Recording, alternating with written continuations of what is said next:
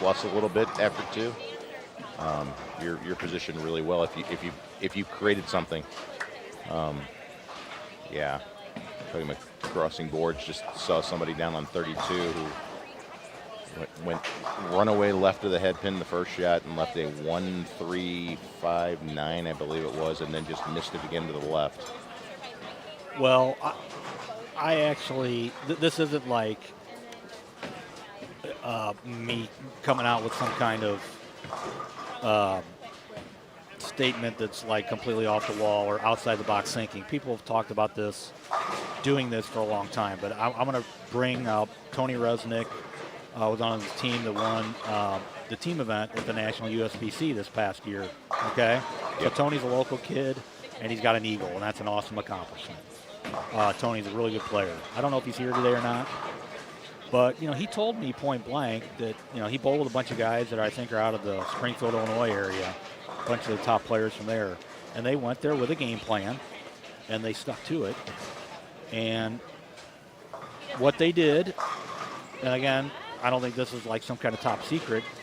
Tony said when they went out for their 10 minutes of practice or whatever, Chris, they had 5 guys with charcoal sanded resin. Right. Playing out about 7, 8, 5, 6, 7, 8, blah, blah, blah. They had 5 other guys just taking a plastic ball and throwing a torpedo down 12. Yeah. And they, all through practice. Creating room to the right well, and holding the left. To me, that is, you have to be pretty courageous to do that because they all did that, and then when the lights came on, not one of them had tried to hit the pocket. But they did that, all throughout their practice, and then when the lights came on, well, they ended up winning the team event. So clearly, it was a good call. Steve, we're being told right now. I think we're going to be taking a little bit of a quick break. So all right, we'll be back. Back Sign off. Very good.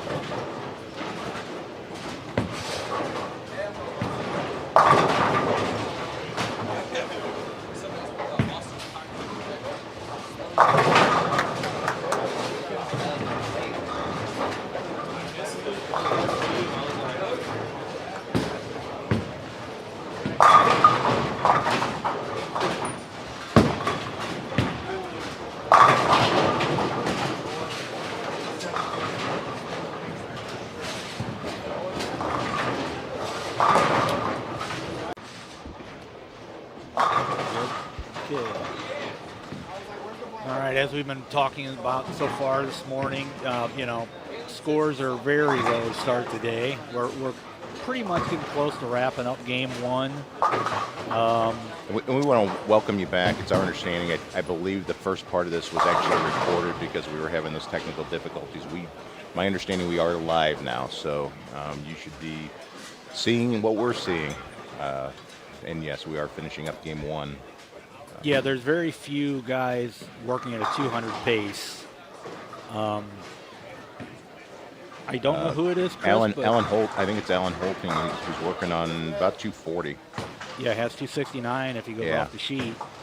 But yeah, we're watching. I mean, we've got some really premium players. Yeah, he's struggling. Pete, he's got something that clearly everybody else doesn't have. And he's hitting where he's looking. There's no doubt about it. That too.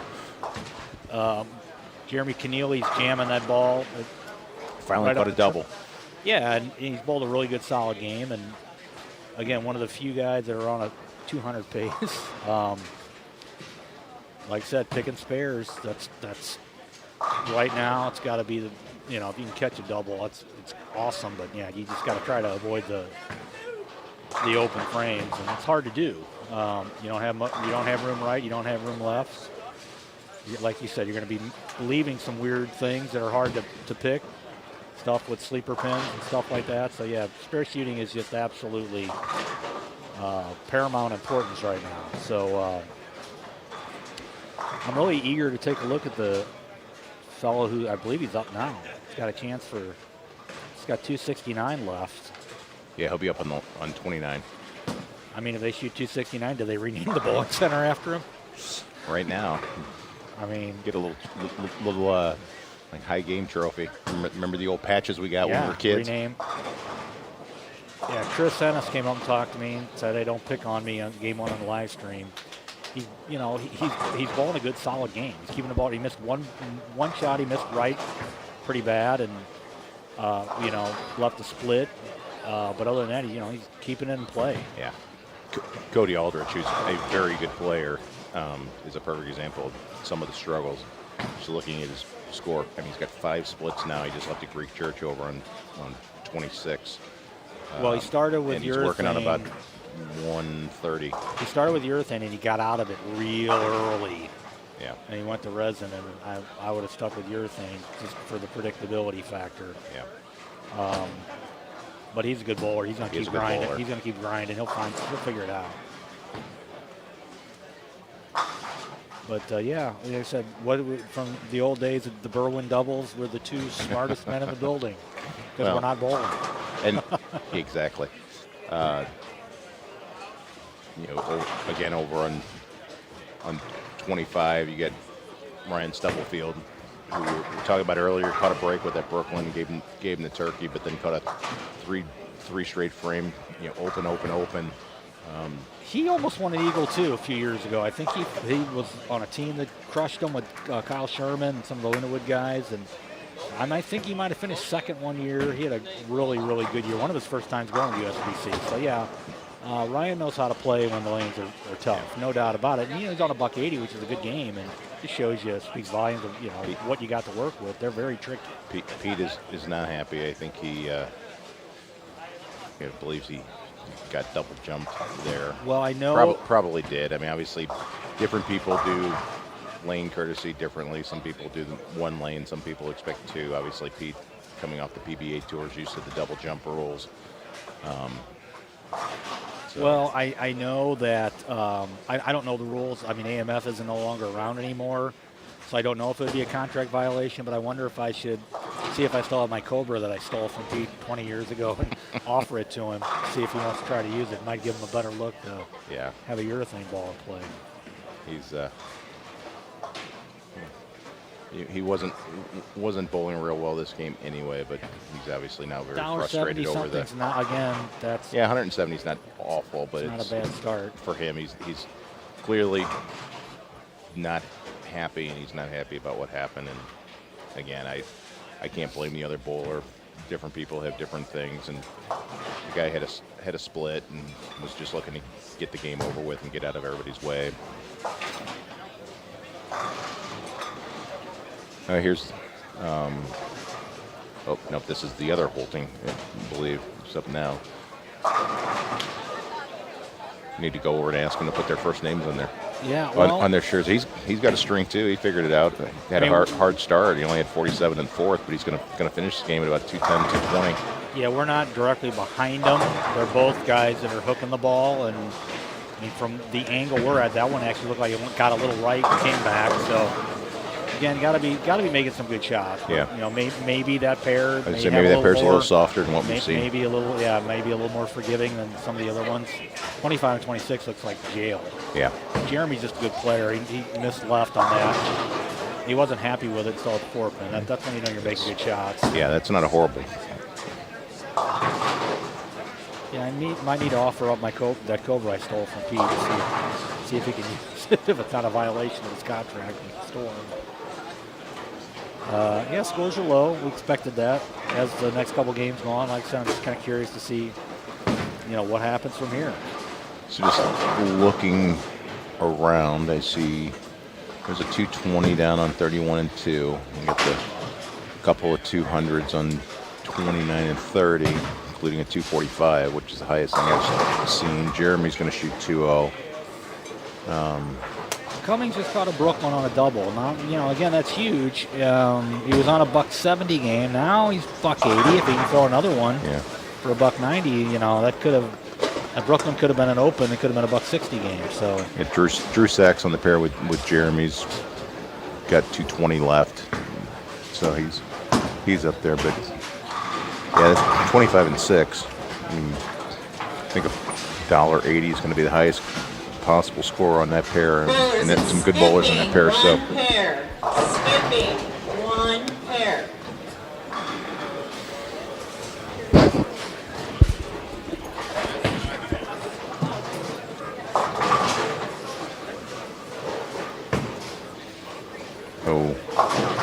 The ball got back a little better than I thought it would for Jeremy.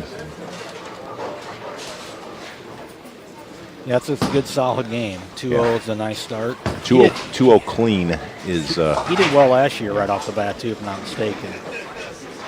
I know he was on the first pair when we started last year, and then, again, the condition was a lot slicker, a lot longer pattern.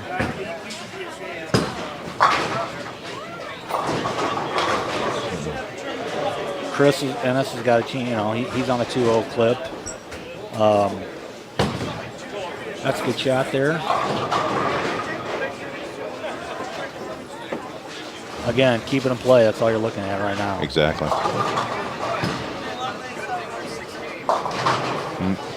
Cody with a big 4, so he's going to be right at about 130.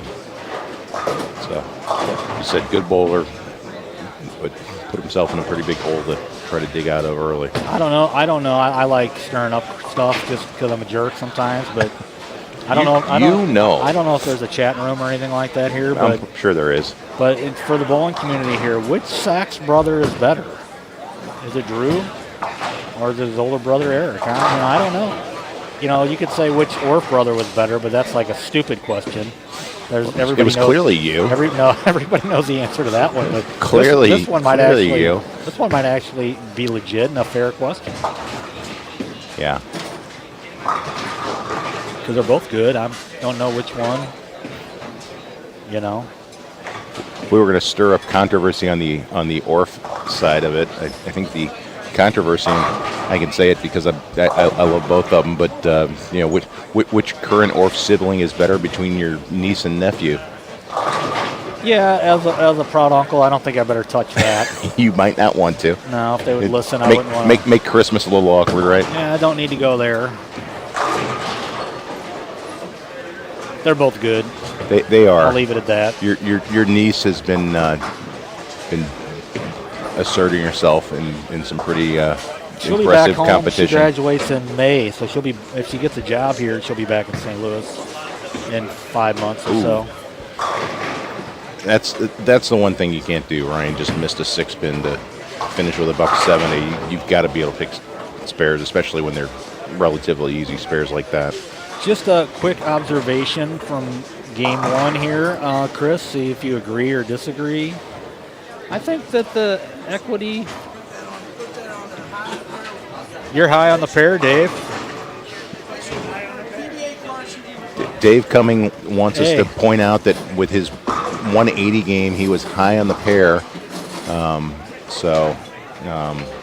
I think they're going to be Again, a little 25 more, and 6 was not a forgiving pair. Yeah, and now they're going to 29-30 where the scores are a lot higher. So we got Yeah. a bunch of PBA guys, really, I mean, I know they're senior players, but obviously John and Pete know how to bowl. So curious to see if they have a little more forgiving reaction here on this pair, because the scores are definitely a lot higher on 29 and 30, which is where they're going. Oh, there you go, Steve. We found the live feed, and we actually not only are we on, but you and I are on right now. That's super. Just want the folks to keep in mind that they do say television adds at least 75 or 80 pounds. Steve and I are both Right. both slim. We're 180 soaking wet. Exactly. So don't let the camera fool you. Exactly. I will say, for being a bald guy, I'm not trying to be funny, but you know, if I had hair, I wish I had. Drew Sachs has great hair. And he really does. And if I had hair, I wish I had that look. I'm not gonna lie. We need to tell Tom that the camera needs to go the other direction. There we go. That's much better. If you want to have an argument, who's better, Drew or Eric Sachs? What's up, Roy? How are you? Good to see you. We did get a comment, so we actually have somebody watching. Sarah Jolly said both Sachs brothers are good, but she is partial to Drew. Well, So and Drew, I mean, we have one vote for Drew. Drew has great hair too on top of it. Like Eric's hair is all right, but I mean, they're both really good players. They're both awesome. In fact, you know, my family's in the industry, but you know, I'm an equal opportunity guy here.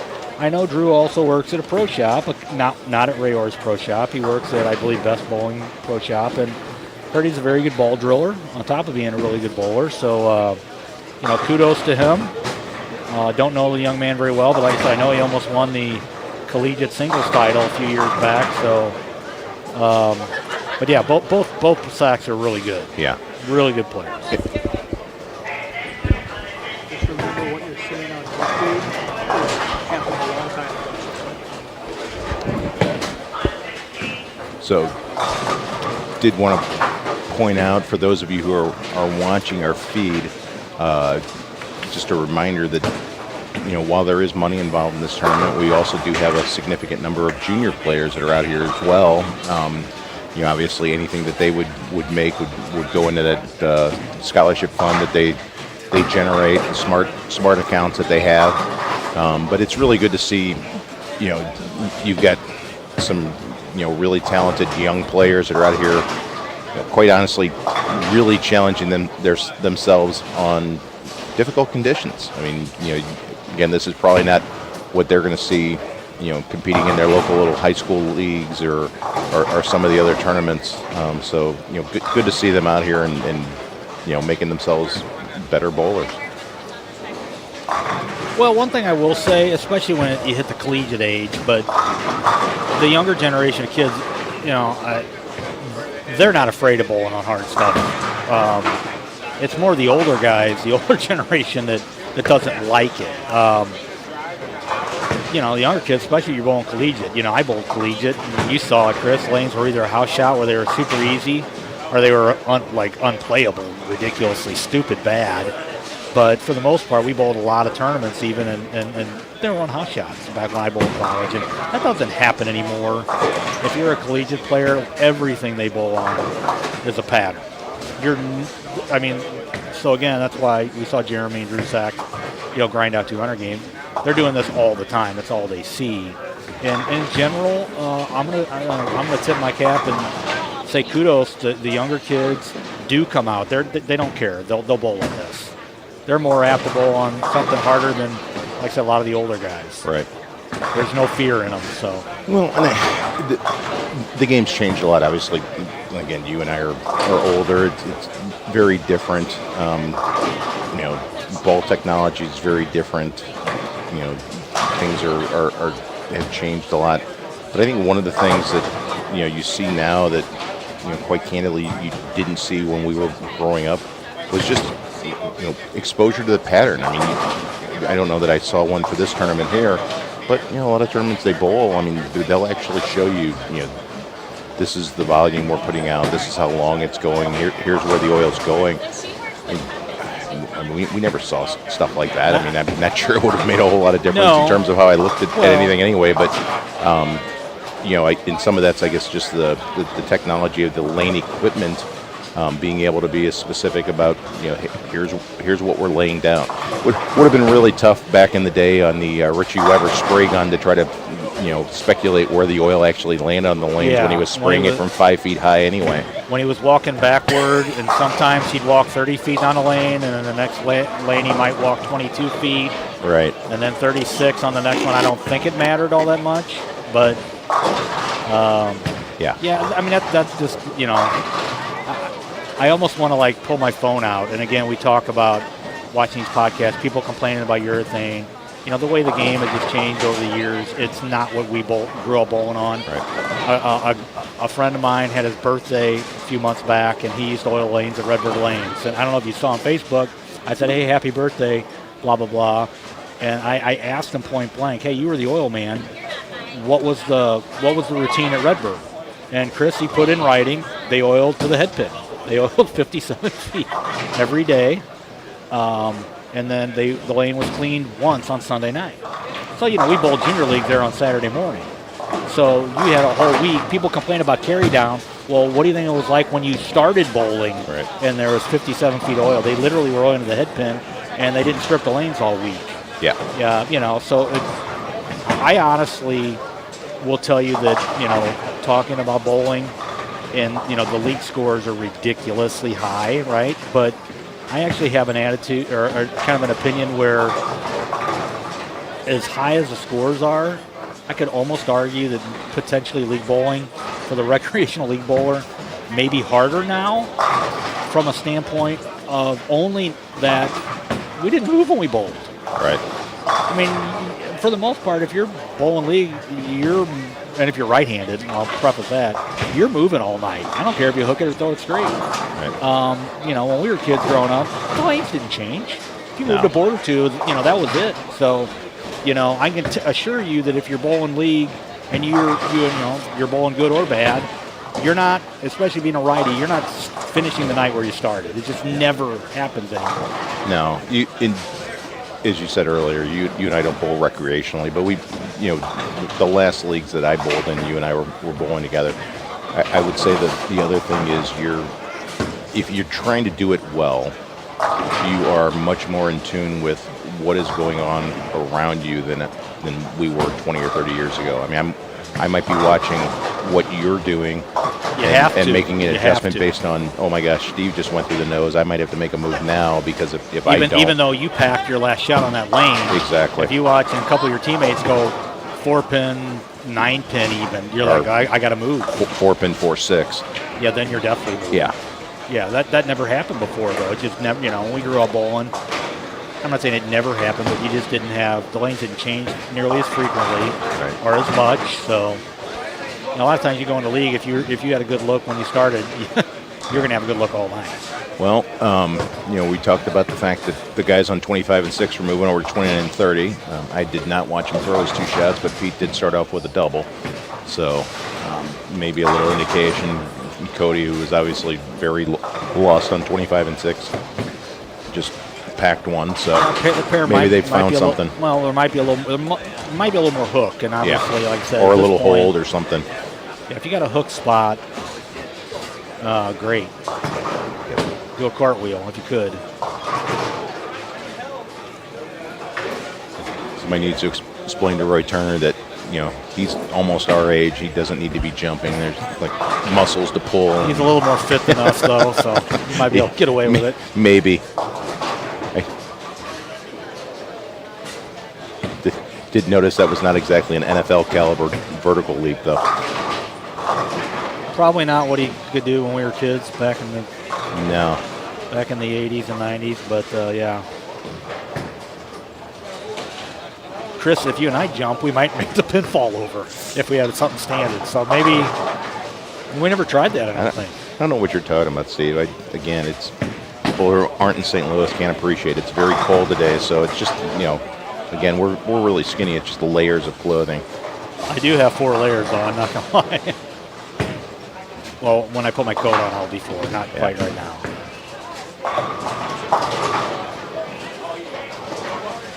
So, since this is the Garry Helferstay Memorial Tournament, do you want me to tell you my one Garry story? Absolutely. That it's personal. So, this is a Steve Orff, Garry Helferstay thing. Hopefully people will find it enjoyable. But if you know me, I grew up in, my day when I was, more of a high-end local bowler, I hooked it, right? I mean, that was my bread and butter. I like to hook the ball. And around, 2003, 2004, we decided we were going to bowl the Traveling League again. And I hadn't bowled in the Traveling League for about a decade. And I will tell you that I had been bowling one night a week in a house shot in Shrewsbury Lanes, and the lanes were slick. So I was kind of bowling in one place, and I could still score pretty good. So we signed up to bowl the Masters Traveling League, and I was shocked at how much houses were hooking across town. So the way the league was back then, you got to bring your team back. If your team won the league, you could, you didn't have to go back into the draft. So, make a long story short, I'm on a team with my brother and Father John Brockman, Dennis Sherman, and on paper we are the best team in the league, and we finished 4th the first half because I am the worst bowler in the league. I am dead last in average. I'm averaging like 190, and I'm terrible. And so I ended up, I'm very, very, finally got to a point where it's like, I got to practice. So practiced every day at my lunch. I would go on Tuesdays and practice, and make a long story short, finished the year much better. We won the second half, and we're able to win the championship night. So we get to bring our team back. Well, Garry didn't bowl that year. Garry was arguably the most elite local amateur bowler in town at the time. And he was working at H&G, and he didn't bowl that year, but we got to bring our team back. Well, Garry said, I want to, I got the itch back. I want to bowl the Traveling League again. So Garry signed up to bowl Traveling League that next year. And after making a fool out of myself for pretty much the whole year, I decided, you know what, I'm going to bowl this summer, and I'm going to learn how to throw it straight, okay? Because I can't score in this town hooking it. Lane's just too dry. So put a little bit of effort in, learn how to throw it straight. So now it's the next year, and next year Garry ends up leading the league in average, okay? I'll jump forward. Him and John Brockman were 1 and 2, just both killing them. Super duper great, up the board straight players. And so this next year, I threw it straight the whole year. It's the first time I'd ever thrown it straight in my life, but I wasn't going to hook it anymore. And I was using some bowling balls that were 10 years old. I didn't buy anything new. I was throwing Teal Rhino Pros and Black Thunderstorm, stuff that was kind of old technology, and it was 16 pounds, and I was doing a lot better next year. I remember I was averaging like 215, and much, much better. But my brother kept bugging me to drill a new ball. So finally, me, I'm kind of cheap. Finally, it's the end of the first half, and my brother shows up where it's this place called Pacific, and Rich just comes in and he hands me a new ball. He just drilled one for me. He didn't tell me he was going to do it. He brings me a brand new ball, and it's a 15-pounder. He didn't tell me that either. I'd been throwing 16, and this thing's charcoal sand. And that night, John Brockman and Dennis Sherman couldn't make it to lead. We had to have a sub. Chris Young had to sub for us. So I have this brand new ball, and we're bowling Garry Helferstay's team. And, on the team I was on, they always hit me either second or third. But because, we were short 2 of our better players, my brother says, hey, I'm going to bowl you leadoff tonight. Well, that's fine. And I put my hand in this ball. It fit great. I mean, normally I have to work a ball out forever. I mean, I had never thrown this ball before. And Helferstay, Garry puts himself across from me. So I'm bowling me, the straight guy now, who doesn't normally throw it straight, is bowling the premier guy, high average in the league. And this place is hooking. They're hooking. But I got this ball, and it's a pound lighter. And make a long story short, shoot like 220-something first game. I beat Garry. Second game, ring of 10 for 279, beat Garry. Last game, I shoot 290. So I sweep Garry. And Gary's getting mad. Now, we were working together at the time. And about the middle part of the third game, when I went solid 8 and I went sheet, but Garry went up and left a big 4. And if you knew Garry back in the day, when Garry got really mad, his face would just turn fire engine red. His cheeks got red as hell, and he went up and he threw a fastball about 50 miles an hour, lofted it halfway down the lane. When he was coming back, I waved him over to me and I said, "Hey, Garry, you just can't attack the dry like I can." So, make a long story short, so I swept him 4-0, beat him total, shot 790. Just, my one opportunity to bowl against Garry, I whooped him. So, of course, like I said, we were friends, we worked together. From that point on, anytime we bowled league together or on the same pair, Garry wanted me. And I was a coward. I'm like, no, I'm undefeated against you, Garry. I'm never bowling your ass ever again. And I'm like, Garry, that isn't even my A game. I was throwing it straight. I beat you at your own game. And I would do everything in my power to avoid him because I knew, sooner or later he's going to whoop me. Law of averages, he's going to get you at some point, and you're undefeated right now. You can never get to zero back. I had bragging rights for 2 or 3 years, and about 3 years later, I'm bowling in a league at Harvest, and I'm a sub, but I'm one of them subs that ends up bowling like almost every week. You know how that goes, right? With Don Chrome, Jeff Schaefer, and those guys, and it's at Harvest Lanes. It's not that far from my house. It's a Wednesday night league, and I get a phone call at home. We're going to have to forfeit. We're only got 2 guys. Can you throw your stuff? Can you come over? I know you weren't supposed to bowl tonight, but I need you. I'm like, sure, Jeff. So my wife was cool that I hop in the car. I fly over to Harvest Lanes. I get there in time for practice. But when I walk in, I'm looking around, and I can't see my team. I'm like, what pair are we on? And I look to the left, and down on 1 and 2, Garry Helferstay standing there doing the old finger like, you're down here, right down here at 1 and 2. So I went down there, and the lineup's already in, and Gary's bowling anchor on the one lane, and I'm bowling anchor on the other. And I tell Schaefer, I go, no. I go, I'm not bowling across Helferstay. I'm undefeated against him, but I am not bowling across him. I got bragging rights, and Jeff's like, well, I'm not changing the lineup. You're bowling it. He's like, with the lineup we got tonight, you should be bowling 5th. And I said, I don't want to bowl Garry. I did everything in my power to beg my way out of it. So anyway, lights come on. Well, Garry had 300 the first game. Guessing you didn't win that one. No. I think Garry had like 250 the second game. 230 something the last game. He shot 790 something back at me and laid a monster whooping on me and beat me 4-0. So after it was over, I said, okay, we're even. And I'm never going to bowl across from you ever again. And he was okay with that. We got a laugh out of it and shook hands. And so there was my story. I was up 4-0, and then I knew I was in trouble. I mean, and he shoots 300 out of the gate at me, and I'm like, okay. So I can say that my good buddy Garry, just bowling fun, recreational league bowling. I bowled one night against him. I had my way with him. And the other night he took me to the woodshed, and that's my little Garry story. And I'm proud to say I was 4-4 against him in points, and it was it after that.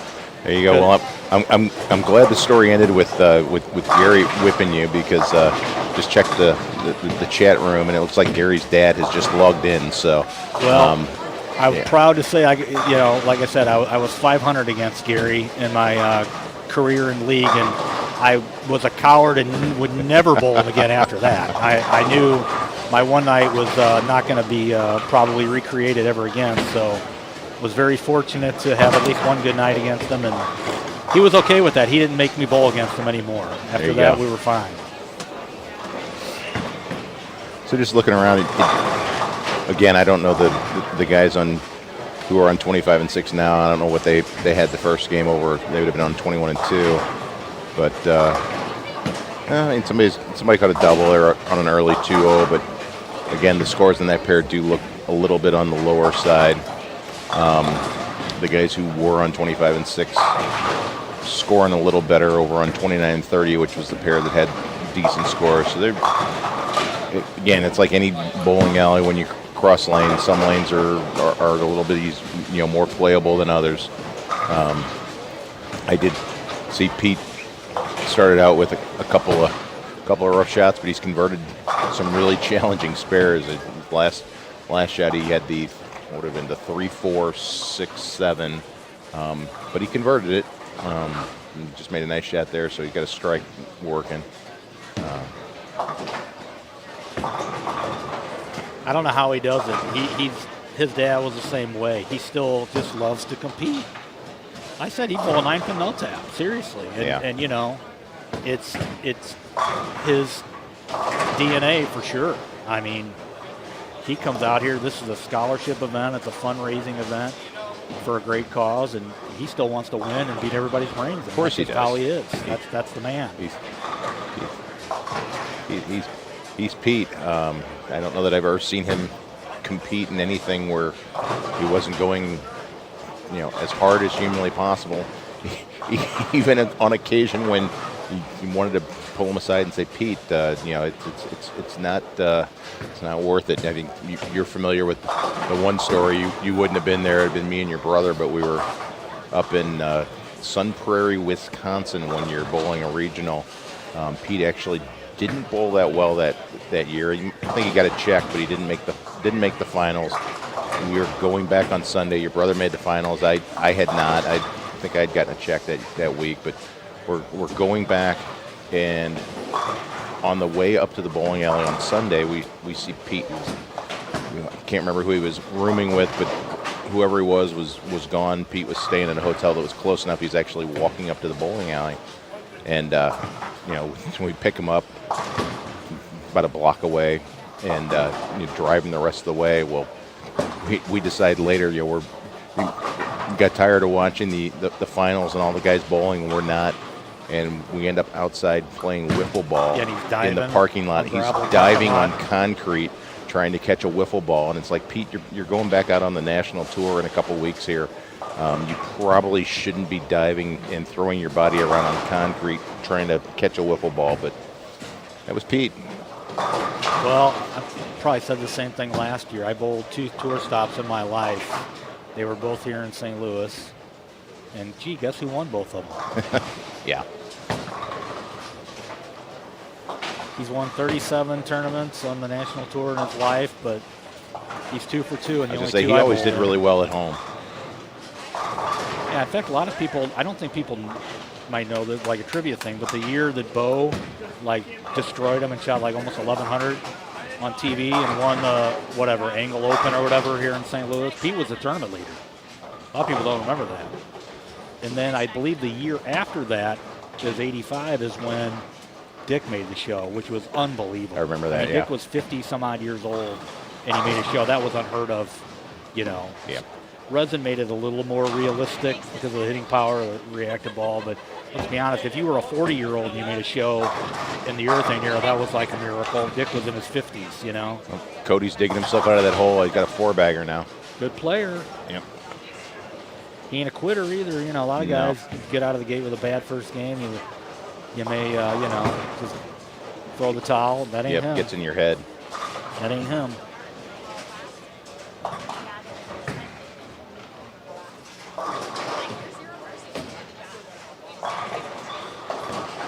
What I was going to say earlier is, would you agree that I think there's a better chance for equitableness between right to left this year? A little bit more fairness. I don't want to use the word fair because it's not like anybody's trying to shut anybody out, but I think that the shorter pattern might tend to lend itself to, I don't see him necessarily going to get a lot easier. Maybe I'm wrong, but after seeing Drew the first game have a pretty good look, and he's on a $190 again this game, I think maybe there's a chance that, Yeah, but Drew's a really good player. And I'm not saying that the other lefties aren't, but I still think that I think there's a chance that you're going to get some carry down on the right. Well, they're going to hook, and that's a good thing. At some point, they're going to hook. That the lefties are not going to get. I mean, John Marcella started out pretty well. He started out with a turkey this game, caught a split, but obviously another very good lefty. John's got some PBA senior titles, but I still think that over time, I think this is going to, Pete missed spare. You don't see that very often. I think it's going to play a little bit more favorable to the right-handers just because of the amount of shots being made on that side of the lane. I could be wrong. We'll see. Yeah, you never know. Well, like I said, at least the right side's going to hook. And if you're a good player. No. When you're counting the right side and the left side, are you counting Dave Cummins throwing Brooklyn's? Because, we make fun of Dave because we're friends with Dave. Hey, it looks like an X up there to me. It does. You're right. Right now it does. I didn't see it. It looks like a strike to me. Uh-huh.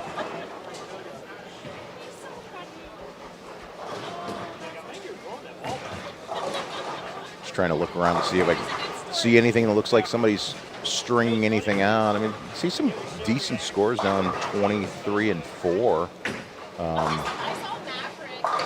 5 guys on that pair. You had 2-0, 2-teen, 2-0.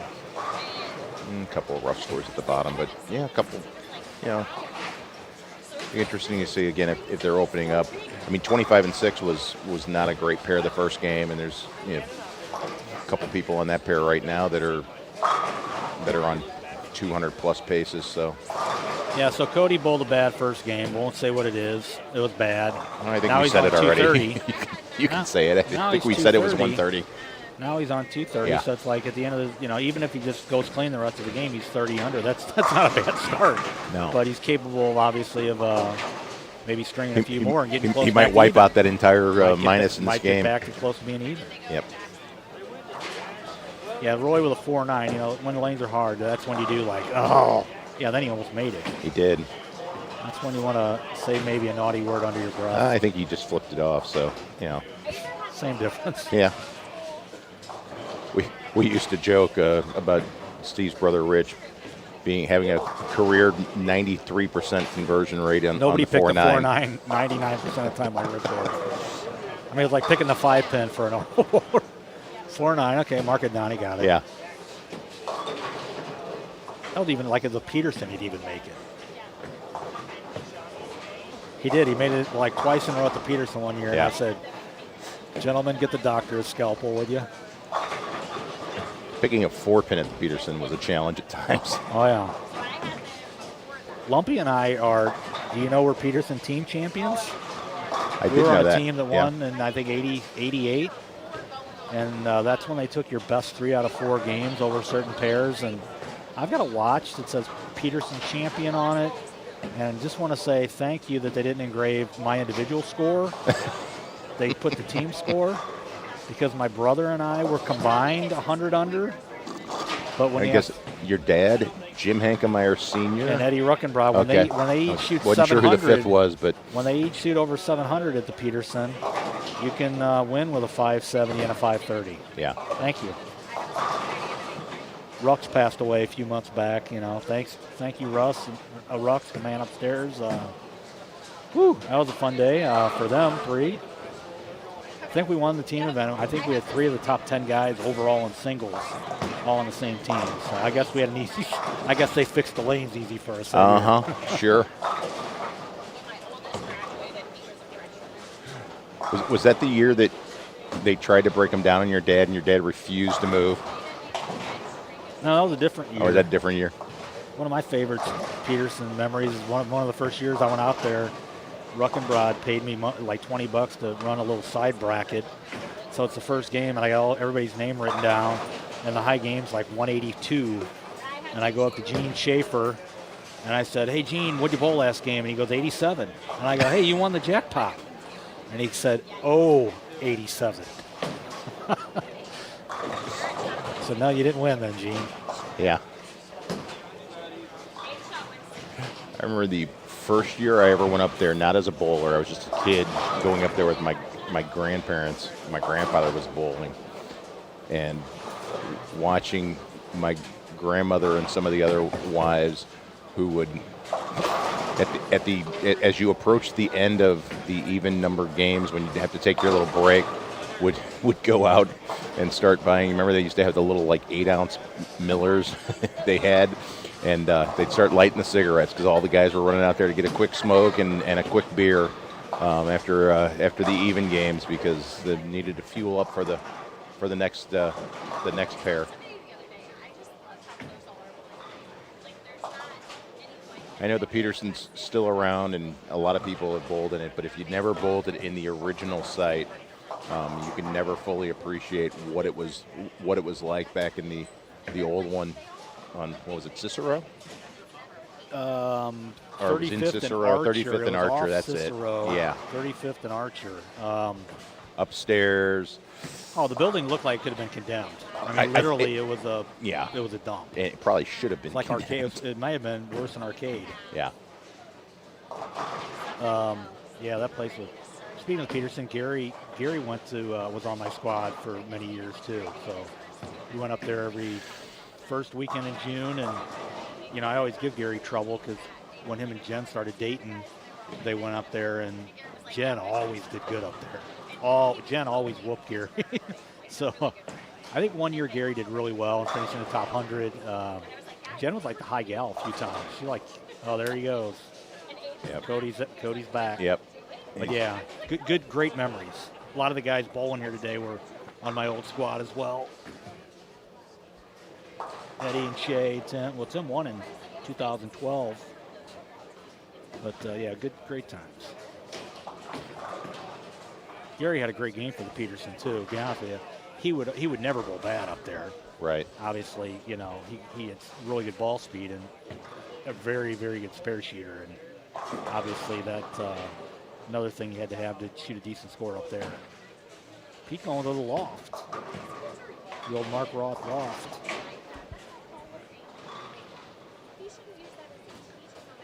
Yeah, he's scuffling today. Well, he needs my Cobra. He's the Cobra.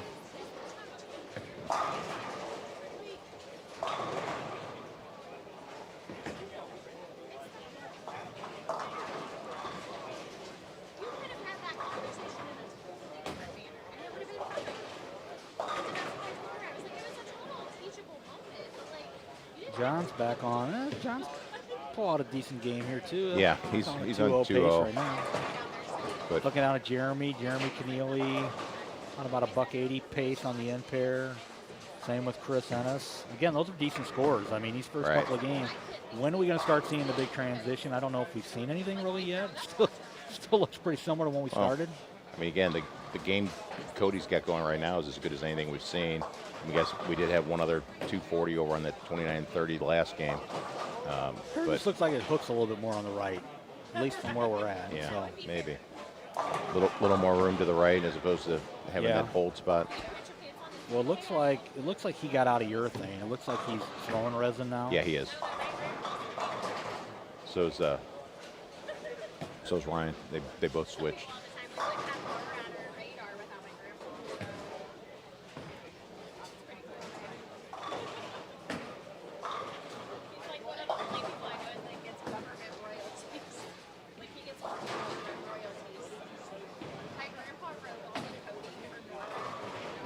Nice game here by the young kid here on 27 and 8. I'm going to finish with 216. That's a big score out here right now.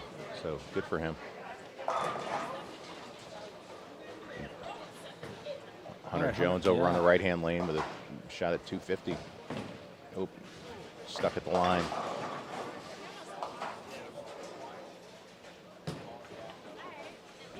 He's got a lot of hand in the ball. Oh, we've just received standings through game one. So there was one 250 game. Austin Holting, who was just to our right, we saw him shoot 245.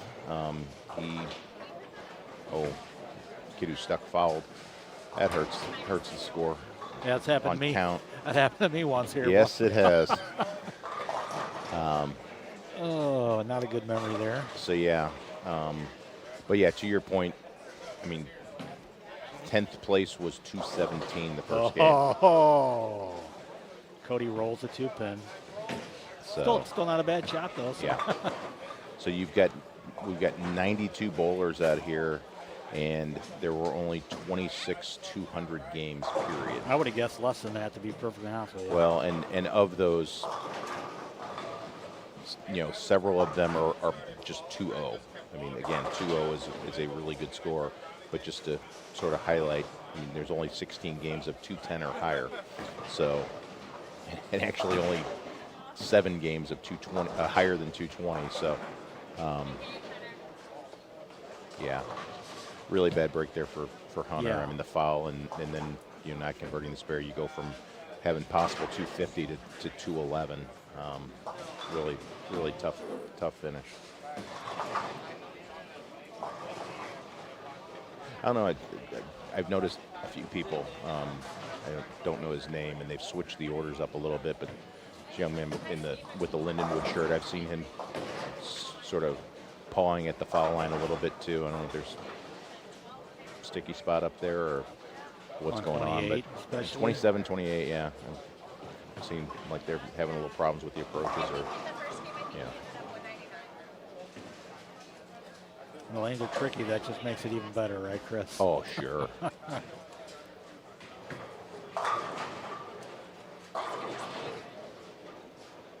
John Marcel, big shot here. He's on a 2-0 pace. I just hung out there. Roll it. It looked like it was nice. Just didn't grab. Yeah, when John was younger, John had a lot of hand in the ball. Yeah. As he's gotten older, he's changed his game around a little bit. When John was, I remember the first time I told John, first time I ever watched him bowl was here in this house. He's just bowling league up here, and I don't know why I was even up here. But he's throwing a yellow dot, and back then nobody had finger grips, right? Late 70s, early 80s, they weren't out yet. And John was throwing this yellow dot, and you couldn't see the dot very easily, remember? But I could see that frickin' dot going down the lane. I mean, he just yammed on it, and I was like, oh, right off the bat, he got my attention because I'd never seen a guy throw a yellow dot where you could see that dot, and he just really, really, really grabbed it. Yeah. Had a great release.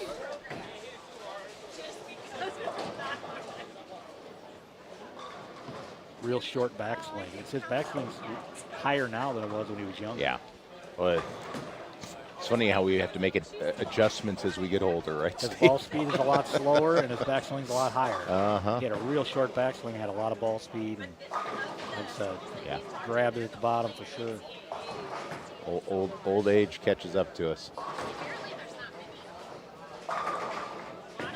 Jeremy, oh, there you go.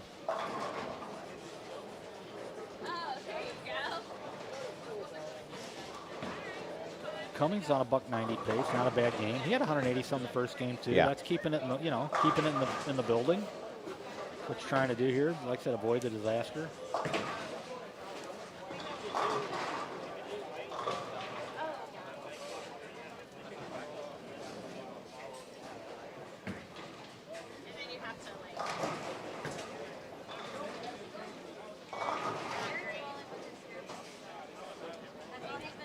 So it looks like flip down a little, Perry's a little farther down. Yep.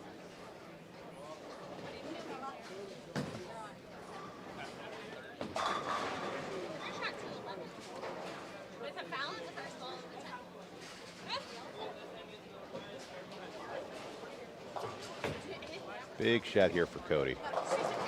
Well, he's already back to at least even range. He's or right at it. right in there. If he gets this one here, puts himself in the 260s, and yeah, he's erased a massive deficit, and there it is. Remember last year I was gushing about how much I liked this game. Yeah, it's just I just like the mentality. Like I said, we grew up when a lot of guys would have given up after shooting a buck 30.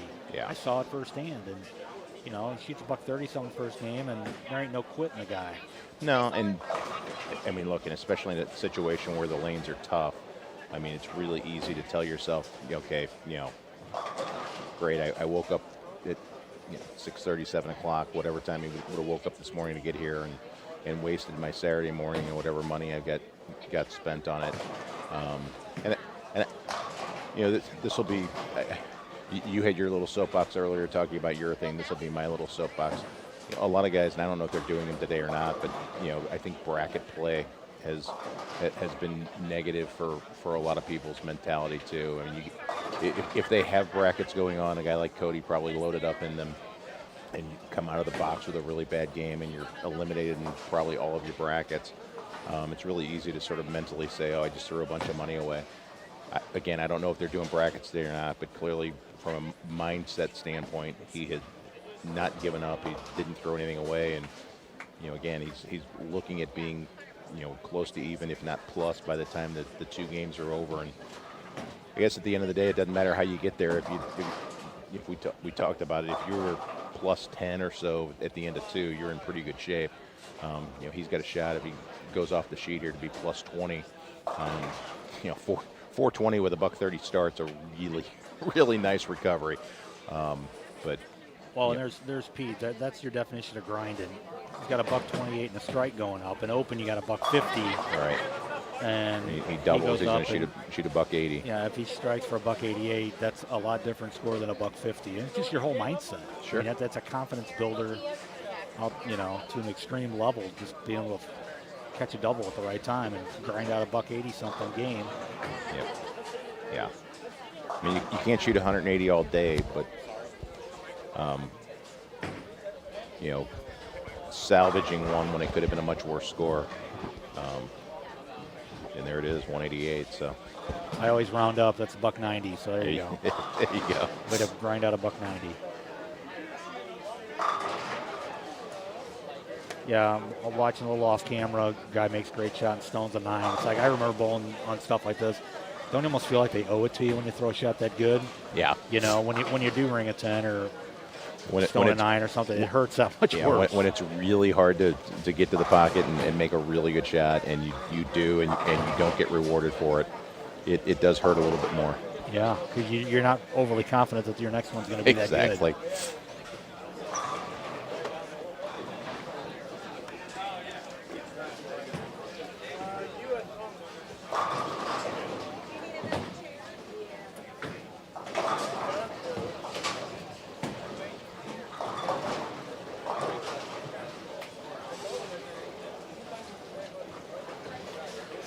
Watching Pete grind reminds me of, I'll share a little Steve Orff story here. We're bowling a regional one year in Woodland Lanes in Indianapolis, and Steve came to the realization, we show up, we were on B squad, and Pete's on A, but Steve had the same cross that Pete had. He was going to start on the same pair, across all the lanes that Pete was on. So he's watching Pete, and he comes over, and I'm standing there with Steve's brother, Rich, and Steve's all excited. He's like, I'm watching Pete. He goes, he's playing the gutter. I can play the gutter, and he's got hold. Pete's playing the gutter. He's got a hold. This is great. So we go out, and B squad starts. First game, Steve goes out, and I think shoots like 250 or something like that. And he's like, man, this is great. He goes, I can play the gutter. I got hold. He goes, I was watching Pete. Got the same look as Pete. I got the same look as Pete. He comes back the next game. I think he shoots like $1.50. He's like, Pete had a different look. I don't know what it was. I think at the end of the day, Pete was 450 over and I was 30 under. Yeah. Pete's got a different reaction than I do. I don't know why. Pete beat me about 480 pins roughly, I think, at that point. Like, his release roll and everything that Pete has done throughout his career has always been a little bit on the unique side. Pete could one of the reasons why he's had all the success he had at the U.S. Open. Everybody's like, how does he always just crush it, or the Masters? I mean, some of these really impossible conditions. Pete just had a game that was conducive to doing that. And there's Cody with another strike, which is going to get him back to it's going to be plus after 2 with $1.30 in there. So yeah, it's a pretty amazing bounce back. Well, I think Pete's the greatest right-handed. I have to clarify now. I think he's the greatest right-handed, one-handed bowler of all time. That's a lot of qualifiers there. Yeah. I'm not going to call him the greatest bowler of all time, because you can bring in Earl Anthony, you can bring in Jason Belmonte into the equation. Walter Ray obviously would have an argument as well. But in my opinion, the greatest right-handed, one-handed bowler of all time is Pete. Yeah. Pete certainly has one of the greatest natural games, and what I mean by that is just his release and the things he did. I mean, again, Pete had that, you know, ridiculously high backswing when he was young that nobody had. And, you know, obviously if you watched it back in the day, anytime he made the TV show, which was quite often, you know, they'd comment on the fact that Pete had that super high backswing. Yeah, nobody did that back then. Everything was about, you know, short, compact, simple games. You know, Pete had his own thing. Well, he wanted to be like he wanted to bowl like Mark Roth, and Yeah. for back that era, Mark Roth had a high backswing, not like Pete. Right. You know, very few people had backswings up to their shoulder or over their head. Right. Roth was probably close to being shoulder level or right, you know, about. He had a high backswing. Pete Sure. took it to a whole new level. But Pete, I think Pete. I've read stuff online. Pete wanted to be. We wanted to be Mark Roth. He didn't want to be Dick Weber. Yeah. He wanted to bowl like Mark Roth. A lot of us from that era, you know, we wanted to be Mark Roth, and Pete was one of them. You know, the interesting thing though, I mean, if you watch like the old videos and stuff like that with those guys, I mean, you know, Roth, to do what Mark would do with the ball, I mean, he would contort his wrist so far where, you know, his hand was basically on the left side of the ball as he's setting up with his thing. I mean, all the roll, all the power that Pete generated was just natural for him. I mean, he never looked like he was putting any effort into getting that. Yeah, that it looked like power. it was less effort than Roth did. Yeah. I mean, Roth looked like it was, you know, half the time he looked like he was going to break his wrist trying to get to the point where he was doing it. Whereas with Pete, it was just effortless. It was pretty amazing.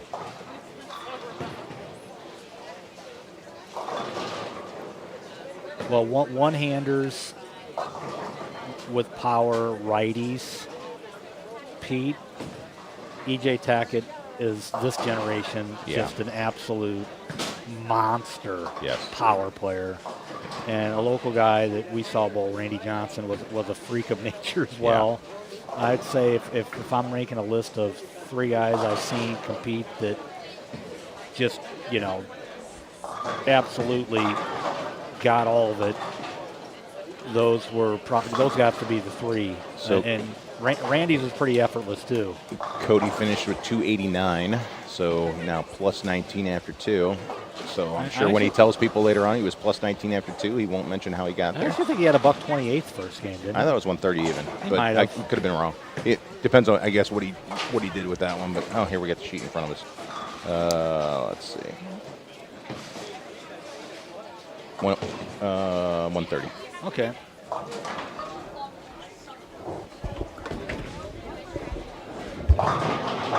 So we're starting Game 3 of the Garry Helferstay Memorial fundraiser scholarship tournament. Game 3 is just starting. It looks like from where we're sitting, we're on the high end. I'm pretty sure that the televised, when we get to the televised match play portion of the tournament, it'll be on these pairs. It looks like 29 and 30. The pair that's a little off to the right tends to be the one that is a little more forgiving. I mean, the lanes are obviously very, very challenging. Right in front of us on 27 and 28, and then to the left, 25 and 26. I mean, it's tough to shoot a 200 game. I mean, the lanes are super challenging. It's still a grind, and like I said, just kind of taking a look, the right side doesn't appear to have really, I'll say, opened up quite yet. Don't know if it's going to really do it. It looks like pretty much everybody is out of urethane. I don't really see anybody. The first game, it was used quite a bit. Very few guys are still chucking a urethane ball down the lane, pretty much the field into resin. Like I said, waiting for the right side to see if they start opening up. There's still a ton of out of bounds. So we'll see if anything develops on. But like I said, right now you still got to make a really good shot to the pocket.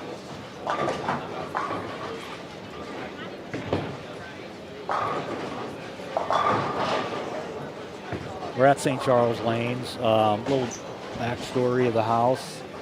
A lot of really super talented bowlers ended up learning how to bowl here. Randy Lightfoot, Leroy Bornhop, Dennis Sherman, then later on Kyle Sherman. I'll say pretty much all cut their teeth in this bowling center, the Bruning brothers. And this has been the home of the Lindenwood bowling program for many years. And if you're familiar with there's many super talented players that have come out of the program over the last 15 years. This is their home base. This is their practice, the house they practice in. But yeah, right next door is the Dairy Queen, and Randy Lightfoot, mother and father, owned the Dairy Queen at one time, and I believe Randy grew up in the house right behind it, which is like literally next to the parking lot here, the bowling center. And like I said, Garry Helferstay actually grew up in North County, up in Florissant area, and did a lot of his junior bowling at Dick Weber Lanes and Crest Bowl, kind of up in the north, like I said, north part of town. But when he got older as an adult and started liking to drink the man soda beverages, this is Garry's hangout. Pretty much almost every Friday and Saturday night, I think you'd see Garry up here having a few cold ones in the bar. And I'm pretty sure this is where he met Jen as well, because she was, one of the elite female bowlers, and she bowled as a limited program. And so, yeah, their story, I'm sure, had a lot to do with this center, and probably met here and hung out here quite a bit. This is Garry's hangout, like I said, in the 90s and early 2000s. But not the house he grew up bowling in. Great little conversion there.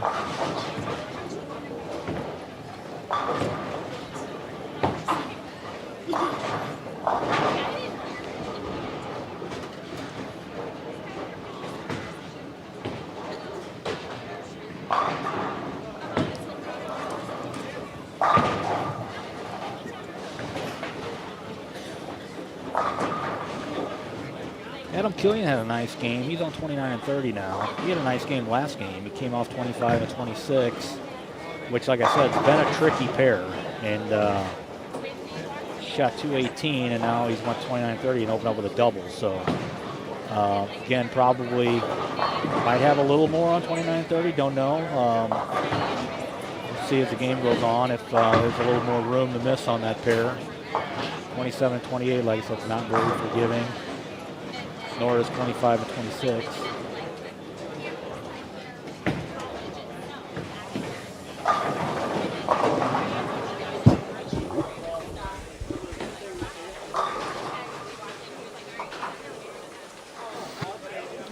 Somebody else struggling with the approaches on 28 there. Well, like I said, there's still a monster hook in the middle. Yeah.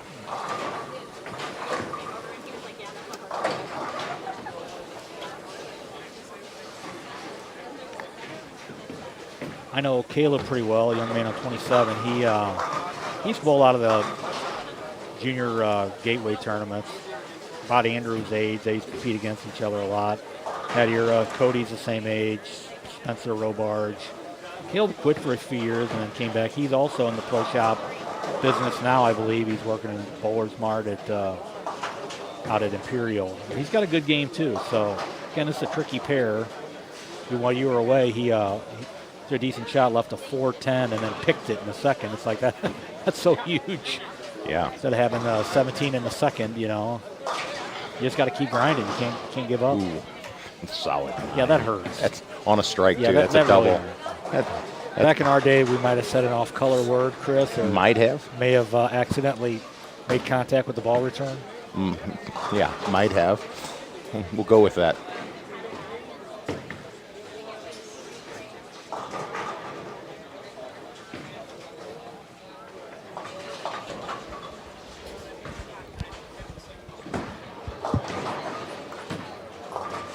You go right through the face and figure out a way to trip out the 6-9-10.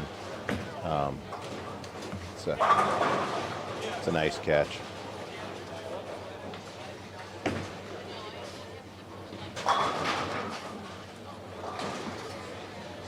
We talking about? Oh, I'm joined by Jen. We're just talking about how wonderful you are, Jen. Oh yeah, I bet. Hello to the live stream. This is Miss Jen Radilla Helferstay Mesky. That's too many last names, Jen. we gotta, come up with something cool, like a rapper name or something for you. Well, my nickname in college was Yen because we had a guy from Panama that couldn't pronounce J's, so. There you go. I'll go with yen. So what are you thinking about this condition? You probably helped design it. So tell us, what was the original pattern? What was how long is it? What was sort of what was the ratio going across the lane? So this is the Kegel U.S. Open number 3. Okay. And it is 37 feet, Uh-huh. but the ratio is 1 to 9. So it's pretty low. It's going to be really hard. So everyone was freaking out about it being so short, but they didn't realize was how high the volume was, and that it's going to probably really push down and get a little tricky. You probably just said exactly what Steve and I were predicting, which was you could tell the backends were screaming early because it had to be a little bit short.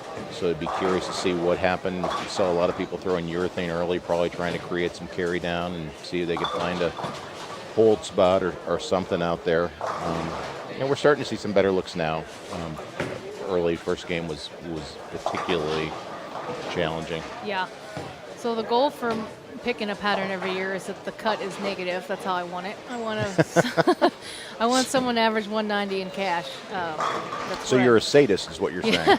I like the scores to be low. I want you to have to shoot spares and bring out the grindage of it all. Uh-huh. There's one thing about shooting spares. There's another thing about shooting like buckets and washouts, and things like that. Yeah, don't leave a washout. Always hit the head pin. That was Michael Marcus's famous line. Yeah. Hit the one in front. As long as you do that, I think you'll leave something pickable. Hit the one in front. Yep. Great advice. Yeah. Sort of reminds me of a good friend of ours, Bill Schmidt. Oh, yeah. We were bowling over at Village in Cahokia one year, and they used to have after league was over, they would have a little U.S. Open qualifier. They get a spot every year, and they'd redo them after league, of course, to make them challenging, cross 4 pairs. And we were watching a guy from league who was one of our better league bowlers, but maybe didn't have the game that was necessarily suited for the challenging stuff. And he ran up and airmailed one to the right and threw it in the gutter. And Bill might have had a cocktail or two at the time in him. He doesn't drink. What are you talking about? No. And I believe his exact comment was, the lane is good, the part with the indentation is bad. So, it's consistent with your hit the one in the front. Yeah. Same sort of thing. If you keep it on the brown wooden part, that's better than the part that's painted gray. Yeah, I've seen a few of those today so Yes. far. People cleaning the gutters. Wasn't sure if they were dirty or not. Yeah, well, never know. There might be some hidden deadwood somewhere laying down there that you got to get out of the way. Yeah, we'll go with that. Yeah. But overall, I think as long as you keep it in front of you and keep it playable, you're going to be okay. When you start trying to really create angle and stuff, that's when you're going to have some trouble. Yep, that's pretty much exactly what we said. I think straighter is better. Straighter is greater. The more boards you're crossing, the more it just opens it up for bad things to happen. Yeah.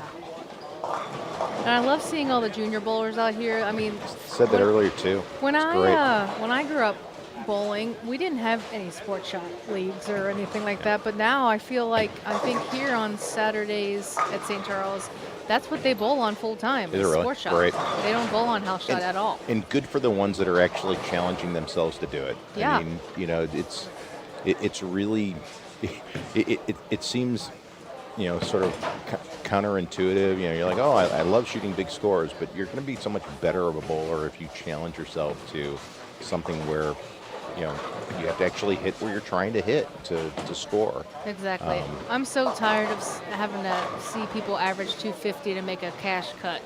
Like, I want it to be low. So I think you succeeded. that's Although, we did see Cody shoot 289 last game. yeah, So Cody's kind of whacking them today. he started with 130. Oh, he did? He did. So, Okay. he grinded out 289 to get back to plus. See, that's what I love. But and Steve and I were talking about it. It also shows the mental game of his to yeah. not throw it away after shooting $1.30 and saying, "Oh, I've wasted my time." I mean, Exactly. you have to be able to say that. Look, bad things will happen. It's not the end of the world. It's a marathon, not a sprint, right? That is something that I had to learn much later in life, unfortunately. I would, when I was bowling against somebody or bowling a tournament and I had a bad game, I would just be like, oh, well, I'm done. Yeah.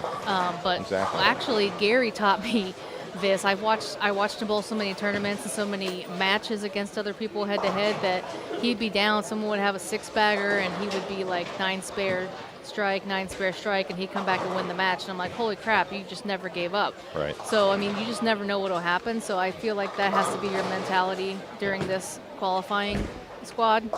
Well, Steve and I were talking about it earlier. You'll be able to answer the question. Do you have brackets going today? Yes, brackets. So, and that was one of the things I said that I think to a certain extent can be a detriment from that mindset because, someone like Cody who's really good was probably in a whole bunch of brackets and he shoots 130 to start and, he's probably out of every bracket.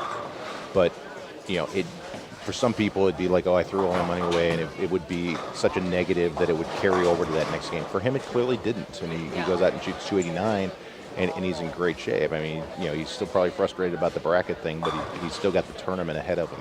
Right. I do think that throws off some people's mental game because I've seen that before where somebody goes out and has a good game, but gets beat in a bracket or something like that, and then they're all frustrated. That guy owes us shots. He just missed a 5-pin. Yes, you cannot do that. Oh, but on that bracket note, I'm pretty sure, yes, that's true, but I think they run them games 1, 2, and 3, and then 2, 3, 4. Oh, okay. And then 4, 5, 6. So. Well, he's in good shape for Yeah. the 2, 3, 4 one. The good thing is that he possibly not all the way out. he got back into it in the 2, 3, 4s. So. All right, I'm going to give Steve a spot back. I'm sure he's anxiously awaiting the opportunity. I'll be back later. Sounds good.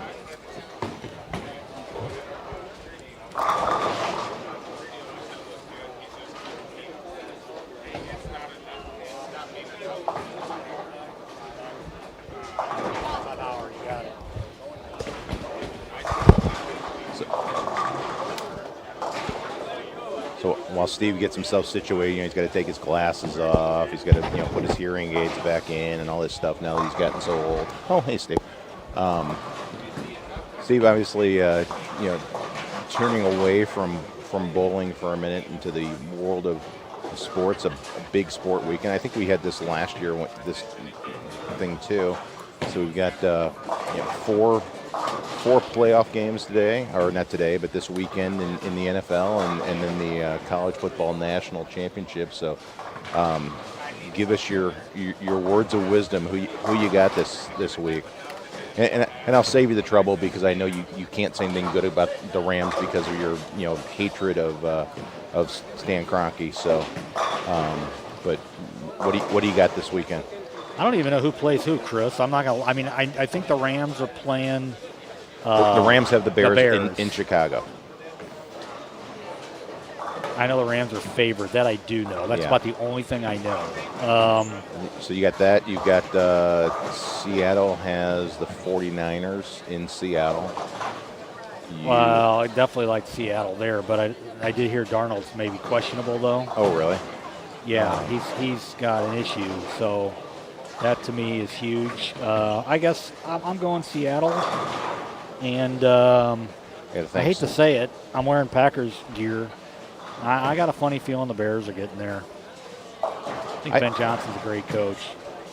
And McVay is too, don't get me wrong. But yeah, I obviously for other reasons am rooting for the Bears besides my white-hot hatred of anything that's owned by Stan Kroenke. But I don't know. I watched enough Bears football this year. It's been a great story for them to come from where they were to get back into it. I just feel like they've been so opportunist. I mean, they've lived and died on turnovers, and I think at some point in time that's going to catch up with you. For the people that don't know, my buddy Chris sitting right next to me is an attorney, and he represented Luther Burden during his college career at Mizzou as far as his representation and helping in his NIL funding. So you're a little biased, but I know you like the young man, said he was a good kid, and he's come on really good at the end of the year, too. He's come on really good. Had a really nice second half of the season. So AFC, I mean, the Broncos were the 1 seed. They host in Buffalo, maybe? I like Buffalo. And then what's the other game? Houston, New England. They'll be in New England. I guess you got to take New England, but Houston's defense is awesome. That I do know. How good of a coach is Mike Vrabel? I mean, Yeah, really good. They shouldn't have got rid of him. In Tennessee was stupid, ridiculous, and Tennessee's been terrible since they got rid of him. Karma. I mean, I don't know. I get it, and fan bases are, very fickle and things like that. Obviously, a lot of change in the AFC North. Mike Tomlin steps down, and John Harbaugh, got fired, and all these different things. Harbaugh's obviously landed already with the Giants. It sounds like Tomlin may not want to coach, but it'll be interesting to see if Harbaugh turns around the Giants, because I think it's another guy who's a really good coach. But I get it. Fans get a little spoiled, and just making the playoffs isn't good enough. They're like, well, we're not in the Super Bowl. We're not doing this. We're not doing that. It's like all franchises that are out there in the NFL would be real happy to just make the playoffs every year, because they haven't made it in 15, 20 years. Yeah, so there's my pick. So don't anybody out there, if you're a gambler, don't wager on. Yeah, any this of is those. not sponsored by FanDuels. Steve and I don't gamble at all, so do not. Like, I don't even know what anything. spreads are or nothing, because I No. don't pay attention to that. But I don't know. My son is a huge Packer fan for some reason. So we've kind of adopted them in my household. I'm wearing a Packer hoodie right now, and so he absolutely hates, with a passion, the Bears. He hates them. Which is kind of funny, because Steve's son Ryan also attended the University of Missouri And loves Luther Burden. wanted the Packers to draft Luther Burden so bad. Yeah, and instead they took a different They receiver. took Golden, Yeah. who was hurt most of the year. Yep. But yeah, pretty funny. And then the college football national title game, Miami, Indiana. I think Indiana's going to win, but I think it'll be closer than people think. You know what? I think you're right. Man, that Indiana team, they looked so freaking good against Oregon. I mean, they just looked like a machine.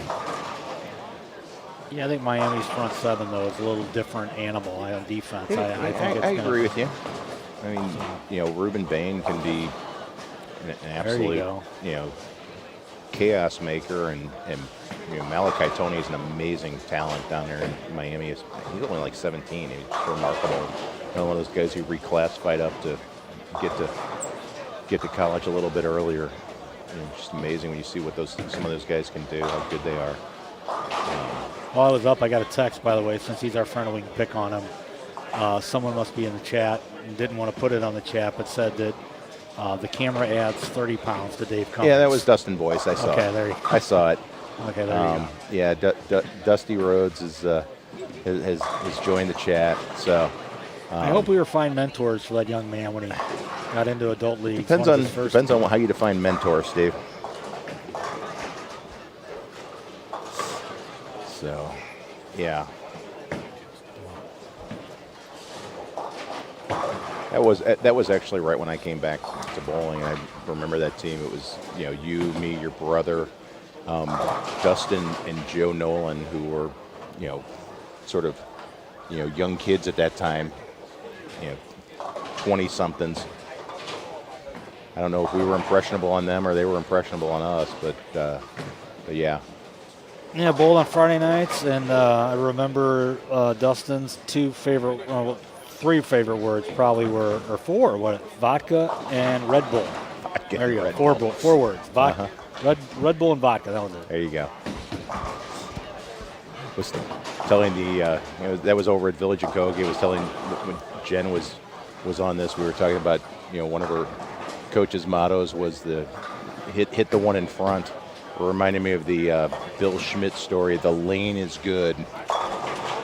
Yeah, they used to have a U.S. Open qualifier after our league, and the lane condition was extremely hard. And Chris and Bill would bet over-unders on what people would shoot a particular game. And one gentleman was throwing quite a few gutter balls. Bill had the over. Bill had the over, so Bill politely went down and told him that the lane was good and the gutter was bad, that he needed to try to keep it on the lane. That guy was on the heels of 4 300 games in a row, if I'm not mistaken. Yeah, there might have been a little alcohol involved that night. Oh my goodness. Let's see, what do we got? Yeah, somebody working on a 4-bagger over here on 25 and 6. I don't know the answer to this. When Jen gets in the booth, I guess we can let her take over.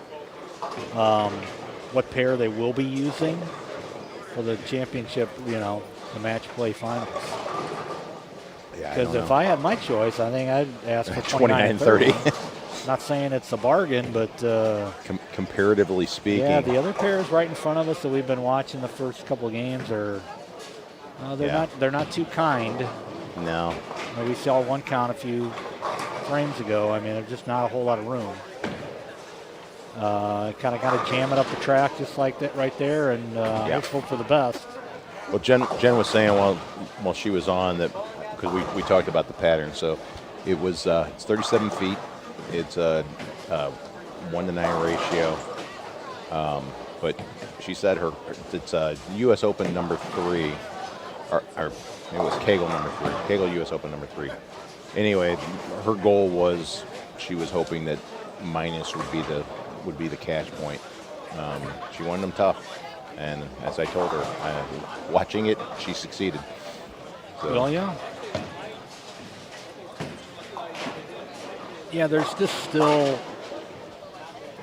there's not going to be any holds. Guys are out of urethane, so I always saw a young man stepping on the left. It's like there's not going to be a hold spot ever developing on the right either. So right. Will there be a hook spot, and can you get it there? If there's a hook spot that opens up, you've got to get it there because you're not going to have any hold.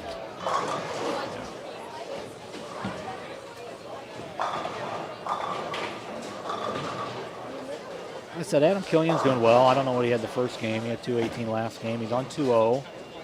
Just struck there, made another good shot. So, I mean, a 200 game is something that kind of gets your attention. There's just not a whole lot of them. No.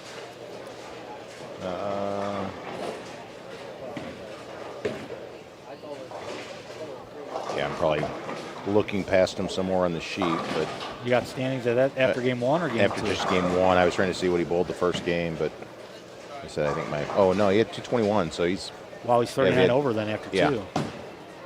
He might be the leader in the clubhouse, and he's on a 2-0 this game. Well, and the 3 straight 200s is as impressive as anything else.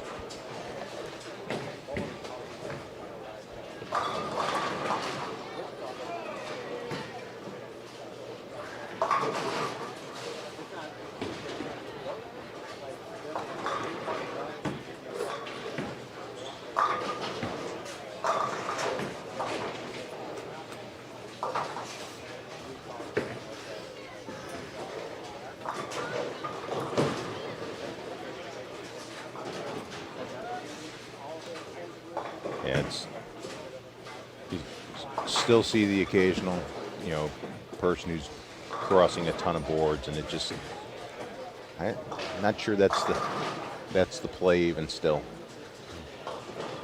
Yeah, I would say it's definitely not the plan of attack. I would be attempting.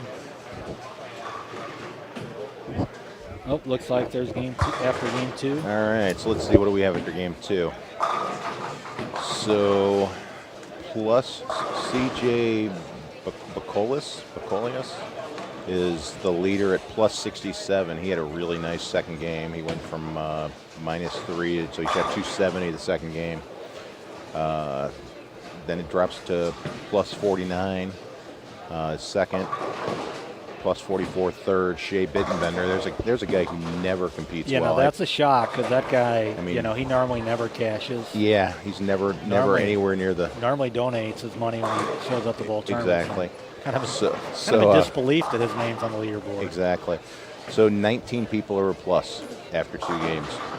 And you know what, Chris? I bet if you go down and rattle off all those names, I'm not asking you to, but I bet most of them have not hit 25 and 26 or 27 and 28 more than likely. Yeah, with the exception of Cody. He obviously started on 25 and 6. That's true. He had one of them. But yeah, I mean, he'd be one of the few.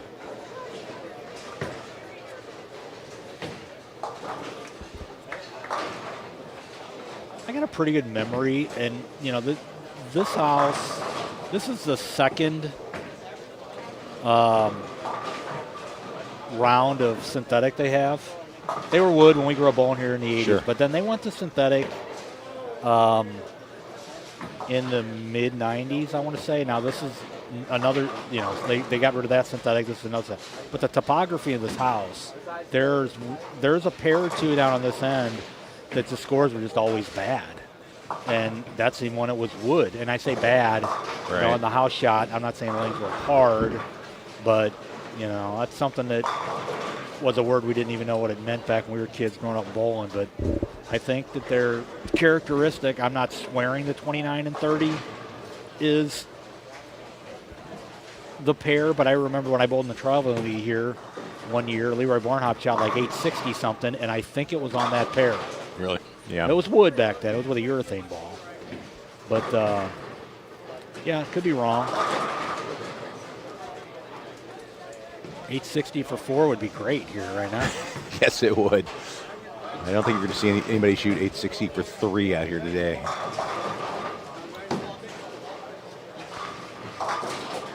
I talked to Jeremy Keneally. He was right at even after 2. He said he's minus just a little. Went down to the left end. I said, how are they? He goes, they're the same. Really? Because I think the front 8 were added at a later time, right? This was originally, you look to the left, this house was originally only 24 lanes. Right. And so the front, I never liked the first 8 here, to be perfectly honest with you. They were added on later, and they do play a little different. And, Jeremy said, they're about the same. Can't miss right, can't miss left, so. I will say what we have right now with 27 and 8, though, it's probably the most impressive beard game that we will have all day. And there's some high-quality beards going on. Oh, yeah. On 27 and 8.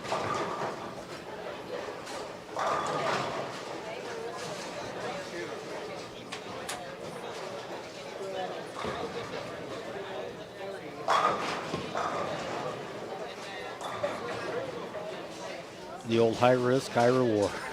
Grip it and rip it. Yeah, I mean, it looks nice when it works, but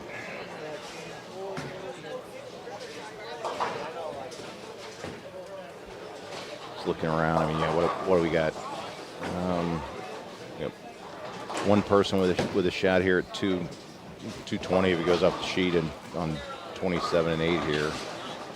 Actually, scores aren't great over on 29 and 30.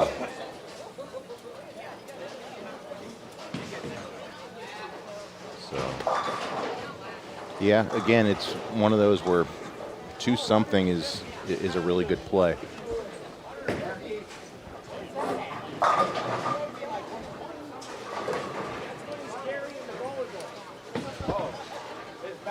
Gary's dad looked like he liked my story from earlier. He did. I got a lot of, like I said, for 3 years, I avoided Gary like the bubonic plague. He wanted to bowl me so bad. I was the biggest coward. He eventually got me.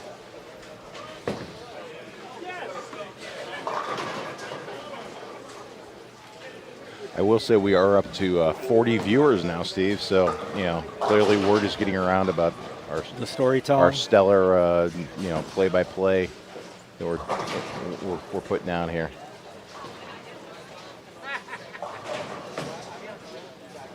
We're finishing up game 3.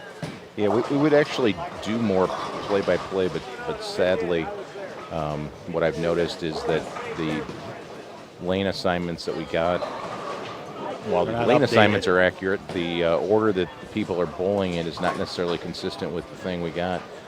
And quite honestly, Steve and I are out of it enough that we just don't know everybody. And so I don't want to call somebody the wrong name. They have a name on the back of their shirt. That's a it's saving helpful, grace. but yeah, beyond that, it's a little bit of a challenge at times.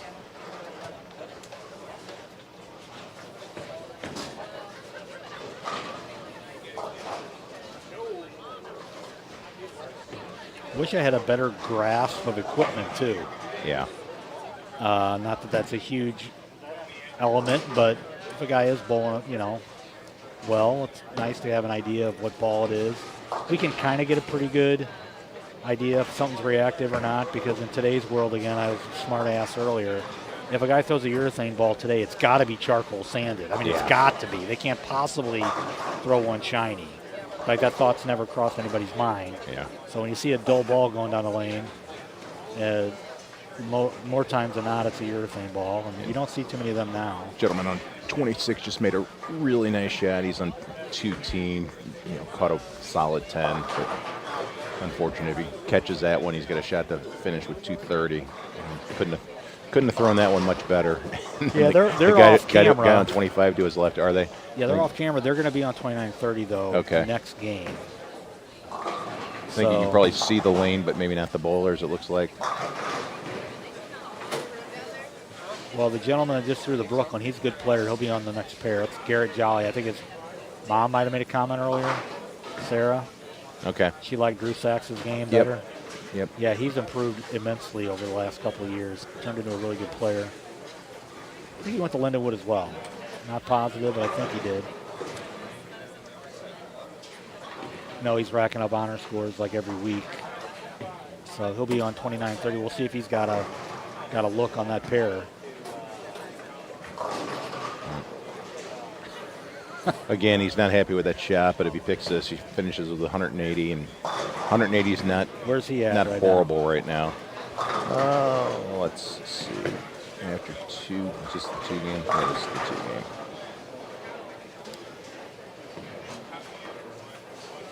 game. He's 45 under, so bowled 65 under. He picks it. It's not embarrassing on this. It's not. Oh, it's absolutely not. No.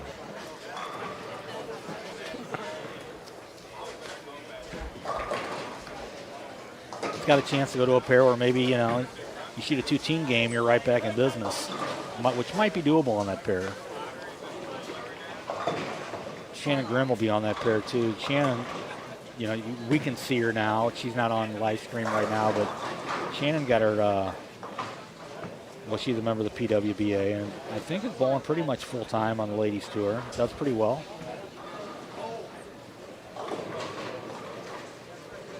Who was that? Sorry about that. I won't mention. Okay. Swift Snake. All right, Adam Killian's up. Again, he's currently 3rd? 4th? Yeah, Adam was 4th after 2 games. Yeah, see, he let it go. I mean, he's got a little run right there. He made a good shot, though. Yeah, so that's going to dig out. He's got a chance to shoot 200, and if nothing else, at least he's in the 190. So another well-bowled game and a way to dig that out. Right. Which again, and he's ripping worst case he's plus 30 something. Best case he's plus 40 something. But again, I mean, more to your point, he hasn't had the big swing. Like we saw with Cody, who really bad first game, really great second game. Adam's just been steady, which he looks like he's got a little room right. He can't cut it short. Well, not that much. Oh, not that much room. Well, but still can get out of here with about $190-ish. That's still pretty good game. You jinxed him, Steve. I'm blaming you for that one. You were talking about his room to the right. Throw him roses and compliment him, and the one before he let it rip pretty good, but just got that one a little bit too far out. Again, showing you there's definitely out of bounds, and you definitely can't cut it short either. So if you're going to cross boards, you still got to make a really good shot. There you go. Good finish.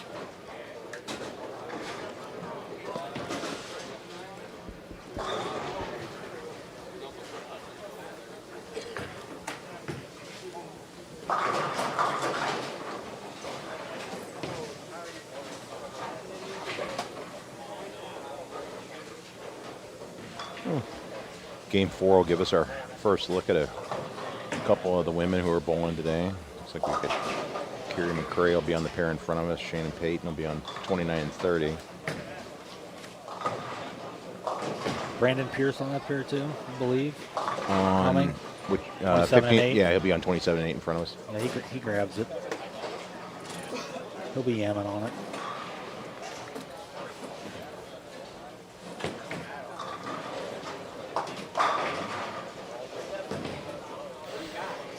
Off camera, well, you might see it on camera. Young man just let the 5-pin and picked it. That'd be a scary leave right now. Yeah. While Jen was sitting here, actually, somebody on, I think it was on 29 and 30, left one and missed it. That was the one thing you didn't want to leave it to Peterson. Like, you got so much room on both sides to miss it. Like, oh no. Not the 5-pin. Of course, the fun thing at the Peterson was by the time the rack picked up and set it back down, it might be 3 feet Right. left or right Just of where it started. Another excuse for Yeah. in case you did miss it. Oh, God. That tournament was so much fun.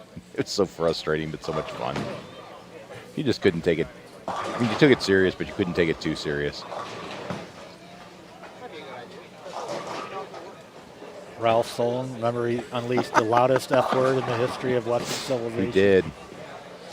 Our buddy Ralph. Had his playbook for the whole weekend. Ralph was one of my best friends growing up, and one year he was on my squad. He went up about 2 or 3 days in advance, and he said he was going to go watch every pair and write down the characteristics of each pair. Because, you can go up there, some lanes hook out of the building, other lanes were slick or nice, couldn't get the ball to wrinkle. And he had a little notepad with him, and I'll be damned, he went up there, and he had his notes, and it's like, I know what every lane does. I'm ready to go. So He wasn't wrong. First game, shot like 2-0, 2-teen. Next game, 2-0. Third game, 2-0. And back then, you took a break after every 2 games. They changed it over the years, but every 2 games, you take a break to go out and, go to the bathroom. Drink a beer, smoke a cigarette for those who did it. So game 4, I think Ralph shot like 111. And he kind of waited till everybody got out of the bowlers area and unleashed maybe the loudest cuss word in the history of Western civilization. His dream of bringing home the title kind of went down the drain when his 610 series for 3 quickly turned into like 720. So his notes did not work on that pair on that fourth game. They did not work on that 4th game. But it provided a great story for us years later. Oh, God. That word started, I believe, with the letter F, too. My memory's not as great as it used to be. I believe you're correct. It was not fudge for those who used to watch the great movie A Christmas Story. But after 3 games, I thought, oh, my gosh, he's got this figured out. He's leading the squad. It's like, he's clean. He's freaking grinding out. He did, yeah. He was, like, killing it. Things took a quick, sharp turn for the worse. And then the Peterson took over.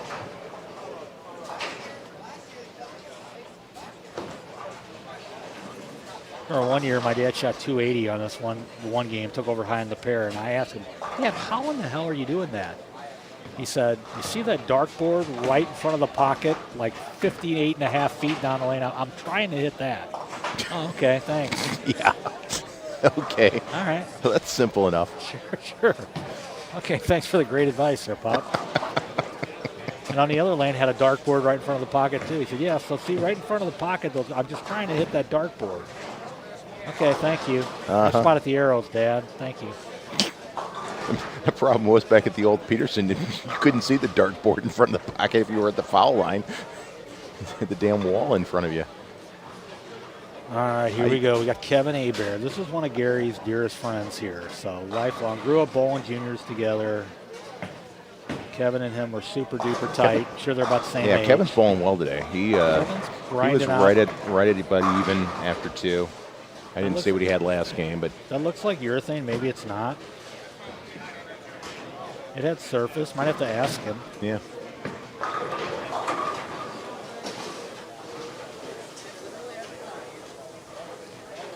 He's on the not-so-great pair, too, so we'll see. Now, Brandon, he's up on 28. He's going to get a handful, so there's not going to be any trickery here, Chris. This is going to be grabbing it. Great shot. Great shot. Bad result. Yeah. Like I said, I think you ought to get a strike for free when you throw it that good. You get boned like that on this shot. We need to be the judges like Chuck Norris. Stand back there. Thumbs up. Yeah, I'm Chuck Norris. I'll give the guy a strike. Yeah. From dodgeball, right? Yep, there you go. And then he'd look up, thank you, Chuck Norris. This should be a 9-pin no tap. I like that idea.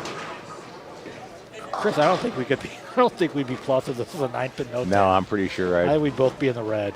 Steve, as I told you earlier, I'm not sure I could bowl 6 games right now. Well, you haven't bowled in a decade at least. All right, so there's Garrett Jolly. Now he's on 29. Garrett, I talked about a little earlier, has improved immensely over the last 3-4 years. So Yeah. used to bowl in league with him at Concord a handful of years ago. It's probably in college then. His game's really gotten solid. Like I said, he bowled at Shrewsbury. You know, my nephew's the lane man there and mechanic, and he bowls subs and leagues and that lot up there. And like literally, there's an award score almost every week here lately. Garrett's been destroying them. So let's see if he can find anything on that pair, because that seems to be the most forgiving pair, if you want to give it a word. It's still not easy by any means. Oh my! What were you just saying about the 5-pin? Like I said, I wouldn't want to leave it. Would not cut want to it a leave little short. It hooked a lot early. Not the favorite spare leave of the day. So I think Carrie's mom on 27, I think she's in the Bowling Hall of Fame here locally. I think she has run the junior program out here at St. Charles forever. Really? Yeah. So sure, a lot of St. Louis's top young junior bowlers, you know, a lot of bowled here, and yeah, her mom was very instrumental in helping a lot of kids learn how to bowl. Now I'm just going to make an observation. We had not seen this at all, so maybe it's just two rough shots. But the guy on 29 who just missed the head pin to the left, coming off at 25 and 6, you know, had a pretty good look and was around the pocket most of the time. And just looking at his reaction, I don't think he thought he threw that ball that badly. And, you know, we just saw Brandon miss the 5-pin to the left. Makes me wonder if 29 isn't, like, compared to 25 and 6, hooking a lot. Because, again, just looking at his reaction when he threw it, I don't think he thought he threw it that bad. And well, Garrett went Brooklyn 5-pin and what I lifted, mean. so the pair might be just flaming. That one lane, if nothing else, might just be completely lit. Yeah, and we also saw Adam 10 minutes ago on that lane open up and throw it in the right channel. So clearly you can't. There's hook and there's a place where it isn't going to hook. So. Right.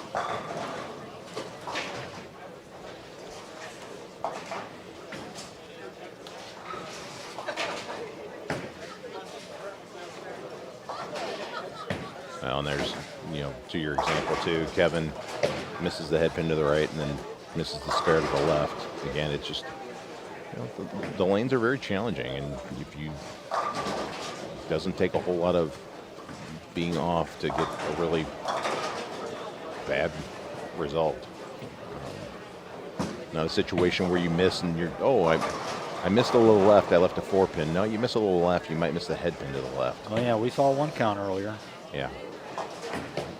First year Gilly ever bowled the Peterson was on the pair with my dad, and they started on 1 and 2, and it was till the 7th frame before Gilly hit the head pin. And for those of you who don't know, that is Steve Gilgin was a national touring player at the time. He had 6 open frames in a row when the rake came down, the head pin was standing. He either missed it left or missed it right every shot. So along those same lines, I seem to remember bowling or watching our friends bowl the Berwyn doubles, and Bill Rariker, who was a very good bowler, had the same affliction in one of the games in that. Oh yeah. Bill went about 7 or 8 frames without ever hitting the head pin either on the right or the left.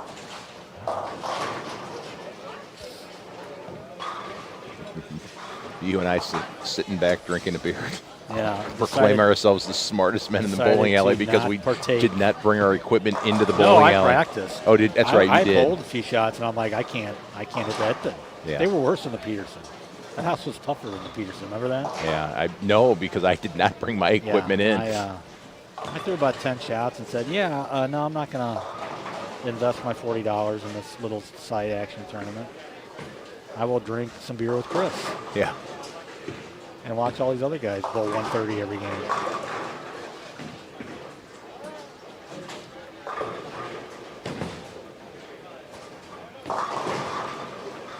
Nice little double there. Yeah, I was going to say, nice little shot for Garry.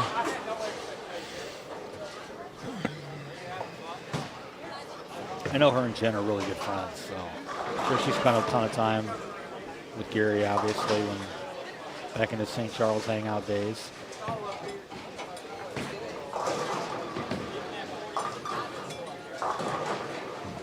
Again, Shannon chopped the 3.6 up to 3.610, and just kind of highlights what we were talking about earlier. When you got tough conditions, you leave tougher spares, and tougher spares are tougher to convert. Well, that pair's got to be hooking more too, because everybody, doesn't matter if you hook it or throw it straight or what. Everybody's in the going face. high. Yeah. Yep.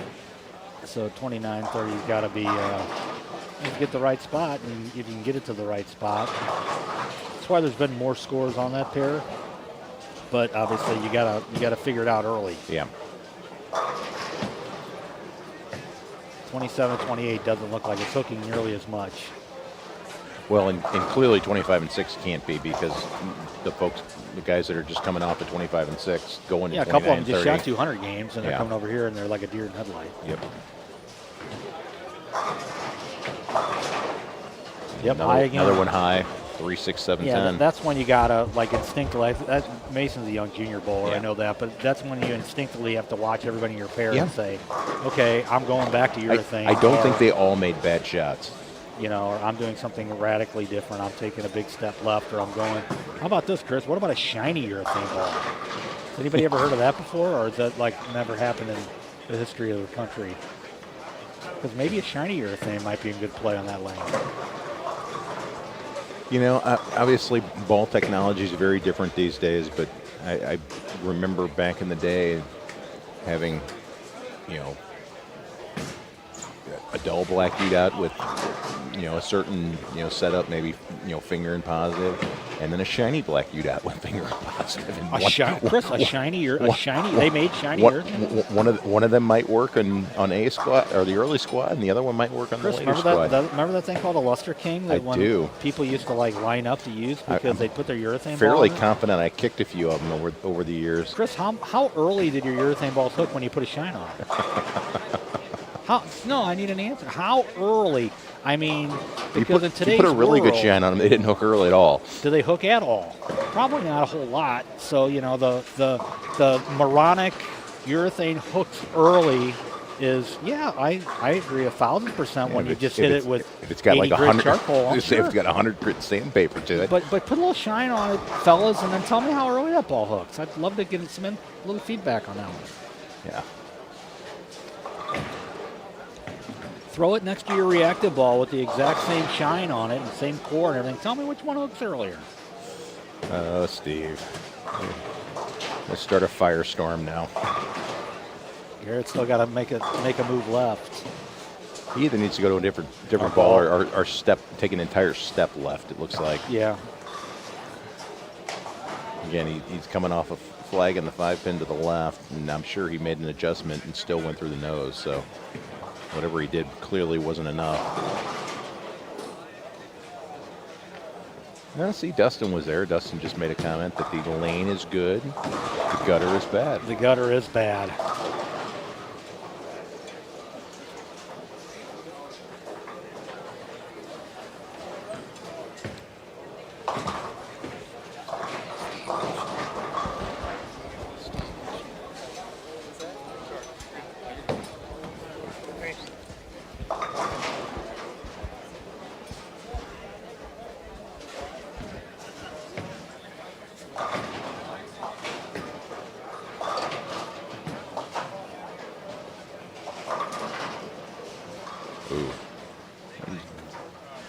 Maybe a little weak finishing, but still, pocket 710 hurts.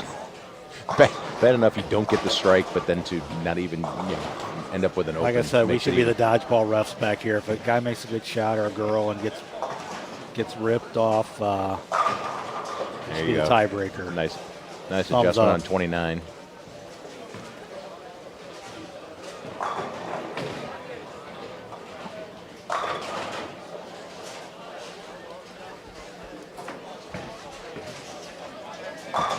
Make sure we say nothing about good things about that gentleman, because he looks like he'd break either one of us in half.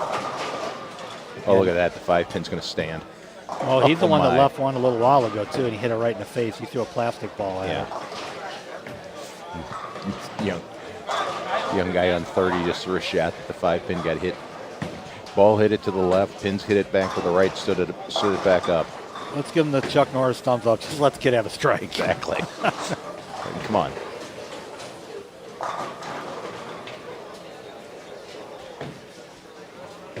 Jay Gens, I believe, is a Chicago transplant, so he's probably rooting for the Bears. So, like I said, in my household, my son will not be rooting for the Bears. Boo. Means to be rooting for the Rams. That's almost sacrilegious. Oh, that ain't happening either. My son There you actually, go. my son actually roots for the Rams just to spite me.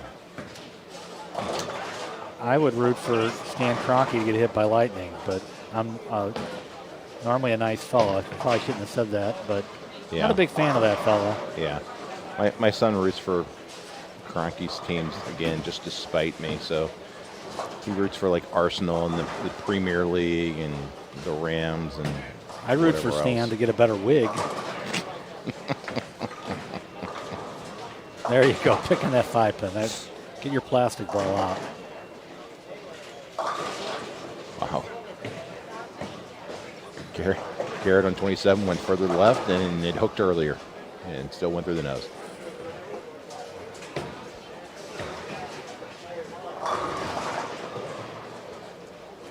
Harper Burnett's on 30. I know a little bit of him. I think he's like a Cape Girardeau. And very tall young man, but I believe he's still a junior bowler as well. Really? Throws it real good. Yeah, I think Jeremy Hunt works with him a lot. I think he bowls out of maybe West Park down of Cape. Good player, good young man.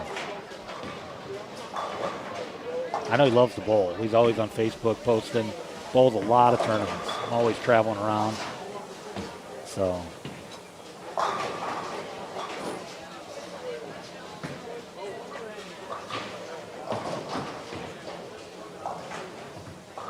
Yeah, that pair is flaming. yeah. Shannon needs to amp it up about another 2-3 miles an hour.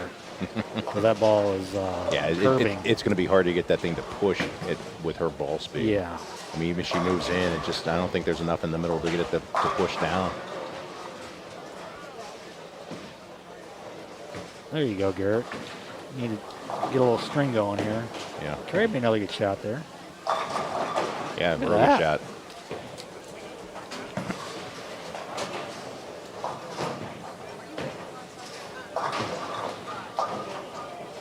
You mentioned Cape Girardeau, or the area at least, that direction from St. Louis. We just found out last week, I think, that Bob will be his 3rd and 4th years of medical school. He'll be down at Parkland Hospital in Farmington. That's a good area. I got customers that are in Farmington. The drive down 55 is not all that great right now with all the construction they're doing. Yeah, you got to get off at 67 at some point, though, right? Yeah, but the area is nice. Yeah. So he'll be down there for the next 2 years after this semester's over. Do you know, as awesome of a bowler as my brother is, do you know he only won one regional as a singles title? No, I did not know that. Yeah, he only won one, and it was at West Park Bowl in Cape Girardeau. Okay. And his other titles were all doubles. He won 3 doubles titles. But his one singles title never should have happened.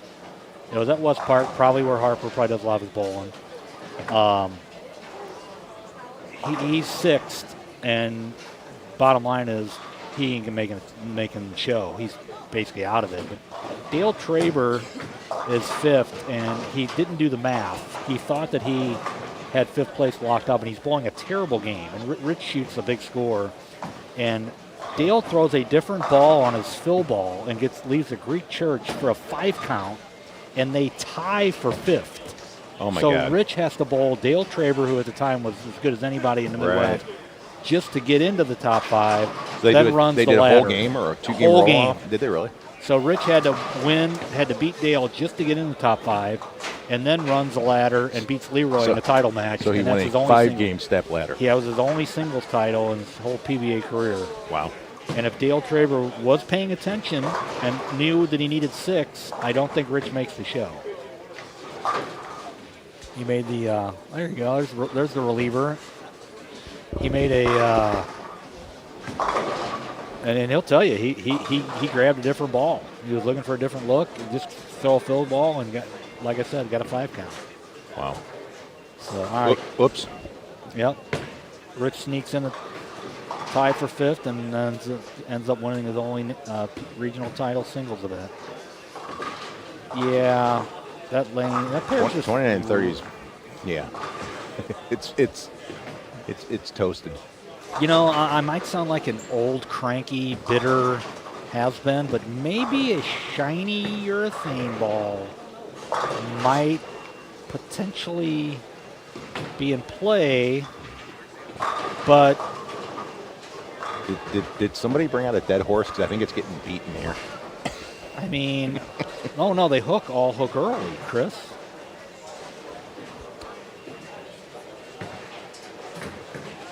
And even if you did that, you still got to make a good shot. Let's not fool ourselves. They're not easy at all. No. I mean, Garrett's been going, you know. Now, I will say, again, we're at an angle. I think Garrett actually tried to move farther right, and I don't think that's the right play, to be perfectly honest. Well, I don't know how far Garrett moved on this last shot, but he just washed out. Well, it looks like he tried to move farther out and just make a great shot, and that's, you know. And there's still hold. Well, seeing what we've seen on that pair, the guys that have scored have been in and kind of opening it up a little bit. So,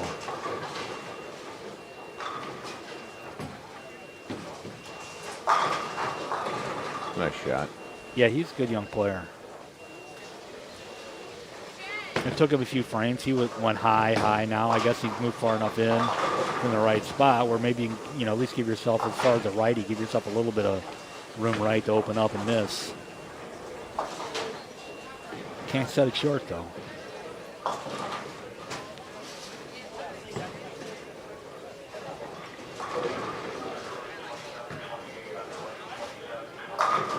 Oh, man. Yeah, that was a great shot. Yeah. We give him the thumbs up on that one. Chuck Norris. Yeah, exactly. Yeah. Yeah, I would definitely. Chris, you and I were built like Harper back when we were young, weren't we? What, 6'5"?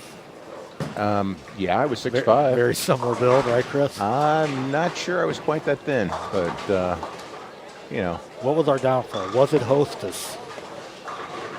Hey, you know, I was 21. I was, 20, 21, 22. I was in really good shape, but I was not that, 9'10". Yeah. I was never that thin. Again, much more mature than we were, too, because something more than likely would have been broken if that was... that one hurt. That's a great shot.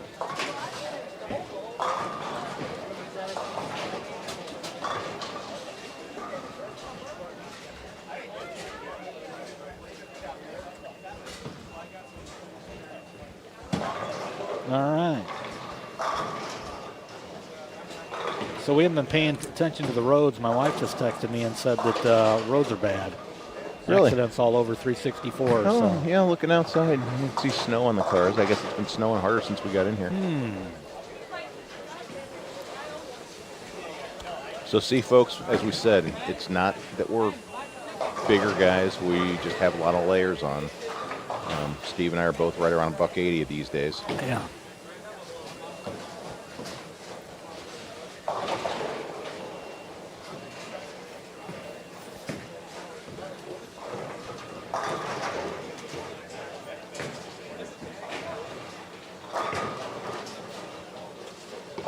Yep. That was a nice shot. Ball just kind of ran out of gas when it got there.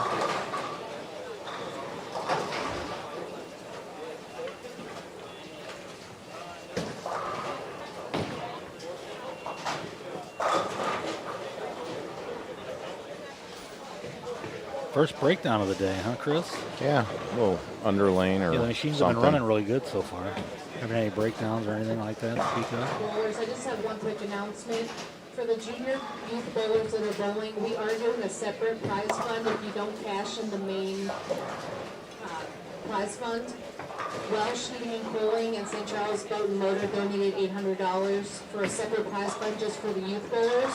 So if you don't cash in the major cashers, that doesn't mean you're not going to cash in the junior division. So stick around and make sure at the end. Thank you. It's nice. Just heard an announcement that didn't quite catch it. It might have been Welsh Heating and Cooling donated some money so that there's a separate prize fund for the junior players. So thanks to them for contributing to the cause, giving the young folks a little extra motivation to continue battling, even if they're scuffling a little bit, at least relative to what the adults are doing. They just put a new HVAC system into my brother's building. Really? Yeah, Tim Hyman works for Welsh, and he's in the field. In fact, I think he finished top 5 here last year. Really good player. Him and his dad work for Welsh, and It's another good shot over on 30. Just yeah, getting cut up. he's getting cut up. So yeah, kudos to them for He's getting Contributing frustrated too, and I don't blame him. But yeah. So I'll tell you Tim Hyman's story. His brother John's a really good player too.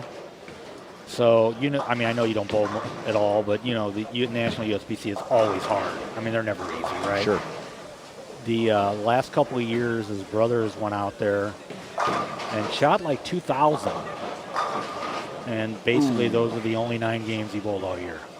wow, that's No practice, not bowling league. He shot 800 out there. well, Steve. That's really similar to when I sort of quit the first time, and about the only 15, 20 games I would bowl was the big guy, little guy at Crest. I'm sure the lane conditions are very similar. Oh, yeah, pretty much exact replicas Yeah. of that, sure.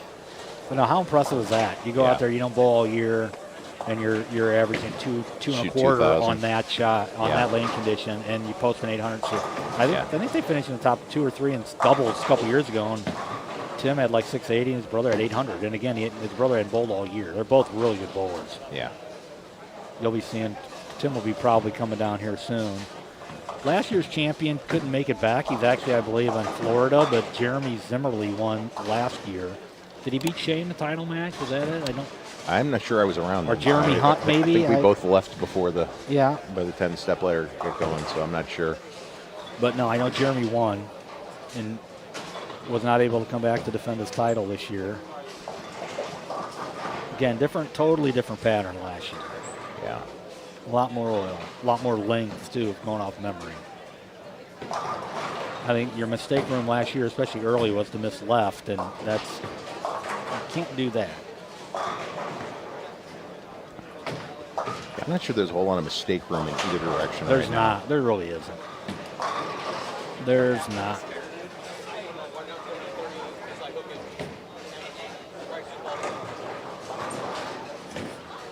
That's the right look there. See, I mean, he's in, Yeah. he's getting it right. I'd like to see Garrett do that. Garrett needs to make a big, gigantic step left because he can hit the ball like that. Now, Kevin's been grinding pretty good, right? This pair is just this pair's not This pair's user getting friendly. him. And he's, some of it he's self-destructed a little bit. He's missed a couple of spares that, I'm sure he'd tell you he should have converted.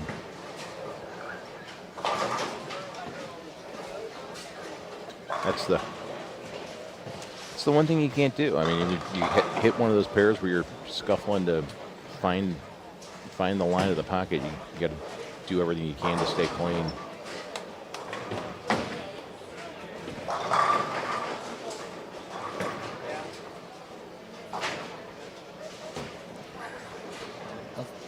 Yeah, see, now I think that shot on 29-30 might get back. Yeah, I would agree with I you. thought he made a good shot there. Brandon trusted it, got it through the heads, and the thing just quit. But I thought he threw the ball pretty good. That's Brooklyn.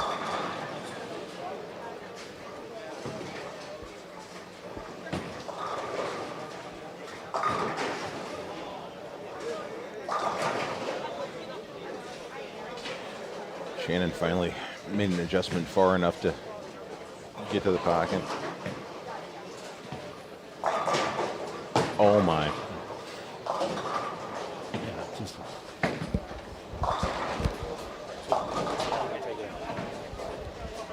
Yep, my reliever just checked in. See, I'll be checking out here. I believe in the that's very our near reliever. future. Our reliever. That oh my was because somebody on 31 just lofted one about 35 feet down the lane. That might be a good play. Shouldn't hook early. So Mason, the young man on 30, like I said, I believe is a junior leaguer. He's got a 3-bagger now. I think he's got him kind of figured out. Let's see. It looks pretty impressive there. He's getting it down the lane. He's got a handful in it. Yeah. He's in. Yeah, he's caught back up from the early opens. And I think again, like everybody on that pair was struggled the first 2-3 frames just because it's so different from what they came off of. Yeah, I think Harper's in the right spot now too. Yeah. It's not like the pair is easy, but if you're throwing it good, that might be your best chance to catch a little something. And Harper was fortunate because he actually started with a turkey, which really nobody else on that pair had any sort of a look the first couple of frames. And there he goes high. So he might be throwing that hybrid urethane ball.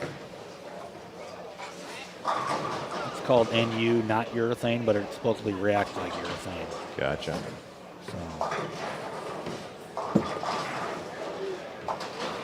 All right. Well,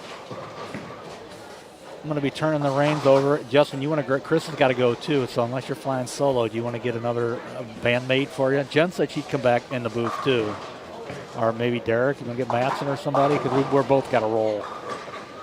So I'm going to be handing my headset off. Thanks everybody for tuning in, and best of luck to everybody moving forward. I'm going to be moving on and turning the reins over to Justin Lynn here in a minute, and Chris is leaving soon as well, so we'll be getting another relief pitcher for him as well. So good luck to everybody out there. I hope the scores start going north.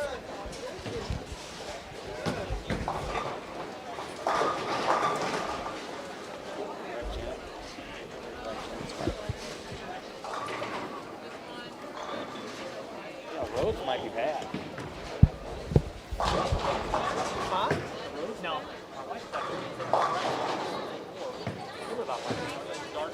Seventy was fine. 70 was fine, yeah.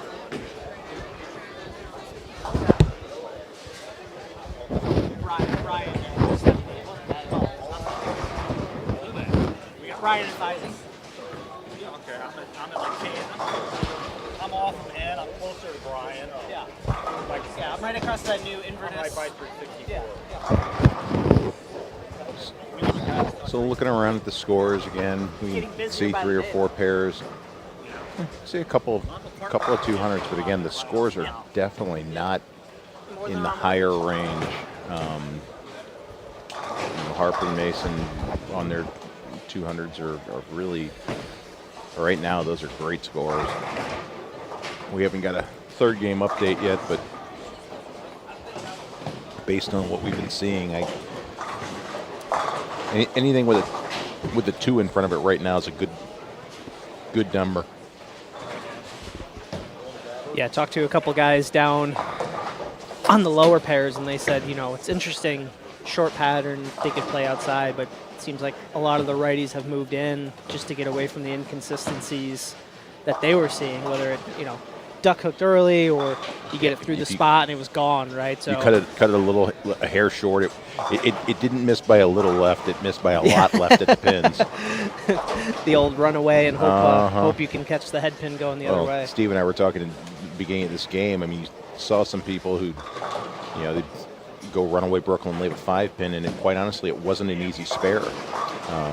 You repeat it, you might hook past the 5, or you made a little bit of adjustment, got through the point, and it didn't come back.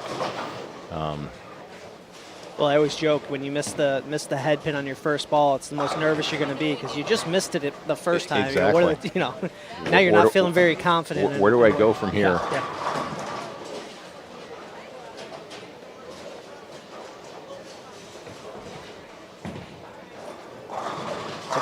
It's 467 after 2, right? Yeah. Waiting on the third game update. Yeah. Well, and I don't know if you were here earlier, if you're just getting here and what we're watching, but we had Cody start off over on 25 and 6, so he was off the screen, but kind of in front of us. Opened up with 130 his first game, and then came back with 289 on 29 and 30. So you're plus 19. It looks great, but at the same time, You either got a great look or you caught a good pair. Don't know. Guys aren't putting up big numbers this game on 29-30, but you know, it's he had something. Whether it carried over when he had to go down to the low end, I don't know. But Yeah, this is one of those bowling alleys that there's always been a considerable change when you move from the high end to the low end, Yeah. right? And 1 and 2, 9 and 10 were always tricky, right? So you kind of know that if you've Yeah. bowled in this house before. So well, it's because it's partly because that's the new end. Yeah. I mean, it was 24 lane house. They added the 8 lanes down there at the end, so it's people who bowl know that you Yep. get different characteristics, and something like that you get extremely different characteristics at times, and that's kind of how this house has always played. yeah, when you get down there, you gotta, if you put up a big score down here, you kind of gotta wash that and start over down there and just say, if I can grind out Yeah. a good game and not give it all back, I'm in good shape. You feel good about the good game, but you're hoping the first 2 or 3 Yeah. frames down at the low end don't give it all back right. right off That's right off the jump.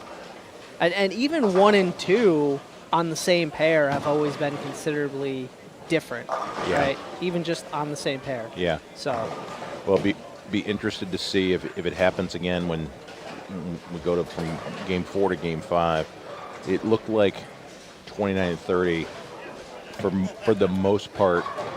Everybody was runaway Brooklyn to high, including some guys who came off of some decent games on 25 and 6. So whether it's just that pair is torched and it's screaming or whatever, but we did notice that you kind of look up there, you see a lot of 7s and 6s and things like that for guys in the first couple frames. It's because people were again missing the head pin left or going runaway Brooklyn or whatever.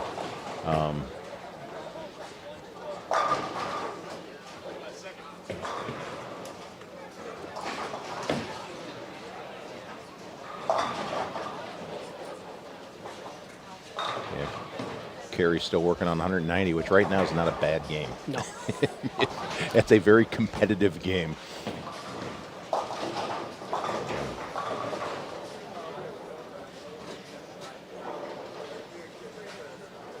And Garrett's made some good shots, but it's just, I think when you're covering as many boards as he's covering right now, you've almost got to be so perfect. It's Yeah. just hard to be that concise, precise every single shot.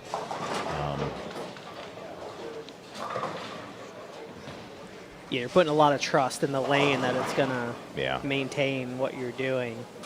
Yeah.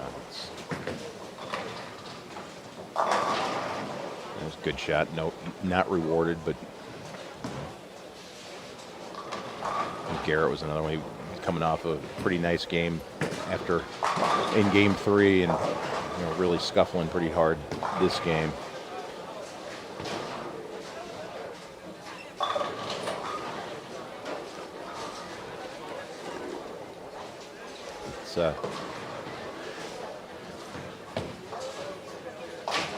It's not a lot of fun, but it's really easy out here right now to not put up a very good score.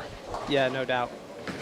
And even looking at the scores, kind of across the board in front of us here, a couple scatter 200s, get the random, 130, 170, 140. So, I think it's similar to last year. If you could stay around that 200 mark, it's a tough day. Yeah, Tough day. That's a tough start. Consistent though. Yeah.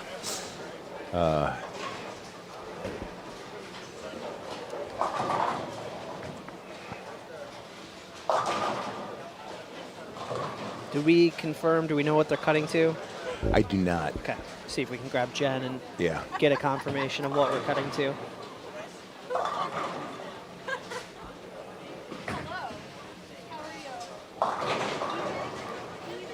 Yeah. Now Harper's actually had one of the better looks over there on 29-30, and he's been high his last couple. So I don't know if that's him making bad shots or if the lane, because again, it just looks like that pair is going and maybe going fast. So And that one has stood out considerably more than the others you've been watching thus Yes. far in terms of. yeah, I mean, Okay. again, I'll be curious to see when the guys who just came off at 25 and 26 go to 29 and 30 to start Game 5, and see what their first couple of shots look like, because I mean that one is sort of seemed like again, Harper started out the game with a turkey, but everybody else was literally like runaway Brooklyn, missing the headpin to the left to start the game. And I've not seen anything that dramatic anywhere else.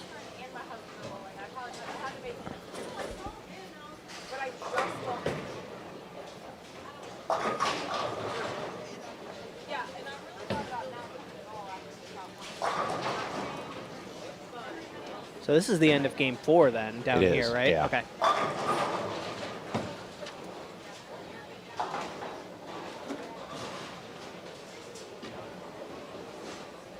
Jake with a strike, he sets himself up nicely. Still got 220 left, looks like. Right now, that's a big score. a lot. Yeah, that's that's a a big lot. number.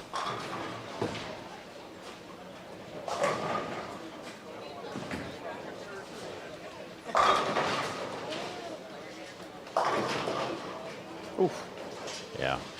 Oof. Threw the whole bag at it. Yeah. Talking to Steve earlier, I really do get a kick out of watching some of these young kids out here challenging themselves to bowl on something that's as difficult as what this is. Yeah. And I give them credit because they're clearly more mentally mature than I was at their age, because if I was bowling, poorly and scoring poorly, I would That's be right. really frustrated and wouldn't have taken it for the learning experience that it is. It's easy to bowl on house shots all the time. Coming out here and pushing yourself on something that is extremely different from a house shot. Good for them.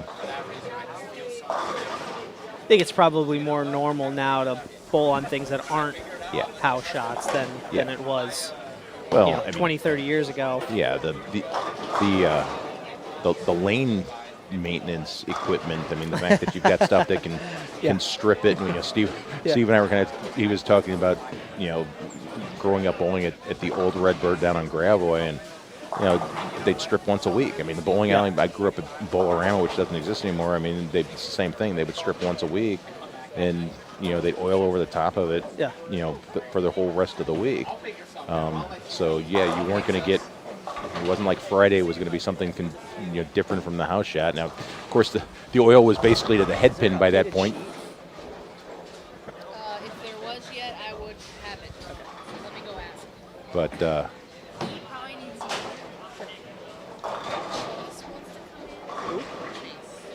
Roads? yeah, I'm going to go. Yeah.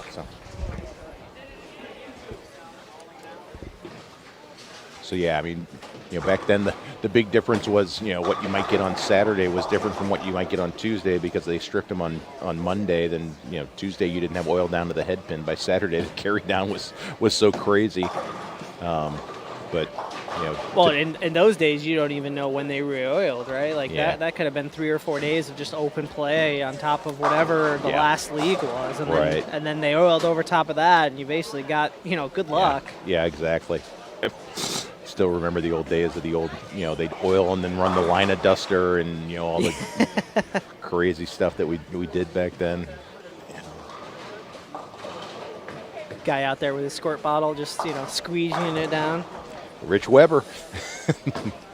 watched him spray gun many a regional tournament back then. We were talking about that. It's like now you get some of these tournaments, these guys, kids, and whatever, they can actually look at an oil pattern. It's like, didn't have an oil pattern to put down when it was applied with a spray gun. Right, hot off the press. Game 3 update. Plus 93 leading. Plus 93 is a ton. Yeah. So if we go to 16th, plus 4. So I don't know what the cut is. We'll confirm with Jen on what that is, but assume it's somewhere in that 16 range. So No, look, Shea Bittenbender's up near the top. yeah, that's shocking. That's hard to imagine that ever happens. So I mean, between 38th and 17th is only 40 pins. So Right. all hovering around that 180, 175, 190 range are still in there. Well, and Jen was on a little bit earlier, and she said one of the things her goal was when she set this up is, she wants the scores to be tough. And, you look at it, what is it, 17th is even? Yeah. Yep. So you've got 17 people out of almost 100 that are averaging 200. Yep. So I would say mission accomplished.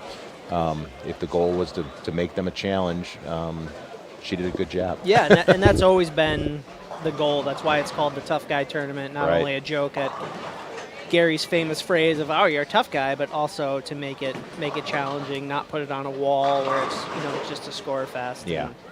And ideally, that helps out the bar at the end of the day when everybody's frustrated and wants to bang their head against the wall. So it serves There you multiple go. purposes. There you go.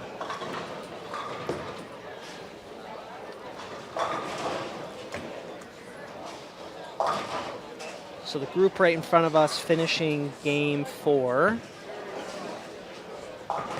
And then they'll make a hop, and then we'll get a fresh group Yeah. in here on 27 and 28. Justin, if I remember correctly, you are a former Lindenwood player. Is that right? I am. That's what yes. I thought. And Long time ago. This is home base to Lindenwood. Is that right? It is. Okay. Yes. That's what I thought. Yep.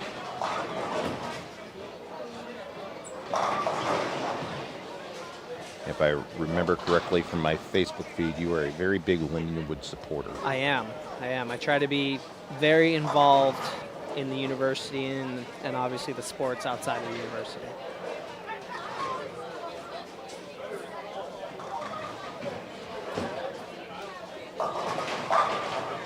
Nice shot by Harper. 2-0. Hey, that's right. He did chop that 3. He dropped 3-6. So still 2-0s.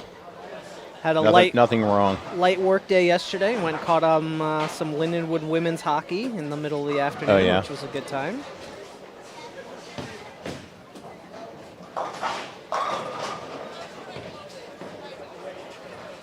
So I guess that's what, Family Arena then? Hockey game, or where did it? They play at Centene where the Blues practice. Oh, okay. Yep. Over in So Maryland that's, Heights. that's their home rink. Gotcha. Yep. Okay.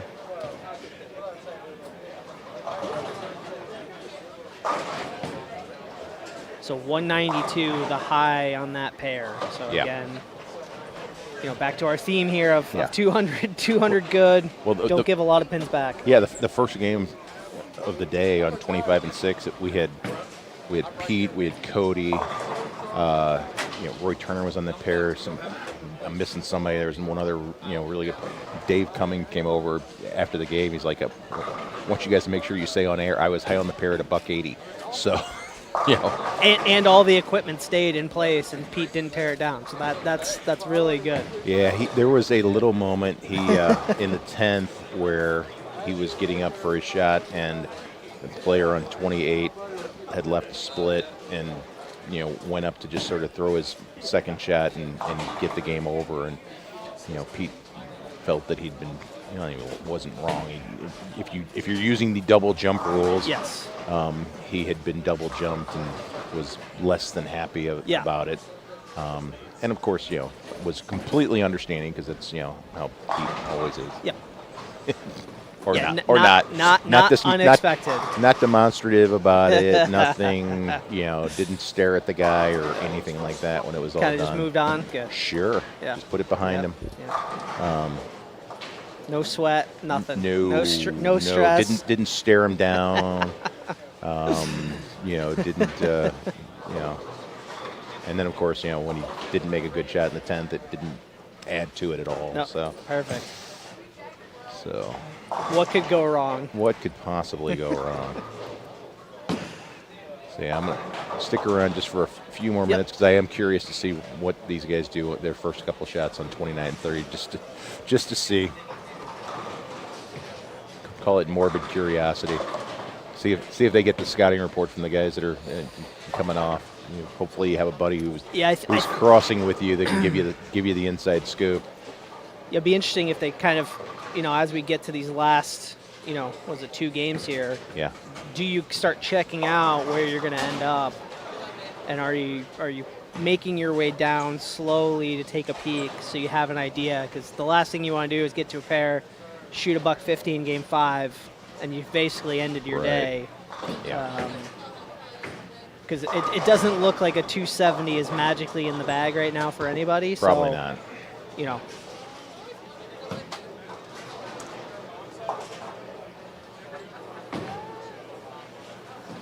Oh, won't get a very good read off this first shot because we got a lefty starting us off on 30. So that, You can line up off that, no problem. yeah, that's not going to give us a whole lot of indication.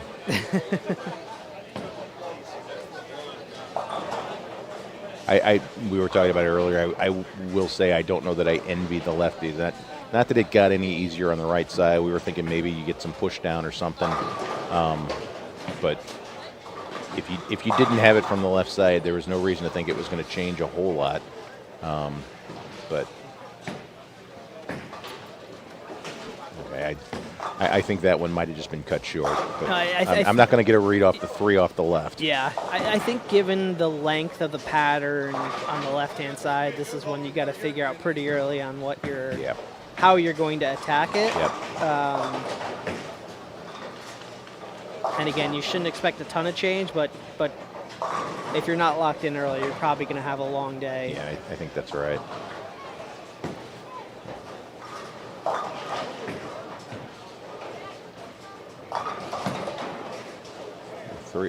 Three off the left, runaway Brooklyn at the spare is. Yeah, not a whole lot of confidence built there. No. Let's see.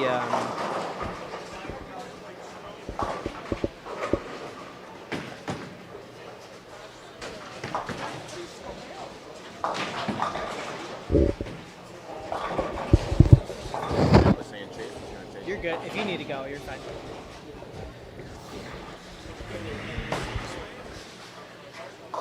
All right, folks. Well, I think I'm turning you over to Justin here. As always, it's been a lot of fun doing this. It's for a great cause.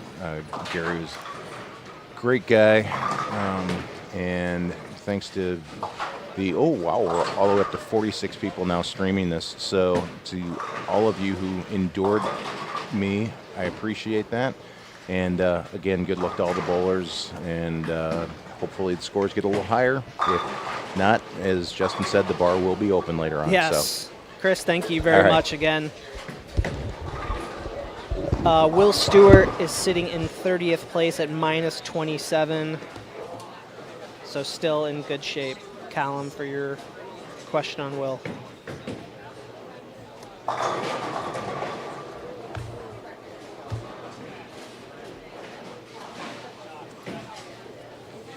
Kind of go through some standings here. CJ Picalis, Shea Bittenbender, Brian Henson, Carl Wilson, Benjamin Sobel. That's your top 5 at plus 30. 6 through 10, Adam Killian, Mason Heligman, Chris Ray, Carl Williams, Kyle Smith. That gets you to 15. And then Greg Getzlow, Chris Enos, Michael Hode, Landon Alexander, John Brown, and Nick Donius gets you to 4. That is your top 16. All plus.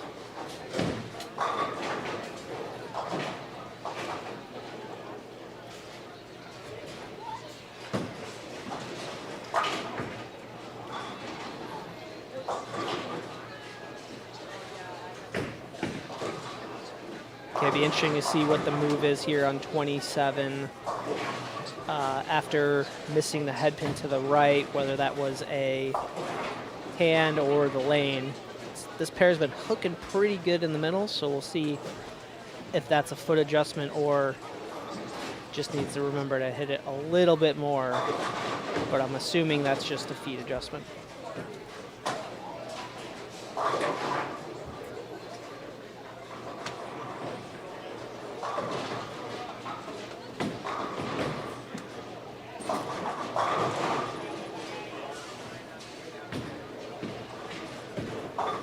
Give you 17th through 30th here. Dwayne Stegmeyer even. Kevin Aber minus 10.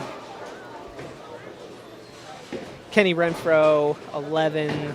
Jeremy Hunt minus 12. Jeremy Kinley minus 13. Alex Niebreg minus 14, Austin Caldwell minus 18, Rob Scott 21, Austin Holting 21, Harper Burnett 21, Mac Ivory 22, John Welsh minus 22, Cody Aldridge minus 23, and Will Stewart minus 27. That's your top 30. So from 93 to minus 27 is your top 30, and actually 31st as well, Kerry McRae minus 27. So 120 pins right now separating first to 30th.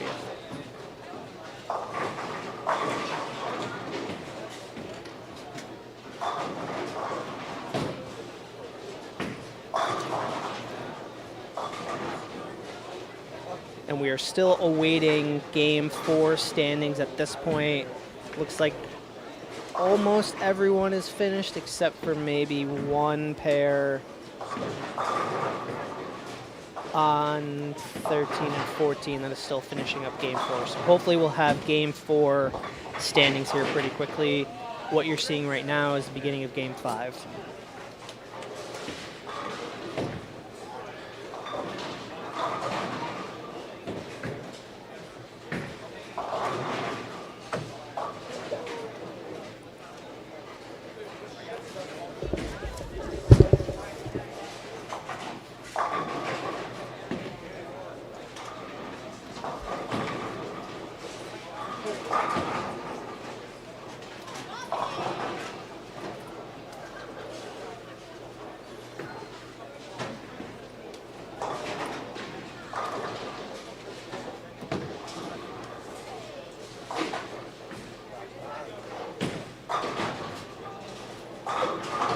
Good shot on 28 here.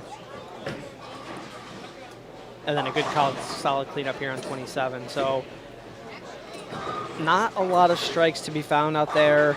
Doubles are going to be big. If you can find a triple, even better. I can see 2 triples on 29 and 30.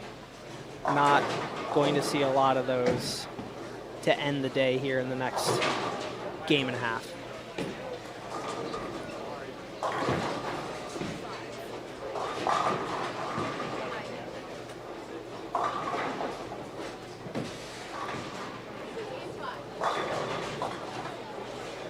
Good move there on 28.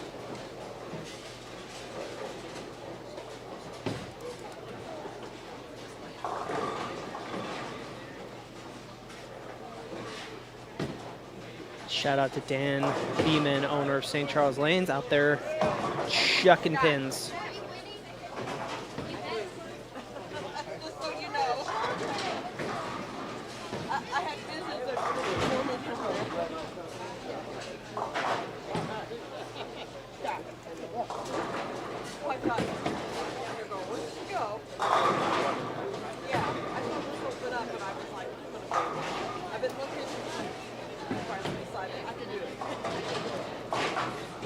Trying to look at the across the board here. Nobody with more than 3 in a row. Hard to even find. Oh, somebody has 4 in a row after going 6-2. But outside of that, not many strings to be found. Both people on 29 and 30 that had the front 3 have gone 9 on their next ball. Good shot on 25 there.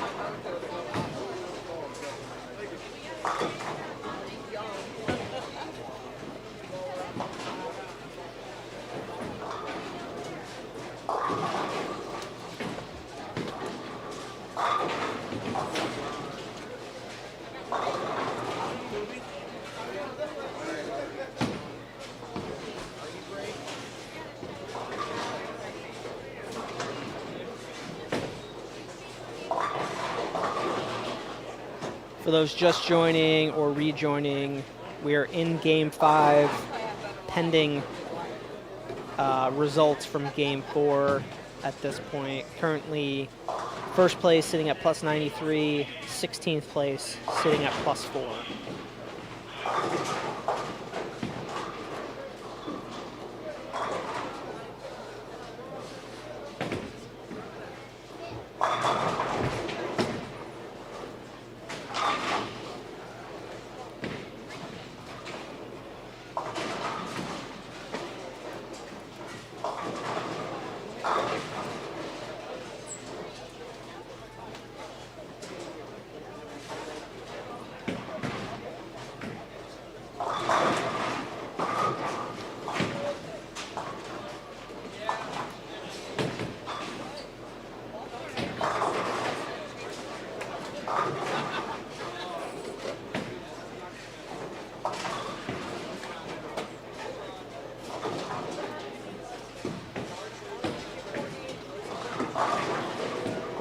good shot on 27. It was a good move after missing the head pin. Still a little light swisher, but much better result than flagging the head pin. He's coming. He's coming.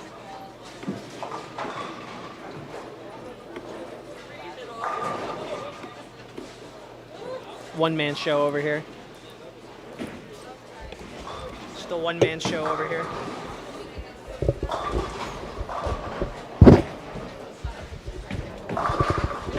All right. Not anymore. Tournament director.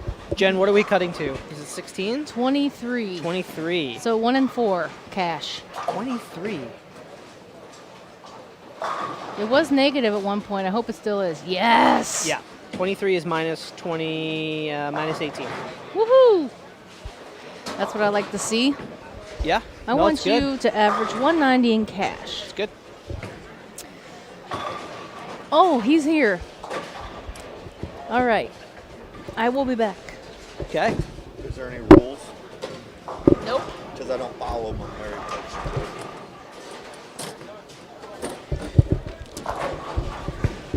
Chase Rhodes in the building, helping out in the afternoon session here. The one and only. Chase, what are you seeing out there? A lot of head shaking. A lot of head shaking, yes. No 7-baggers. Yeah. We were just commenting that if you throw 2 or 3 in a row, you're probably pretty happy with your result currently. Well, I walked down there and talked to Pete, and I was like, how you doing? And he's like, no. And I said, well, this is on a U.S. Open pattern. And he goes, yeah. I said, well, you won 5 of those, right? Yeah. So this should be nothing for you. Yeah. Well, we didn't bowl on this one. Yeah. Yeah, Pete's sitting at minus 46 right now. So And what are they taking? they are taking the top 23, which is currently at minus 21. So he's close. Yeah, yeah. There's not a big gap between cashing and not right now. Well, So- I saw Shea just shot 180, Yep. which that's not going to hurt him too much. Nope. I think Tim just shot 150. I don't know where he's sitting, though. I don't see him either. Yeah, it's not even on the first page. So It looks a lot tougher than what it is. But you got to factor in this bowling alley, too. I don't strike out here on Tuesdays on a house shot. yeah. So Well.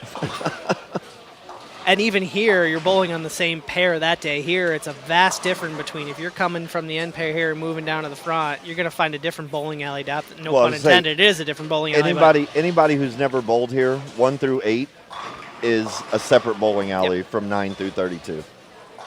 And that's because I just accumulated to, that's where all the college bowlers are at. That's where they put all the patterns down for them. They do all the videoing down there for them. Like all the birthday parties, stuff like that is on 1 through 8. This is more your league. And even down there, we were talking a little bit earlier, like even 1 and 2, you're on the same pair, they're different. Yep. 7 and 8, those 2 lanes are different. I haven't watched any of the left-handers. Are they completely walled out, or? We were talking a little bit earlier, like this is one of those patterns given that, you know, you should be able to play outside, maybe. Not walled out, but if you're lost, they're lost. Well, I watched. There's no figuring it out after that. I watched Cody Aldridge whip the head pin, and I watched Ryan Stubblefield throw pretty much in the same shot. Now we're talking about 2 different bowlers, 2 different balls, whatever, blah blah blah. Yep. But his was in the same area and went straight through the face. So, and then I watched like Roy Turner and Pete. They get it to the pocket outside about 5 and just wrap 10 every Yep. time. And that's what Roy was saying. He goes, you're either going to wrap a 10 or you're going through the face. And I said, well, my logic is I would take wrap 10s all day because I feel like I want to make the cut. Then getting 7. Yes, and, yes. Flagging the head pin. Yes. But no one looks happy. No. There's nobody currently celebrating much. Well, I mean, it's not called the Garry Helferstay Easy Tournament. Like, doesn't it have the word tough in It's it? literally called the Tough Guy Memorial Yeah, Tournament. yeah. This is the intent. So who is this? I don't know this guy. CJ, the only reason I know CJ is I went to college with his sister. So he was a Lindenwood bowler, and then Shay, obviously everybody knows him. And then you got a couple juniors who are holding their own weight here. So One sitting at plus 21, Landon sitting at plus 5. So And they're taking 24?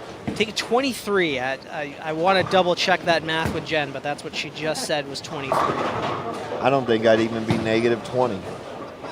I know where my money's good. It's not on this. I just don't play enough on this stuff, man. Like, I get the whole aspect of the tournament. I have bowled it before. Yep. Now I just donate cornhole boards and bags for people. And listen, that's the point of this tournament as well, too, right? There's a lot of people who say, you know what, I don't want to bowl, myself included. I'd rather spend time in the bar, catch up with people, do the raffles, do the drawings, do some commentating, and it's still a worthwhile cause. Oh, yeah. Again, money goes to the good places, give some money to some juniors. Obviously, there's a payout here for whoever cashes, but all in all, a good cause. And shout out again to Tom for setting this up. Yeah, he's all right. Did you see I said I was number one? Yeah. No, I've been doing stuff with Tom for a long time now. I used to commentate his little series he had out at Cave Springs. It was cheaper for me to commentate it than to bowl. Than to bowl. Another place I don't strike well at. Do we have game 4 or is that We just game don't. 3? We are anxiously awaiting game 4 standings. They've been slow to come out. Oh, you got 92 today? Yeah. I like seeing this fill up. Yeah, it's good. I'm surprised there's not a lot more college kids here than what there is. I don't. Do they may have a tournament this weekend. Yeah, I don't know. I know they have one next weekend. They have 2 next weekend because I was trying to get a couple kids to go out to Terre Haute, Indiana for this trio. And I had 2 really good college bowlers, and then they apparently got signed up for a tournament next Sunday, which they weren't supposed to be bowling, so. Yeah, some of these junior bowlers look like they're doing all right on this. Yeah. Yeah, holding their weight for sure, which is good. It's good to see. Well, Mason's a pretty versatile player, so seeing him up in the top 10 doesn't really surprise me any. A lot of these two-handers, like, I get it. I just fire at 19.5 miles an hour at the head pin, so. Listen, it all works at some point, right? Just got to find the honey hole and call it a day. Well, Shea had a good game going, and he looked like he just 7 split. And that's the thing, like, he's got 9 spare strike, 9 spare, turkey, 9 spare, and then just through the face. Like, yep. I didn't see them how they started, so I don't know if they started tougher than what they have become, or if they were a little more playable then, or are they playable now? I talked to Shea earlier, and he said it was just so inconsistent at the beginning. It didn't matter, like, what you did. If you tried to go right, you know, one shot it fucking never hook. The next shot it would duck hook. Yeah. And so now you're like, okay, now I got to move in and get away from that inconsistency. I mean, but then when you do that, you're covering a lot of boards. You're leaving a lot of trust in the lane. That, you know. I mean, at what point do you just turn it into the Peterson and just start throwing at the head pin? I saw Jeremy Hunt earlier throwing urethane. It was game 2, I think. He had urethane out, and so, you know, take the lane out of play, and you know, to your point, you know, leave 9 and try to get the 9. Yeah, man, just pick your spare. I mean, I know it's easier said than done. Just pick your spares. I know really, you're saying, like, I'm not going to shoot 150 unless I miss a bunch of spares. Yeah. But I'm not going to shoot 240, but if I can stay in that 190, 200 range, I'm in good shape. I mean, 6 games, if you shoot 190, you're minus 60. Yep. And it's 21 now? Which could be the cut here at some point, right, as these numbers trickle. Oh, yeah. So. Well, and then you see Nick down here. He's got 260 going, but the guy next to him got 83 in the 7th, yep. You know? You got a guy with 280 going. Like, it seems like this pair, 29 and 30, seems a little more playable. Just compared to other scores that are around them. Yep.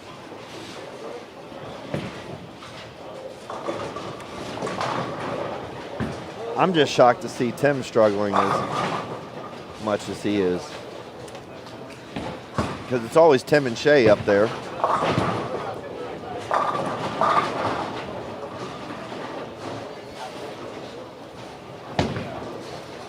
Tim was 41st at minus 51. So, but you said he almost shot one- 150 though, right? Yeah, so he's something like minus that. minus 200 then, or minus 100 then, basically. That's a lot. Thanks, Callum. Lindenwood is at a college tournament in Chicago right now. Gotcha. Mystery solved.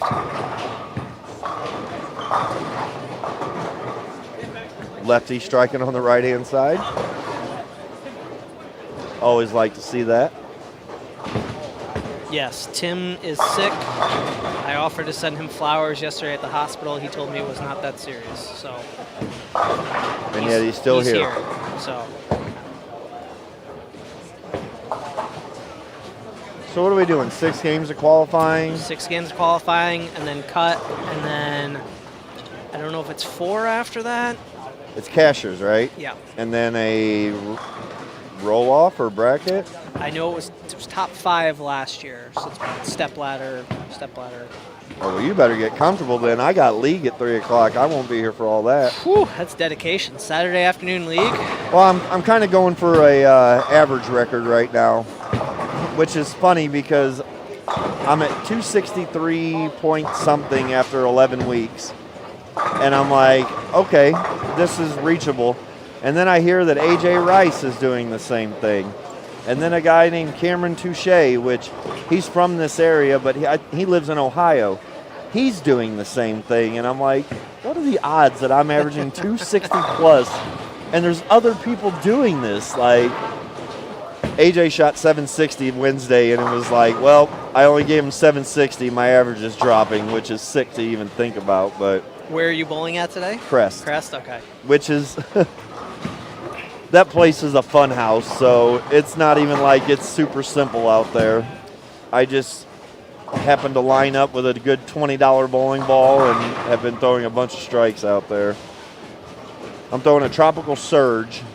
It's an X-out Tropical Surge, so something's different than most bowling balls, I guess. But it's a defect. Yes, right? Yeah. but something was wrong to coloring or yeah, something. Yeah. I think the pen was too long, but it seems to strike out there. So I bring one ball in, I bring my shoes, and I average 260. Tough day. But Jeff Carter, that record's been sitting for 25 years. Like no one's over at Kingpin. Yeah, which is crazy because the way the balls have changed and bowling styles, and like you would think this would have been broke a long time ago. Yeah. I mean, there's 41 900 series. 41. That's a staggering number when it comes to what we're talking about here. Is that counting the 17 that Robert Mushtar had, or Does he have 17? Is this before they were keeping score? Yeah, He's like, no, all I did was strike. uh, But yeah, 41 of them. Like that's crazy because in the late 90s, I think there was only like 11. Yeah. And now you're talking 41 people have struck Yep. all 3 games. Like that's why I tell people we didn't go to sleep and wake up really, really good bowlers. The balls have outdone the bowlers by so much. Like it's You have better technology. Oh, for right? sure. The lane maintenance is The 100 oil's times different. better. The oil's different. The maintenance on the lanes, pin technology. Oh, yeah. You could talk about flat gutters at different bowling alleys and how to work the favor, right? You have all this stuff that you can tweak and make things. yet that average record Still stands. still stands. Like that's why it shocks me that that's something that has stood for so long, Yep. and no one has really messed with it. And then it gets brought up that the league he bowled in was an early shift one week and a late shift the next week, and they switched all the time. Yeah. And I said, well, obviously you haven't bowled a Saturday afternoon league at Crest because that's a circus. We start practice at 3:15. I'm the anchor bowler. I don't throw my first shot till about 4 o'clock because of how much side action and everything's going on that it takes forever just to Get to the ball. Yes, Yeah. to get going. And I'm like, and there's no rhythm. Like, it's just, it's weird out there. But the money's good. If you can average it. but then I'd come out to something like this, and I'd be surprised if I averaged 160. Yeah, it's a different animal. Yep. And then the moving pairs, right? Like another twist, and obviously that's kind of known in tournaments. But again, you shoot a good 220 game here, all of a sudden you're going to find a 150 pretty easily. And then you always think going into a tournament, no matter what it's on, no matter where it's at, no matter what you're throwing, somebody's going to be striking. Yep. Like somebody is. And right now it looks like it's these three who are really like pulling away from everybody else. Yep. Yeah, 17 pin cushion between third and fourth. I mean, if you told that CJ that you're going to shoot 693 and you're going to have a 30 to 40 pin lead after 3, he'd be like, sounds good, I'll take it. Yeah, like, okay.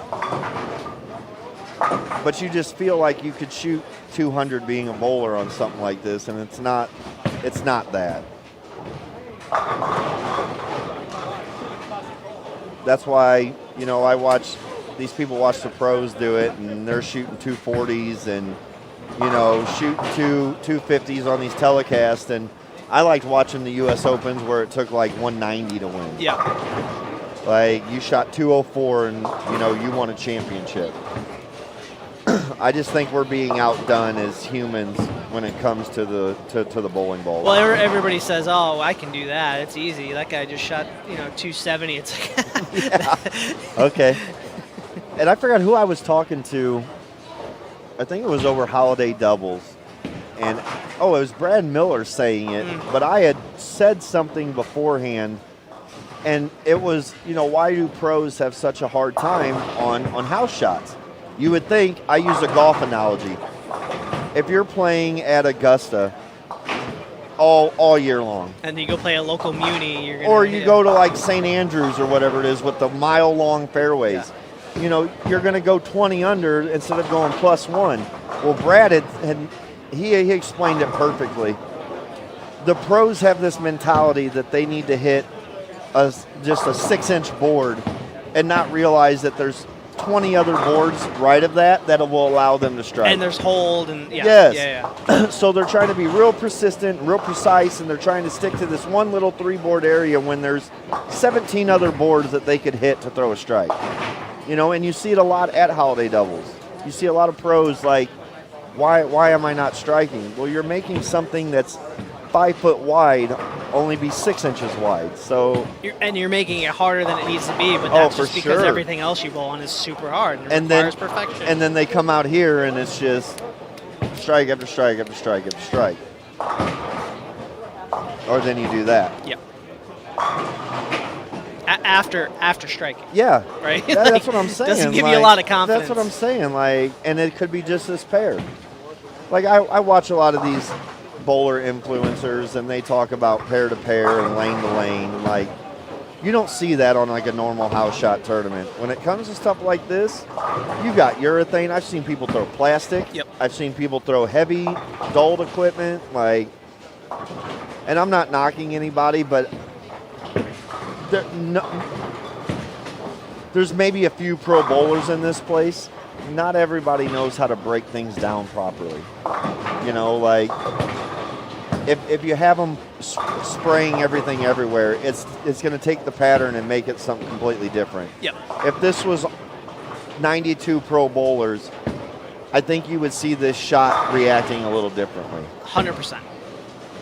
And I think there's some people that, like Shea, I think he gets to some of these pairs where people have done the right thing, and then he ends up on a pair where the wrong thing has been happening the entire time.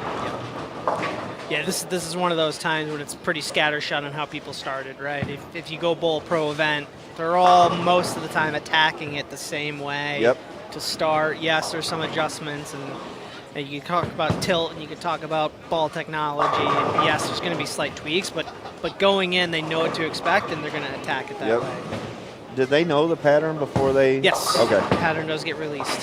Which that stuff reads like stereo instructions to me. Like, they put the pattern out like, here it is, and I'm like, okay. Yeah, and really, right, that only gives you where the oil is. That doesn't take into account the surface. That doesn't take into account The pins. the pins. You could start getting crazy with Well, just the weather. the I weather, mean, yeah, humidity, all that stuff. When did they oil? Did they oil this morning? Did they oil last night? Yep. Did it sit overnight? Did it disperse? and I had a friend of mine ask me, well, what makes it harder? Like, what do they do that would make it different? And here I am trying to explain something that I don't really know a lot about, and I've been doing this a long time. But I'm like, it's the amount of oil, it's where they put it, it's how much they put on there, it's how long they put it down there. I was like, we're on a golf analogy. I always like to use golf when it comes to bowling. I think it's the easiest for people to understand. Like, so here on 27, he could be setting up for his tee shot, and he knows that the water's on the left, the sand's on the right, the pin's right down the middle. By the time he gets up there again, that sand could be right in the middle of the hole, the water could be in front of his feet. Yep. I mean, it's a playing field that's pretty much invisible. Like, and there's a lot of guessing that goes on with this game. Like, you can't see what's going on. And I know there's guys that'll bend down there at the approach and they'll look at the lanes and, they thinking they're figuring something out. There ain't nothing into that, Maybe you see where the track is, but you don't know what's happening 40 feet down lane. And you're at the mercy of everybody else, right? Yeah.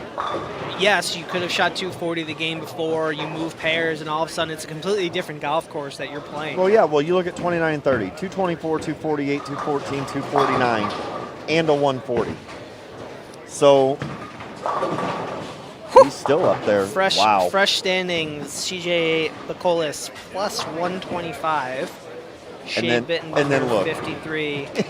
And then Adam Killian, 38. Jeremy Kinley, 34. And Carl Williams, 31. So that is your top 5. Cut right now, minus 33. And it was 21? Yep. So the scores went down 13? Yep. Now, where's Tim? And I don't mean to keep calling Tim out, but he's just Never Tim heard of the Barrett. guy. Where's he at? He can't be that far down. Oh, okay, here we are. So 106, 105. But I mean, how do you get out of that with a game to go on something this hard? Yeah, no, I mean, when you're in that spot now, you have to shoot 240, right? And you got to shoot 2 of them, which isn't a real thing here. Which 240 feels like 350. Yeah. That's why I said, you look at 29 and 30, you've got all 200s and then a 140. Yep. Like, it's so easy to do both, it looks like. And if you see, to your comment earlier, the 220s were all clean. Yep. Through 10. All clean through 10. All clean through 10. And the 140 is just a chaos. Yep. We like to call that a shit show. Yeah. But you move to your next pair, and your 240 could turn into 140. Yeah. And now that pair specifically has to go to the other end. I wish you would have seen that ball in 26. That ball started left and almost hit the 7-pin.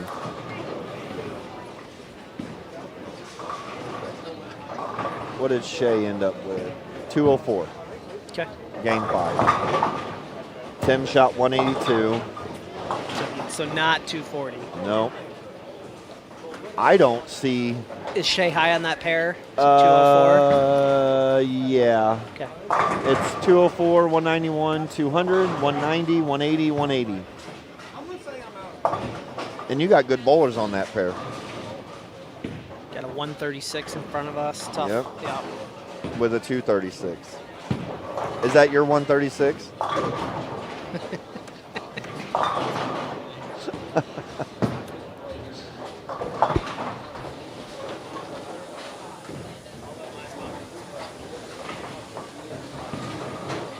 Yeah, big shout out to Dan Beeman for putting this on for everybody out here at St. Charles.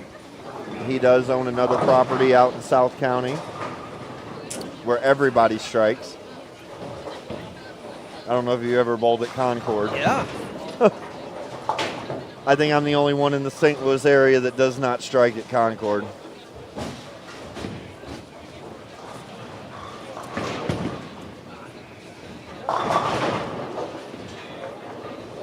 All right, we got a superstar pair coming down. Good Are they thing on- Tim wore the shirt. I don't think we would have been able to find him. 25 and 26. Not with this red inflamed hair or anything. This is not me saying any of this. I just got back from Mexico. I'm just mad at the world. I bet. You come back to this. Yeah. We're at Mexico. I don't know. No. His wife checked him in 600 times. 'Cause Oh, he just got. You're Yeah, right. He did. They yeah. just got. I thought you were talking about you. No. Yeah, I would have stayed at this point. I saw her post. Where are we flying out next? Yeah. To the bowling alley. Yes. Can't wait. Yeah. Well, I'm surprised to see Shay back in town so quick. But there is a bunch of stuff coming up. Like they throw that trifecta out at Shrewsbury. Yeah. Now that looked pretty decent. You should be doing that every time. Yeah, it's really easy. Why don't you do that every time? Yeah. Uh-huh. What are we throwing? What are you throwing? Really? Do you want to know? You're in last. You gotta do better.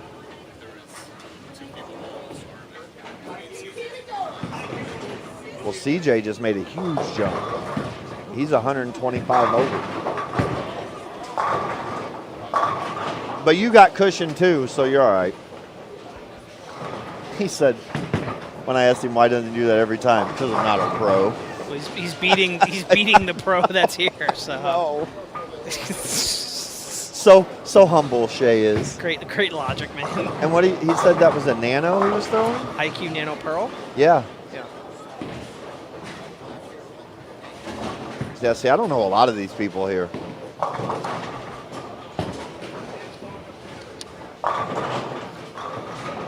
Yeah, Tim wasn't happy with that one. Still got 9. It's never Tim's fault though. Probably the ball. More than likely. I mean, nothing hits like a hammer. Nothing.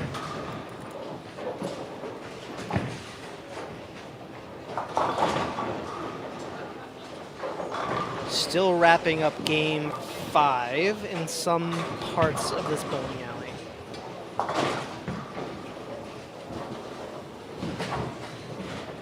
Yeah, I just got a text message that the college kids are in Chicago. Yes.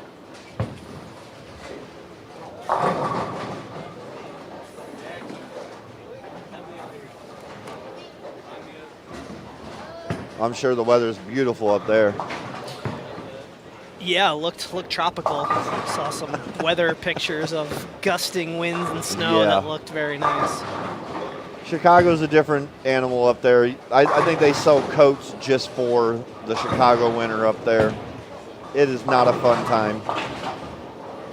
That's why they go so crazy for the summer up there. Oh, Once yeah. it hits, they're like, whoo, we just survived. I'll be in Chicago the 26th, going to see the Lakers Bulls. United Center? Oh, yeah. Hopefully LeBron plays that game. Or I mean- not on load management or. I know. I'm there to see Luka. My son wants to go and see LeBron, and I'm like, he may not even play. Yeah. But Lucas should be playing. Oh, for sure. He's young enough. He doesn't need load management. I can't believe he's only 25. That's so wild. Because that dude Feels like he's been in the league for a that decade. dude right? looks like he's 30, 40 Yeah. years old. Like, That European stuff. I know. Been drinking vodka since he was 12. Look, I love that he went to that team, but I knew as soon as that season was over, his first one there, that LeBron was going to get his ass in shape. Because you can't play with LeBron if you're just fat and slow. Like, but we're going to find with out. a guy who spends 24 hours a day taking care of his body. He's Yeah. like, But I've never been to an NBA game. I got a trio tournament out in Terre Haute. It's 3 hours from Terre Haute, so I'm just going to bounce up north and go see that. Should be a good time. Maybe not the bowling aspect, but Terre Haute, Indiana. What a yeah, town. yeah, a lot going on there. There you go.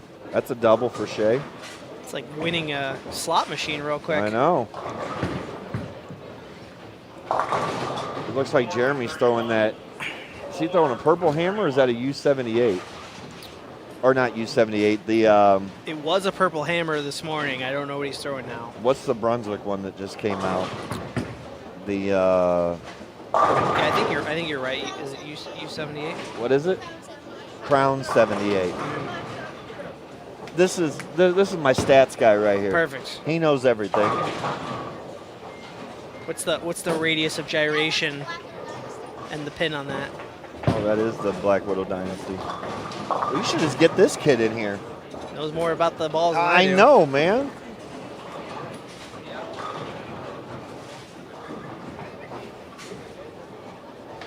I usually just take whatever Eddie Bird decides he doesn't like anymore.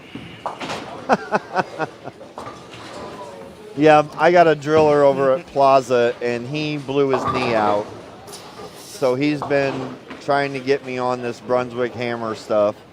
And he just drilled me up one of the new Hammerhead Pearls, which I'm a Storm guy. Like Storm Rotogrip, that's what I throw. But I did buy the black Danger Zone because when I was a kid, that ball came out. Loved that ball. All those zones were pretty good. Oh, yeah. Get a vapor zone. Whew. I wish Ebonite would re-release that Wolf series that they had back in the late 90s. That was a good series of bowling balls.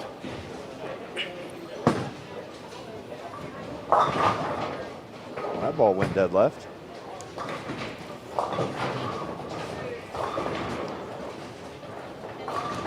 Callum Will Stewart, 50th minus 84. That's after 4. We're about a game behind on standings. And Gary's dad, you are welcome. Oh, Pops is in the chat? Looks like it. Man, I came all the way out here just to see Mom and Dad, and they're not here this weekend. Apparently they had some issues back at home.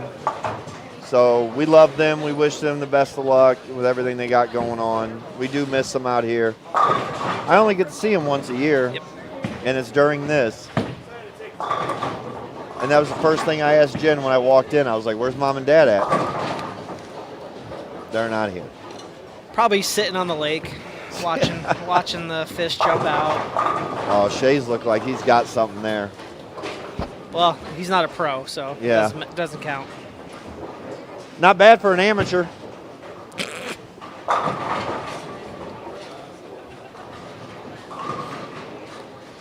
Yeah, whatever he's doing with that nano looks good. Yep. It looks like it holds the... Hopefully there's no dynamite near Tim. Yeah. Or somebody take the fuse away. You want me in that car on the ride home? No. I don't want to be in the car normally with Tim, certainly not today. Yeah. Maybe when he's done with this game, I should ask him how it all went today. I think you should ask him if he wants to bowl after this and just get his real honest reaction. So, me and you jackpots? What's up? Yeah.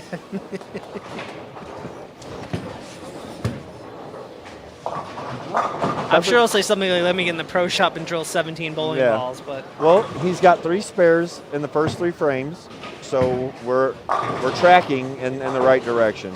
He's going to have to find a double somewhere.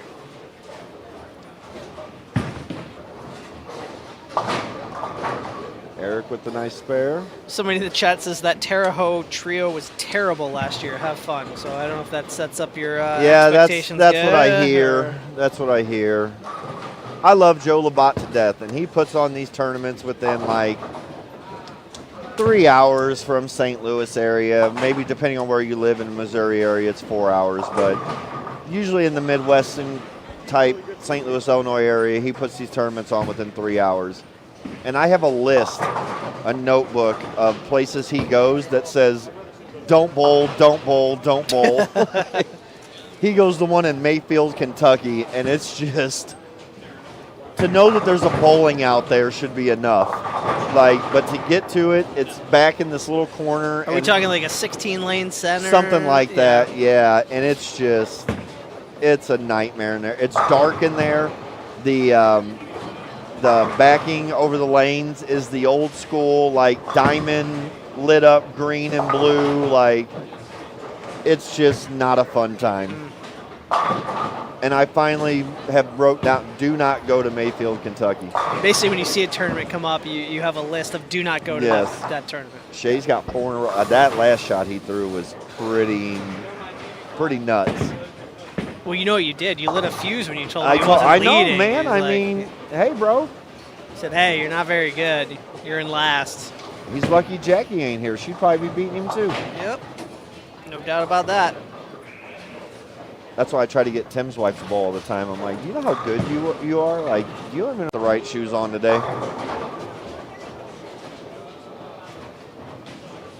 I wish they had. How do we know who the youth bowlers are? The asterisk. Okay. So Mason's leading that. Yep. That's $400. So, do they qualify for the other money too, along with their own money? I think if they don't. Is it the highest non? I think if they don't cash in this, I don't know. We need to get Jen. We need to get the.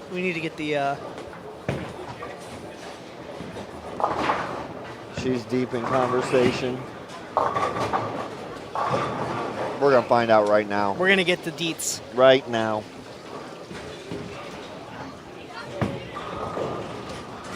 So, do the youth bowlers qualify for the actual prize money, or is it just that? Yes, they do. And if they don't, but if none of them cash, they have a separate prize money. So you got 2 of them in the cut. Okay, so those are also going to get bonus money in the youth. So if the tournament ended at 4 games, Mason would have won the youth part of it, but he still qualified for this too. Yes. Okay, double dipping. Love it. That ain't bad. No, that's a good deal. I mean, it's not like they get cash handed to them. It all goes into a smart program. And my whole thing is, what if you don't go to college for bowling? You know, what do you do with all that money?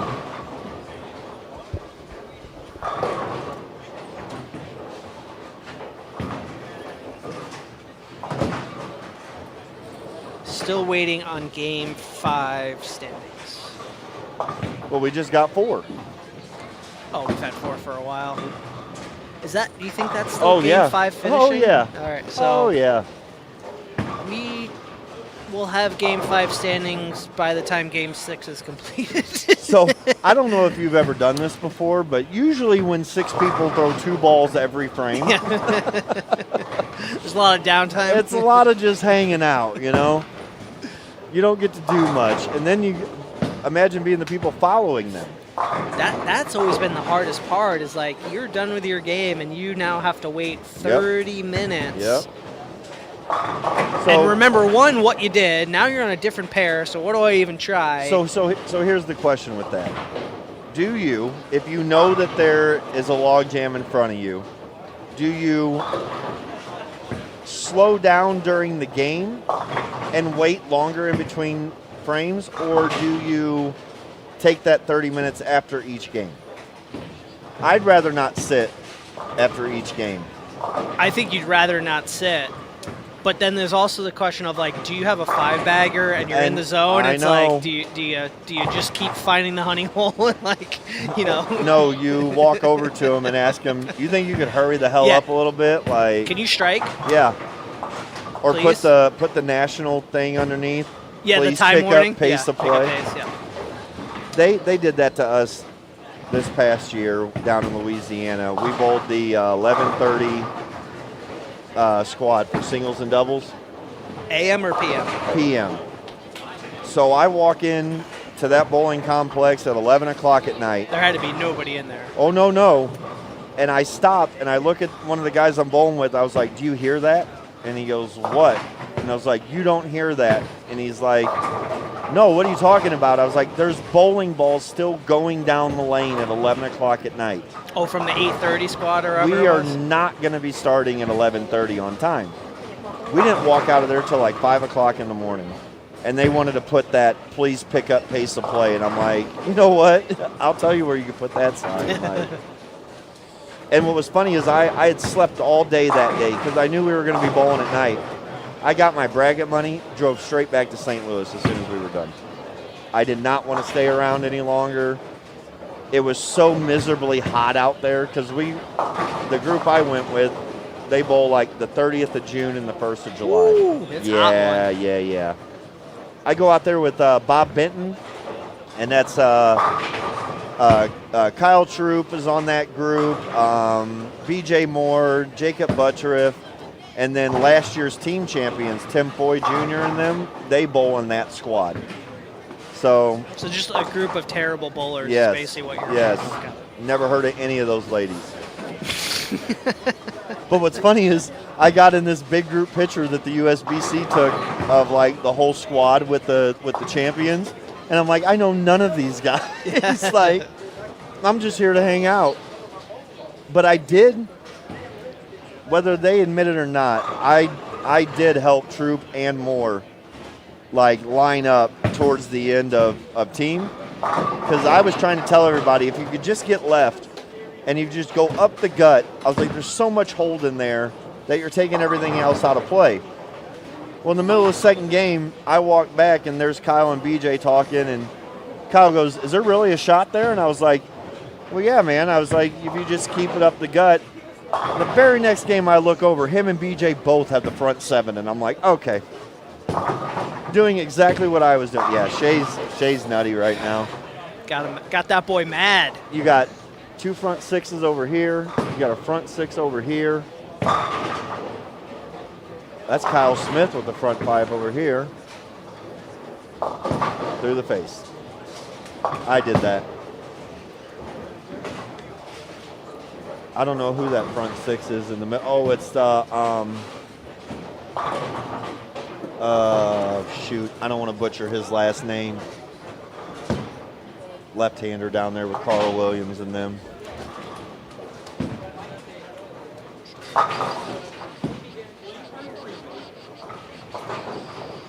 Where is he at? Well, he ain't there.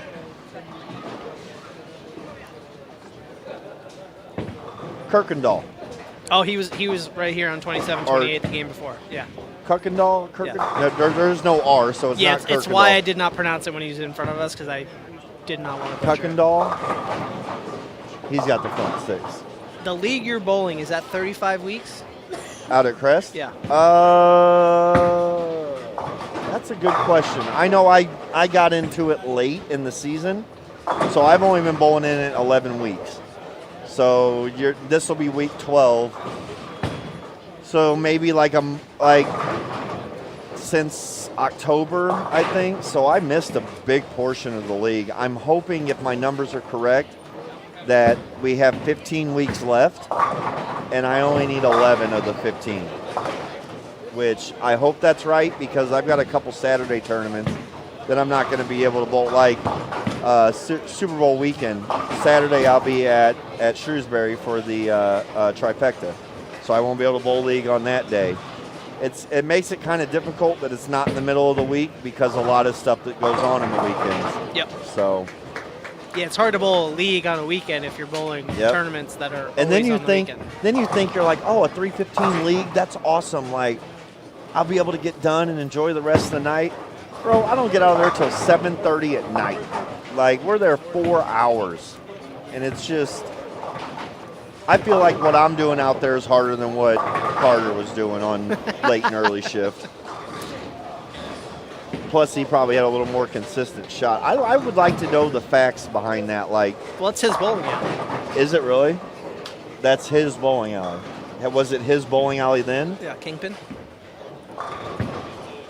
I just want to know what ball he was throwing, like stuff like that. Like, I want to see his scores. Like, it's gonna be like a fucking blue hammer or yeah, something. Right? You're gonna hear about it. It's gonna be.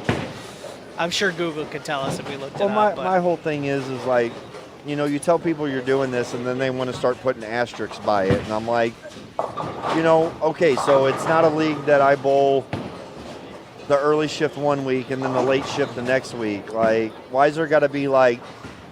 I mean, those leagues don't even really exist anymore, do they? Well, no, Unless I you mean- bowl like a Monday morning postal, but that's always the same. But my whole thing is you're adding in like carnival tactics. You know what I'm saying? Like, Yep. oh well, he had to do it on 1 foot one week, and then he had to come in with a clown There's a suit bunch- on the bunch next of week. qualifiers, Yeah, yeah. like, what does it matter where I bowl or what I bowl on or who I bowl with? Like, if it was that easy to do, it would have been done already. It would have been done. But like I said, my luck, I'm starting to do this, and I'm deep into it, and there's 3 other people.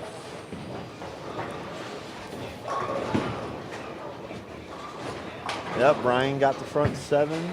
Let's see if Shay can throw a 7-bagger here. I don't think we have a camera on that pair. What are our pairs? We might have it to the left here, maybe. Yeah, we're going to be right next to Jeremy's getting ready to throw a ball right now. That's Jeremy throwing.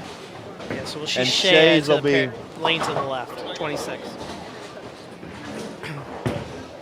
Oh, that looks good.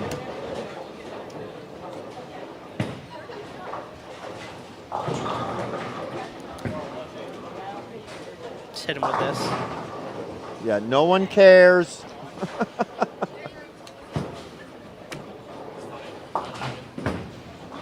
I thought that was going through the face. I was going to say, it looks like you're not putting too much behind that damn thing.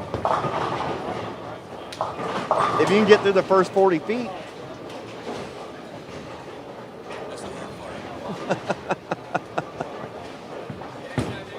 Do we know what pair this CJ's on? Yeah, that's John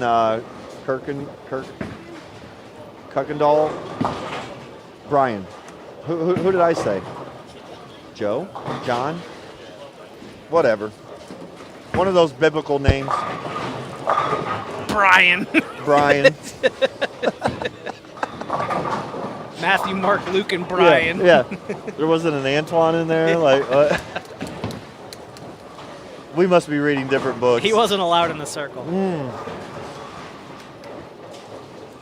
John. Well, for the first tournament I ever commentated that had Michael Holloman in it, Yep.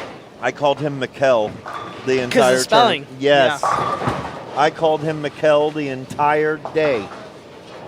And he finally came up to me. He's like, my name's Michael. And I'm like, that's not what it looks like, bud. Looks like Mikkel to me. Ooh. Carl Williams with a messenger. All right, let's see if we can get 8 or 9 in a row over here. Now, he is left-handed, which doesn't mean much here. It's got to mean something on the end pair. I mean, that's impressive in itself. Do we have a wireless to go down there if he gets the front 9? Is that even a thing to be televised? Wow.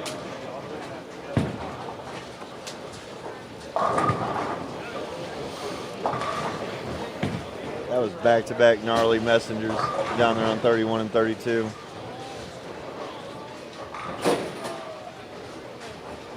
All right, going for 9 in a row. Through the face. Jinxed it. I'm good at that. Thanks. Oh, Shay just left a 10 pin. He gonna be mad. I'll take 179 in the 6th. All day long. So I think we're officially through Game 5 in the house. No. Well, yep. They just started. Flipped, right? They Yeah. just flipped. That was a long break. Yeah, you won't get the lanes in front of us will be done before you get your scores. Yeah, I think we're gonna have a long break between starting cash and draft, whatever you want to call it. All right, Which Shay is- made the spare. 4 games? I believe so. I'm going to go find out.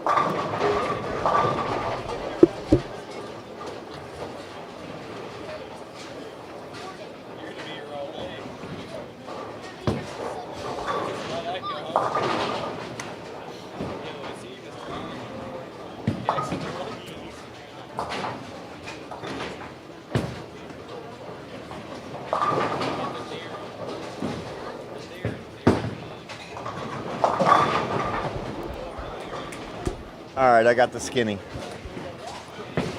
6 games qualifying. Yep. Cut to the top 23, bowl 3 games. Out of those 23, only 5 go to stepladder.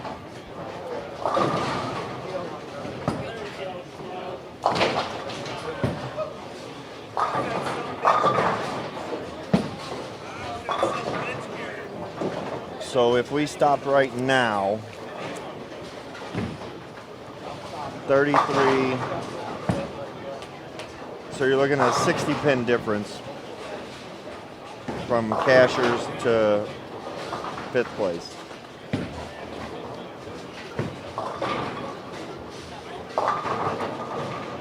Carl's having a little rough game here. He was the one in 5th place.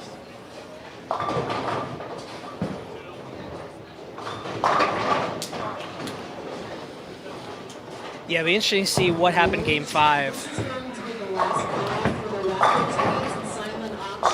Last call for raffle tickets and silent auction. Silent auction is currently 116.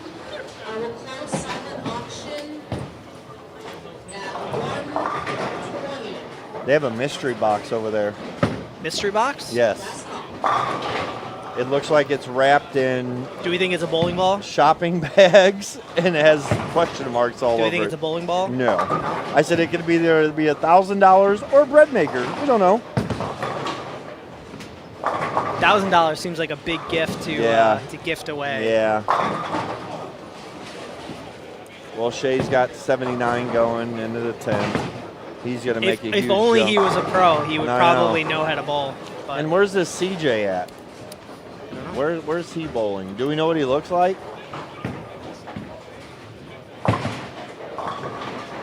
I'm just trying to read the back of shirts.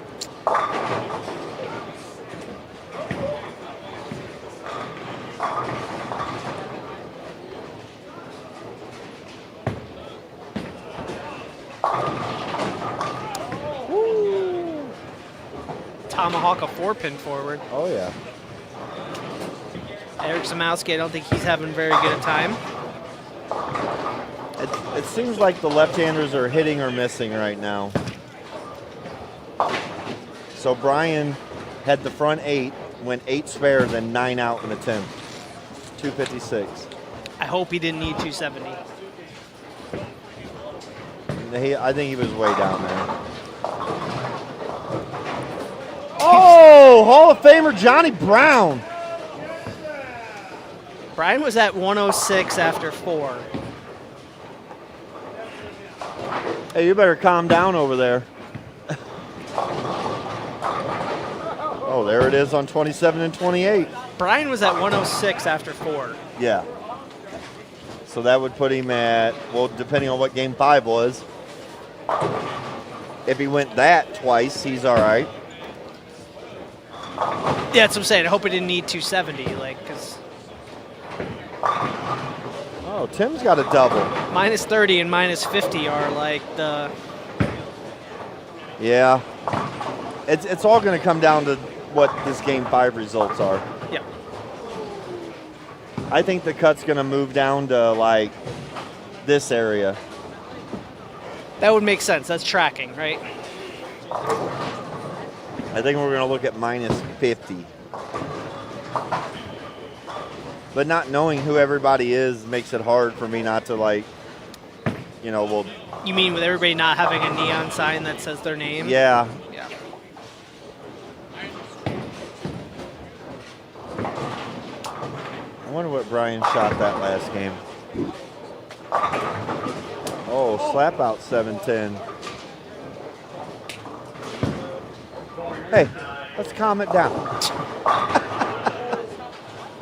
Let's calm it down. He would know.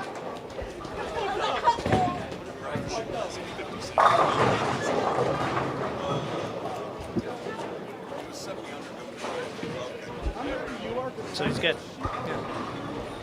That 79 would have been huge. But it still puts him at 20 under. Yeah, I think he's fine. But I think he should be all right.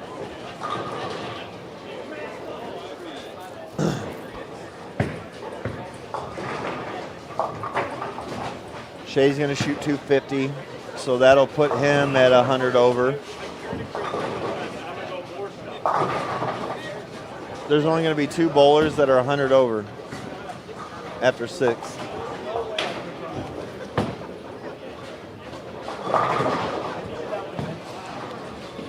All right, he cleans that up. Boring. Yeah, whatever. Typical. Why don't you just like 5 count or something? I wonder if I wonder if I can get him to take the 6-9 out of the rack. I've joked with Shay. I'd be more interested is when he shoots 110 to be posted on social media versus the 8,300s and 800s and tournament wins. It'd be a lot more entertaining to see the 110. Which I don't think he shoots 110, but like maybe 180. If he shoots a 180, and that should be posted. I think Brian's in. I think you're in.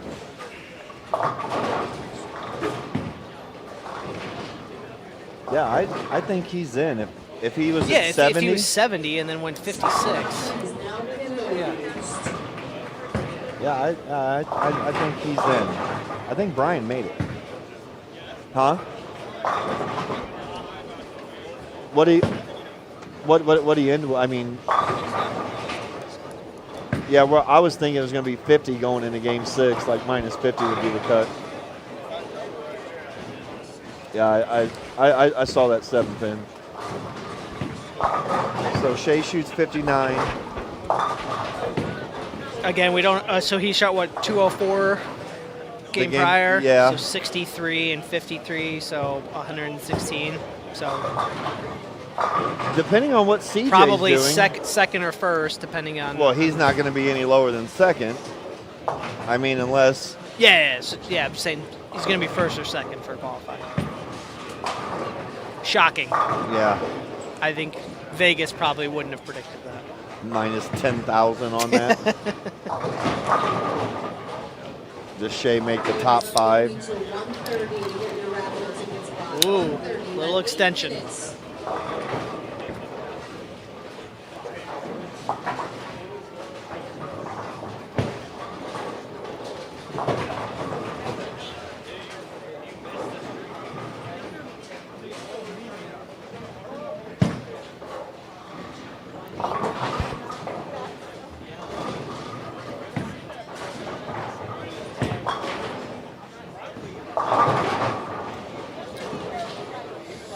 Tim, 99. Again, looks top-notch happy. Thrilled. Super thrilled to be here. Is that sunburn or is that pissed off? Yeah, I mean, honestly, that's a fair question. Guy just got back from Mexico, hard to tell. Is he sunburned or is he pissed off? Sunburn is just his blood pressure rising slowly. And you could always tell when he comes back from tropical places because his hair is almost blonde. Yep. Yeah, it's somehow a different shade than when he left. Yeah.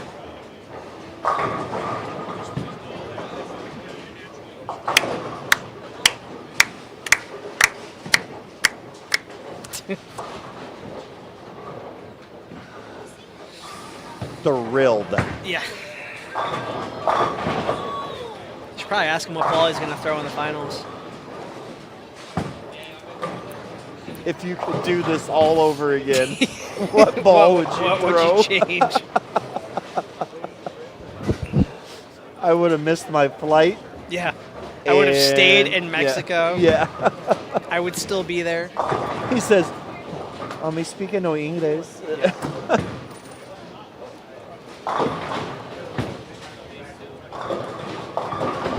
Locked in. Locked in. Locked and loaded. Well, his day's done.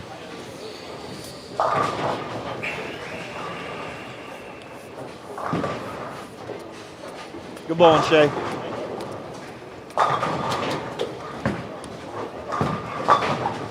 Ooh, Jeremy almost shot that. Is Jeremy in the hunt at all? No pun intended. That was a good one. Yes, he's 13th. Is Jeremy Hunt in the hunt? After 4. Okay. I don't know what he shot his last game. And he made a run last year, too. Yeah, he did, didn't he? We'll see. Again, still waiting on Game 5 written standings. Who do you get them from? I've been Denise? being them brought to me with grapes and feathers to Oh, they just dry me feed you. off, yeah. Gotcha.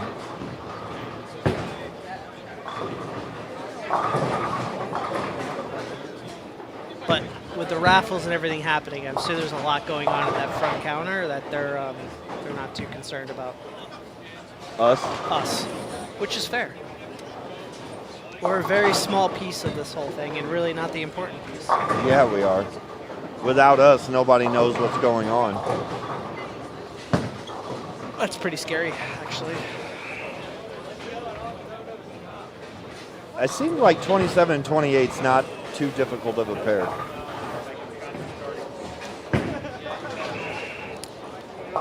Looking at the landscape, no, it's not. I would like to see what the highest averaging pair today was and what the lowest averaging pair was. Because I heard someone shot an 85 today. I believe there was a less than 100 score. Which is tough. 86. 86. Yes. Okay, well, we won't say who that is, but just know it was there. That was a good And shot. Game 2, they shot over 100. All right. Not going to make the cut, but So they progressed in the right direction. here's Jeremy. He's got 180.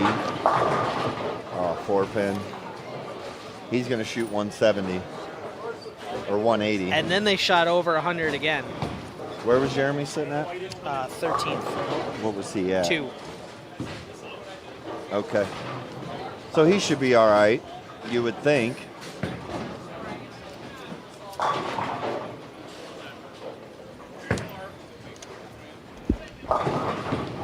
We don't have game 5 yet. Yeah. Oh, what was after game 4?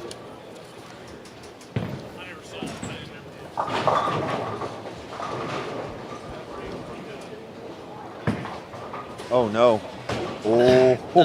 The person that shot 86 game 1, I believe, performed a similar feat.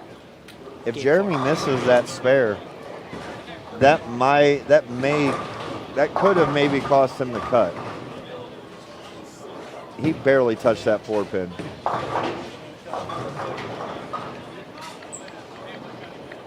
He needs all 10 of these. You can't really look at anything under more than 20 under.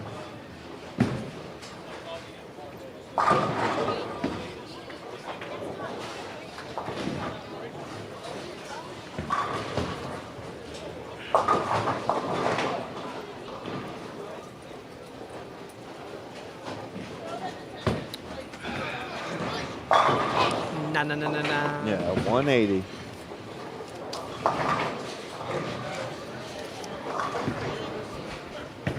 I don't know what he shot. Oh, I was wrong. They shot 108 game 4. What did you shoot the game before that? 237? Oh, then yeah, he's more than okay. So he's in, huh? Well, it's 33 after 4 negative. You were at 2. We're just trying to figure out what people's games 5s were compared to their 6. So I mean, we're thinking as of game 5, this will be negative 50-ish. Let me go see if they got scores. Okay. I'll go get yelled at. Good luck.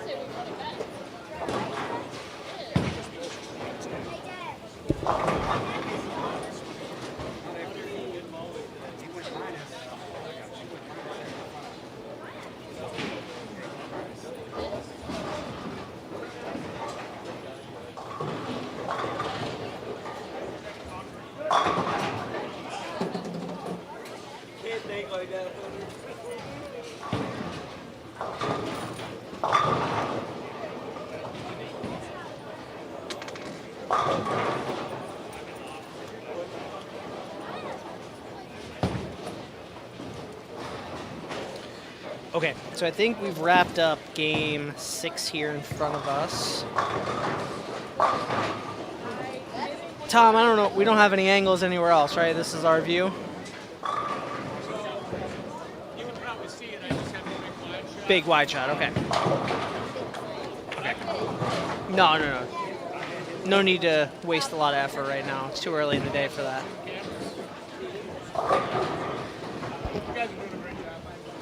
Thanks. So I think what we'll do is we'll wait on Game 5 standings. I know Chase went to go see if he could run them down, see if we can give you all an update. Oh, I see paper in hand. Okay. After 5, CJ McCullough plus 165, Benjamin Sobel 72, Shea Bittenbender 57, Jeremy Hunt 38, and Nick Donius 34. That's your top 5.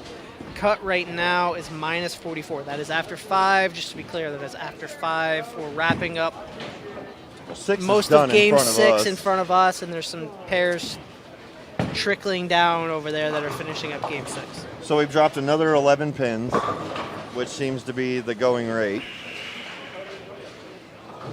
Mac Ivory, minus 44. But they are bunched up right here. And we're at 33 the game before, so 7 pins.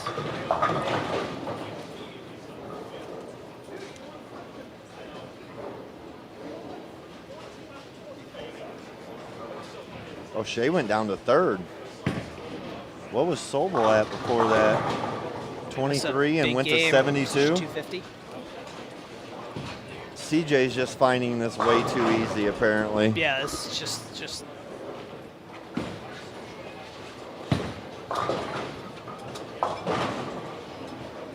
So I guess what you're really looking at here is 34 over is your cut.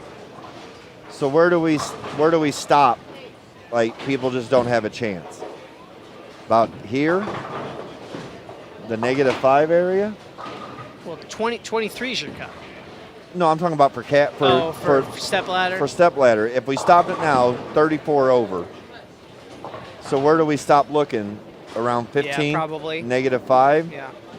Because now we're at -15 in 16th You place. said it's 3 games. 3 games. So you got to have a quick sprint, right? So if you're at that cut line, you got to shoot 250, 250, 250, right? And hope nobody else above you shoots 250.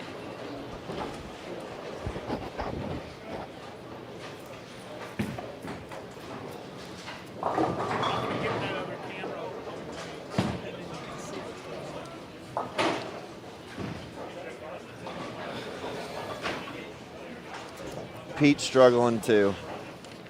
I'm sure he'll be happy as well. We can see whose attitude is worse in the bar, I think we Pete should put or Tim. I think we should put Pete, Tim, and Brendan Pierce all in the same car together. I think that's a great idea, and they have to drive around for at least an hour together. Yep. After and this work it tournament. out. Yeah, we got to put a camera in there so we can see everything. Actually, we'll send Pierce with them to obey the law. Yes. And then they can work it out. Yeah, there was one week we had to wait for Scott to get there because he was running late, and we're all like, "Put the lights on top of the car. Let's roll, man." Like, what are we doing here? Yeah. And then he comes in with no practice and shoots like 760. I'm going to do the wheel drawing on live. Good, because I got to go. So you can do all that. What are we drawing for? The backyard route? Oh, the one that I donated? Well, I got to sit in on this one.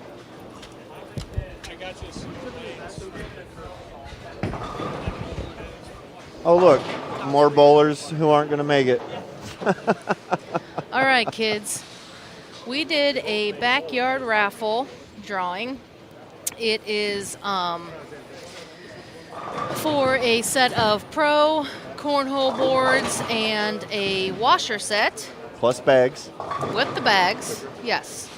So I have all the names of the people that have donated to get into this raffle on this wheel. And just real quick, big shout out to Lucky Bags Cornhole for donating these boards. They're out of Louisiana, company that I've been dealing with for a long time. So Okay, so on this wheel, I have all the names of all the people that donated. So if you got 6 spots, you got your name on there 6 times. 1 spot, you got it on there once, right? So I'm going to shuffle it. 1, 2, 3, 4, 5. Okay, just get the names all mixed up. And I'm going to spin it. who is the lucky winner? Chase Rhodes. Look at me. I won my own bags. We're done. Jason Tyler. Is he here? Jason Tyler is not here. He bowls league with me on Tuesdays, but I will let him know. He is the lucky winner. Well, good. Then he can talk to me Tuesday night then. Yeah. Yeah, he So- bowls with Jeremy Klein. No clue. Okay, good. So there's Congratulations, Jason. Thank you, Congratulations, Jason. He Yay. probably bought 1 ticket. that. No, he did pay $20. He bought 6 spots. So, So Jason will get with me. I'll get everything that he needs for that. That's awesome. Thanks for letting me do this. I have to go try to establish a world record average, so I can't stay for the whole thing. But I appreciate you for putting this on. It sucks Gary's mom and dad couldn't be here. yes, it does. We miss mom and dad. Apparently, his dad's in the chat. Hey, Gary's dad, 1253. Is that what it says? Yeah. Gary's dad, 1253. That's probably the password. 1253. Yeah, they were having some furnace issues and they didn't trust leaving it. So, Well, maybe next year. yeah, definitely. You had some visitors come up to see you, though. That's for sure. But had to send them away and say you weren't here. But we do miss you being here. Do you see the numbers and what everything is? Yes, so far? and I love it. I don't know who this CJ is. I was trying to figure out who he was. He has like curly-ish hair. Oh yeah, one of the guys down there with curly hair. Got it. Yep, got that? Okay, good. He's got the beard and everything. I don't see him down there. Yeah, I right don't now, see him actually. either. He's bowling incredibly well though. Yeah, he's killing it. I think Shay's going to move up to second. Okay. What do you have last game? 259. Oh, nice. Tim had a rough go of it today. He wasn't feeling well. He came back from Cancun with the flu and strep. Well, So he wasn't even sure if he was going to bowl, but he made an effort. don't drink the water. I think they That's what tell they you say. that. I think they tell you that when you book your ticket. Don't drink the water. Yeah. Well, that's what he was saying. He goes, Tim looks awfully mad for just coming back from Mexico. I said, is that a sunburn or is that just him being pissed off? I think it's, yeah, he's just not feeling well. It's not himself today. Oh, yeah. What? Oh, Well, we boy. were going to put That's bad. Tim, Brandon Pierce, and who was the third we were going to put in the car? Oh, Pete Weber. We're going to put them all in a car after this tournament with a camera and let them all work it out. So what they can happened just today? lose their shit. Yes. God. I figured could that see would be that. the best ever. Well, I don't know who's taking over for me. I think, and he just left, didn't he? Justin went PP, I think. Oh. That's okay. But I do have to go do the raffle pooling. Well, then That's the most I important will thing. stay here until he gets back. Okay, We will not have any dead air, Tom. I promise you that. great. Well, I love seeing that the cut is negative. That is my goal every year. Yeah, see, you and Tim are sick individuals. Like, I don't want you to have to average 240 to cash. it's That's more stupid. like you guys are winning than anybody else.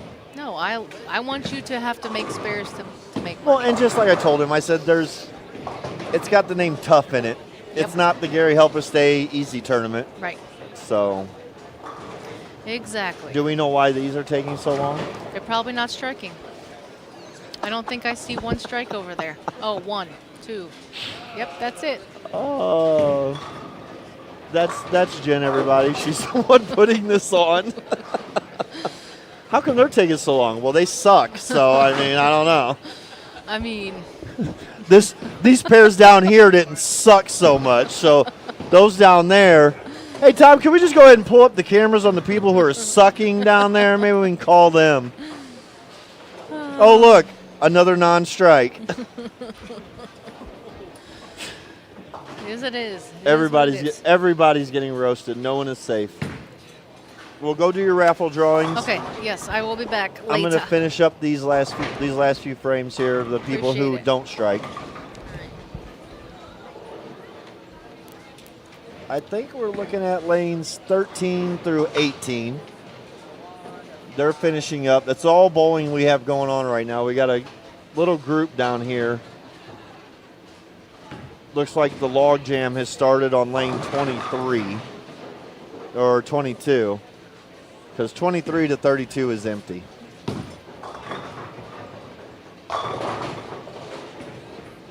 I'd like to know who CJ is with his 165 over. So we'll just go ahead and go down all the way to 23rd so you guys can just get a feel of what these scores are like. CJ's at 165 over after 5. Benjamin Sobel, 72. Shay's at 57. Jeremy Hunt's at 38. Nick Donis is at 34 over. Jeremy Kinley is at 31. Then we go down to 28 for Mason Heigelman. And he will be the highest youth casher, so he should be getting that $400 in scholarship. And then we start getting into the minuses here around like 14th, 15th. You know, at some point there's going to be a spot to where you may not be able to make up for the 3 games. Like I said, Mac Ivory's down there at 44 under after 5. He is the casher's round cut. But to get to plus 34 or better for 3 games, it's going to take a whole lot for Mac to do that. I don't know how Drew Sachs bowled. He was right in the mix. I don't see him.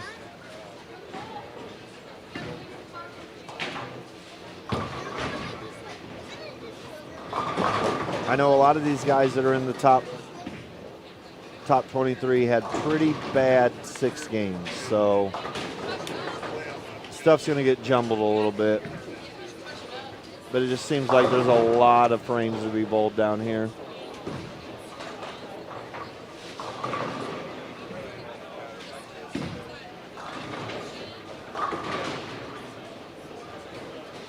Yeah, it looks like they're finishing up. Well, I'd like to thank everybody for tuning in to the MBT Bowling Channel on YouTube. Make sure you hit that like, comment, share, all the good buttons. Get it out there to your friends. I think Tom said if we can get to like 1,000 viewers, he'll just give away money. It's crazy. But no, make sure you hit that subscribe button. Let's try to get to 1,000 subscribers before the end of this live stream. I think we can do that. We need 60 more subscribers. So all it takes is everybody who's watching right now to hit that share button, hit that subscribe button. Let me make sure. I may not even be subscribed. Let me double check. See, I'm not even subscribed. So let me go ahead and bump that up one. There you go. Thanks, Chase. So I'm now subscribed to the channel. It should be moving to 940. I'm not really going to be doing this anymore. Ever? I may continue to help with this event, but as far as bowling in general, no. I think I'm kind of doing some other things, and Well, I've done don't it you do the 15 ice skating years. stuff? I quit that as well. I may be. What? Yeah, I quit everything. I'm What? a mess, dude. Yeah, I hope that I get to stay on with U.S. Figure Skating as just a camera operator at their big events, but I have quit everything else. And like I said, with streaming, same thing. I'm doing other things, man. And this channel's good. It's got some viewers, some subscribers, and if Jen wanted to take it over, and I told her, hey, if you want to buy this equipment, I'd sell the equipment as well. I mean, I just kind of doing different things, man. And, you know, I did that post on Facebook. I was, like, really sentimental because I went back to my very first event at Strike and Spare, and I was just going through, like, all the people that my first event kind of held my hand. Because, dude, I was so in over my head, I had no clue what I was doing. But, you know, if you're not pushing yourself hard, then you're not pushing yourself hard enough. You know, you're failing. So anyway, I was looking at that event, and I was like, man, I really have made a lot of good friends in this industry and had fun. And Went on to work as a mechanic, at Cave, and just done a lot of things. But this morning I had so many issues, Chase, that it just reminded me why I don't want to do it, honestly. It was so horrible. I had okay, so I had equipment on lease, and I pulled that back last week, and I thought, I better test this equipment thoroughly. And my main mixer wouldn't connect to the internet. It was broken. So I had to rebuild the whole commentator's case last night. I was doing that till 2:30 in the morning going, why am I doing this? And this was because you leased it to somebody? Yeah, and it's the perfect mixer, so I wanted to use that solution, and I didn't bother building, putting equipment together. And I didn't want to have equipment spread all over the thing like I used to, so I built it in a nice case. And, anyway, I did that till 2:30. Then I get here this morning, and I had broke one of my computer monitors, which I never do. But in transit, it cracked the screen. That's that one. That's why it keeps flickering. Which no one sees that. Yeah. That's just something we're seeing, So then I get here, and I have never in my entire streaming career, and I've been doing this 15 years, I have never had a problem getting onto YouTube, and I couldn't get into my YouTube. So all signs are leading to for sale? It just said, you know what, let's just put the punctuation mark Yep. on this last stream and remember why you don't want to do this anymore. Well, guys, you heard it first. Equipment for sale. MBT Bowl is for sale. Yeah, all the MBT. equipment, all the Facebook and YouTube algorithms, that's all yours for a nice price. I would sell it cheap. Yeah. See, I would love to do stuff like this because every time I'm on here, my phone's been getting blown up. Like, I'm getting messages after messages after messages about how they like hearing me do this stuff and You blah, do a blah, great blah. job, man. You've always done a good job commentating. But I like being down there. Yeah. I came up here and I messaged you last night when I heard you were doing this. I was like, who's doing the commentary? Like, and you said Jen had some people, and I messaged her instantly, and I'm like, hey, by the way, Yeah. I do this stuff, You do, and you do a good job, and you bring a little bit of color to it. It's a lot more enjoyable when you're on calling things like what's going on down there, right? I don't hold any punches. No. What's really going to happen, I asked Jen why there's a holdup down there. She told me people weren't striking, so. Hey, it is what it is. Yeah. But, I think I hit my pinnacle when I had that whole facility out there at Cave Springs. Yep. I had cameras behind every single pair. I had tied into all the scoring. I built some great solutions, and I couldn't get that to work, not the way I wanted. And I think that was just like, you know what, maybe it's time to move on. Do you think, I pulled all the equipment, so that's done. Nothing against Cave Springs or anything, but do you think that was the right house to have that in? You think there could have been better houses with better leagues, or you know what I'm saying? Yeah, I do. But to have that control room like you had, I had a lot of flexibility there, and Dan gave me a lot of leeway. And I rewired that whole house, dude. I was up in the ceiling for a long time. I think we spent 2 weeks doing that. And we fished wires through the ceiling from the front to the back. We used to play cornhole in that bar. Yeah. And I remember you putting the setup in there. It was something. It was really a neat deal. To be able to, and that was the other thing, to be able to come in and just turn computers on instead of running cables and all that other crap. It just, I have no desire to do what I did this morning or last night ever again. Well, as much as I'm sad to see it go, because you were the first one to give me this platform. Yeah, I was the first person in St. Louis streaming. To let my voice be heard, to where there was really no filter and I was always respectful with it. I get it. People don't want to listen to any commentary, and it's just like F this and F that and mother this, and I get it. I push the envelope, but I do appreciate everything you've done. I remember when the tournament series started. I remember when all this was new for everybody. Yeah. Hell, Tom, I remember showing up early for these things and helping you carry stuff in and getting stuff set up and sound checking and, camera checking. And it just seemed like it never went easy. It's always a mess, man. It's a train wreck. Anybody else could come flip a switch, everything turns on, everything runs great, and then it's just like, but in that same thing, inside bowling, stuff doesn't go perfect for Mike either. He's troubleshooting while being live. We were streaming to Peacock Network for U.S. Figure Skating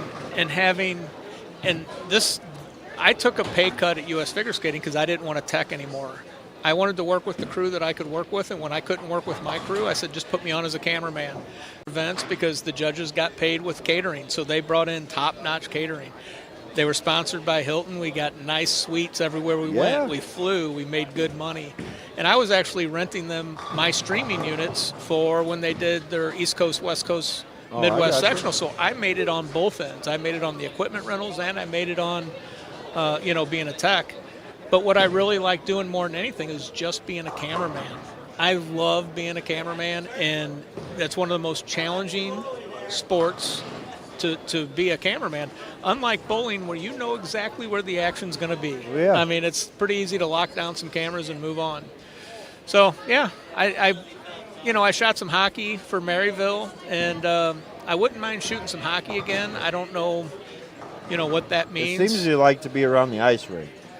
Yeah, I guess. So anyway, what's been going on with you, man? Like I said, you've always been with me, and I love the fact that you're raw and you were aggressive, and that's one of the reasons I wanted you on, because it was different. But what's been going on with you, man? I see you're killing it on the lanes. I'm chasing an average record. I was talking about that earlier. Where you at? Out at Crest. I'm at 263 point something after 11 weeks. It's pretty surreal. But the funny thing is, what I've told everybody is there's 3 other people that's chasing this at the same time that I am. Yeah. I said, what are my odds? The odds of you not being able to come in here and flip a switch and everything work.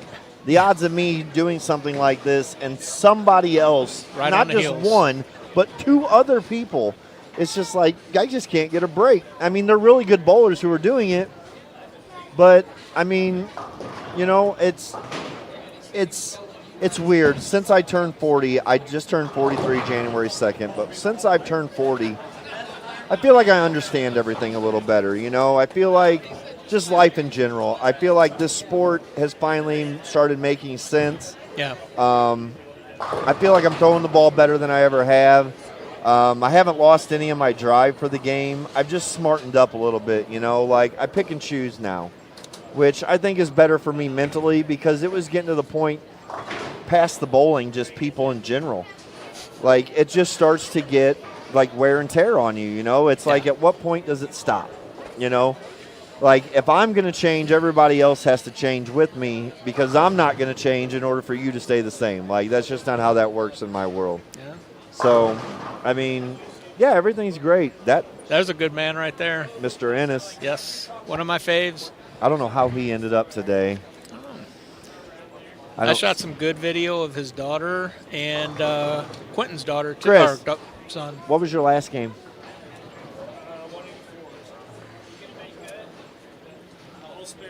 Yeah. Damn. It was close. 23rd. That's after 5. Was 44. It's dropped 15 pins every game. I did see your gutter spare, though. I did see that. Hey, Chris, you want to come up here and talk for a minute? You want up here? I got to they're about finishing up, and I got to do some stuff. Cool. He's out. He's out. I don't know where Justin went. I don't know. He's been doing a great job all day. I miss working with this kind of setup where everything's just flowing, as it did this afternoon. But you guys did an amazing job. I'm looking for Pete. Yeah, where's Pete at? I don't know. I'd say there's Derek, but he's had a beer in his hand. So. Yeah, we'll just leave Derek alone. We'll leave Derek all the way alone. We were actually saying that we were going to put Pete, Tim Barrett, and Brandon Pierce all in a car after this and just let them work it all out. That'd be amazing. Yeah, Pete actually showed up at my first event to help with the youth, and I just completely dropped the ball with him. There he is. But he's a good man. 038748. Okay. 038748. There, come on, Pete, come over here. Jeremy. Oh, did Jeremy beat you? Ladies and gentlemen, You 1-200 game. ladies and gentlemen, the one and only. We got Pete Weber and Chase Rhodes in the booth at the same goddamn time. Boy, that's dangerous. I'm telling you. So how do we do today, Pete? We shot the best 110 under I've ever bowled in my life. I was watching you and Roy throw earlier, and it looked like you were either leaving 10 pins or you were through the face. So Just the pattern, was a short pattern. So, I mean, the straighter the better, but the more I kind of moved in, the more angular I got. Just, I don't know. Tough shot today. Hey. Oh, here we go. Jeremy. Hey. Basket number 2. Here, hold on. So Pete lost to Jeremy. Where are we at? Right here. There's his money signed to Jeremy. He got lucky again. 6, 4, 7. What's it say? Best in the world? To Jeremy, got lucky again. And then I owed him 5. I owed him 5 from the last time we bowled. I have a signed dollar from AJ Rice. Not a lot of people have those. I keep that in my bag everywhere I go. Hey, I bowled with AJ Rice last year and I beat him. He had my best set. I shot 750 for him. Well, me and Pete are coming to your tournament. We're gonna go bowl that out there. We got the 7th coming up. Yeah. And I got the 1st and 2nd with him down in Memphis. What do they got down there? Jeremy, Karen Rosenberg, and then me and Jeremy on Sunday. 314 154. Yeah. But anyway, excuse me. I have to. All right, Pete. Thanks relieve for coming myself. in. You're good, buddy. That was Pete Weber. Everybody, legend, GOAT, doubles partner. It's always a pleasure to bowl with him, talk with him. It's kind of surreal, that you grow up watching somebody and you kind of idolize somebody, and then all of a sudden they become someone who wants to bowl with you. And now me and him bowl holiday doubles, and it's it's kind of neat because I'll never tell that man no. He could ask me to bowl in the parking lot at $1,000 entry, and I would shoe up and bowl in the parking lot. Like, you may not like him, you may not like what he stands for, you may not like what he says, but damn it, you watched. Here, I'm going to take off the Maryville and got the old school MBT jacket or shirt. That was one of Pete's little sayings when he retired. You may not have liked me, but damn it, you watched. Yeah. And that's just it, Well, like I was saying before he popped up, when I did my first event, he came out and he was going to help with the youth. And I had one youth bowler show up, and it was Tony Resnick. Okay. And I was so in over my head that I wasn't able to use him to do anything or get him on camera. And I felt horrible because he wanted to help with the youth bowlers, and he's always been like that. He's a class act, man. He's a great guy. So thank you, Pete, for that. I'm sorry that I didn't uphold my end of the deal because I was totally over my head, but it is what it is. Yeah, like I was saying, it's kind of surreal, like the relationship me and him have now. Like, it was something that, like I said, I started watching him on TV. He got me into this sport per se. Funny story, there was a Pro-Am out at Airport Bowl in Bethalto, Illinois. And Dick Weber was still alive then, and he was out there. And I had the front 8 in a row.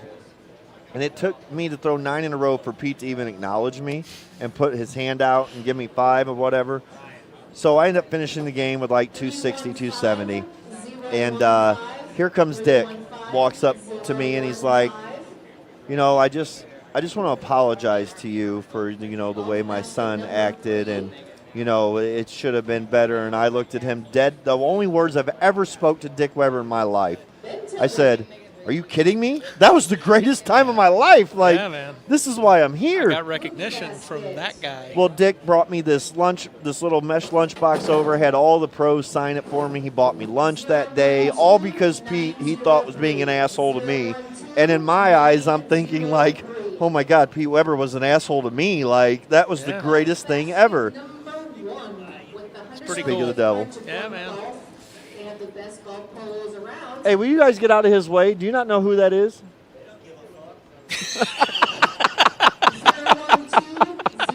Hey, who do you think he is? You are. Tell me you wouldn't watch. Tell me you wouldn't watch a YouTube channel if it was of him. Well, here. Tell me you wouldn't watch Okay. a YouTube channel if it wasn't a Pete. What we should do is get like you and Pete and a couple other guys. I have all the old footage from the last 15 years. And just start commentating on that shit. Commentating and interview them. We'll bring them in. Now that I would do because I wouldn't have to set up equipment. Well, see, okay, so subscribe to the channel. I could use this for podcasting. Yeah, absolutely. I mean, just the cameras and stuff. Well, I bought a bunch of these at auction. I had 50 cameras at one time. I don't know what I have left, probably like 30 of these little PTZs. And I was... Is that the gray ones right here? Yeah, the little Okay. white ones. So I was setting up a podcast studio where like you'd have 5 cameras Yeah. and just a little area and different sections, and we would just kind of tech. And I still have all that equipment, but I started getting really heavy into AI, so everything has just kind of been pushed off to the wayside. It's not that I don't want to do this. It's that I don't want to do this where I'm working till 2 and 3 in the morning the night before, and then getting up at 5 to get here and rush to set up. And I mean, it's still, almost easier to shoot a movie, it seems like. It's just, dude, it sucks. I mean, I'm sorry, it does. I know. hate it. But this is stuff people don't know about behind the scenes. No. Like, they just think you show up, you set the stuff up, it's real easy, hit the power button and talk. No, it's not. And, you know, when we do stuff like with U.S. Figure Skating, we come in days in advance, and we get everything working. But you're also talking about a different scale here. You're Yeah. talking about, like, national televised stuff. But still, you know, you test everything, you run it through, and Plus, you probably have 40 engineers or whatever, or No. key grips and all that. we hire some local. Typically, we would get one traveling camera op and a tech, and then we would hire local for the rest. Do you want to see if they've got after 6? What are we doing? All we have is after 5. I want to see yeah. if they have after 6. Snow is coming down out here in St. Louis. Again, you are tuned in to the MBT YouTube channel out here in St. Charles, Missouri for the Garry Helferstay Tough Guy Tournament. 37 feet, a U.S. Open pattern apparently is what they were on. Thank you, Dan Beeman and St. Charles Lanes, for allowing this to go on for this seems to be the 9th year. You know, if you don't know who Garry Helferstay was, he was an animal in this area. There was not a lot of people that beat that guy. Class act as a gentleman. You know, so that's why we all come out here for him. But again, it is, you know, big thanks to Dan and Tom for doing this. And there's a lot of moving parts that goes on to getting this together. Jen spends months trying to get raffles together. She tries to get silent auctions and donations and everything. I always say if you can't bowl it, try to donate a little bit. Everything goes to the kids. You know, so we always benefit the youth program out of all that. We got bowlers of all different shapes, sizes, calibers. You don't have to average 230 to bowl here. Like, everybody's on the same shot. I'm looking at scores of 160 to 260 all in one game. Like, so yeah, just thanks everybody who's involved with this. Again, sorry Gary's mom and dad couldn't be here. Something I didn't say, and I really should, is I had a really good run with Reynold Blondin. He was amazing to work with, and Larry Husky, and you know, I worked with a lot of other Shout out to Larry Husky. Hope you're doing all right, bud. Absolutely, man. So I talked a lot about my first tournament and the people that I worked with, but throughout the entire career of doing this with bowling, it's been a lot of good people, a lot of friends, a lot of fun. Steve Boxerman helped me for a while, did a really good job. I think he's down in Florida. I don't know where the hell he's at. Haven't seen him in a while. Yeah, a lot of people involved in the St. Louis bowling stuff, you know. It's just, it seems like if you don't come up with something new, it feels like stuff gets stagnant, and it shouldn't be that way, you know. I mean, bowlers are going to show up if you put on the actual tournaments. And oh, what do we win? Oh, we're looking at scores right now, I think.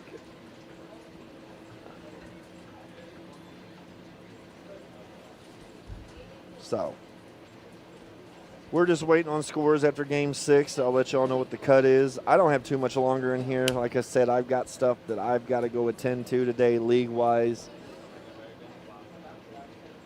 I'm just glad everybody has joined in. Like I said, hit that subscribe, like, hit the comments. All helps the algorithm.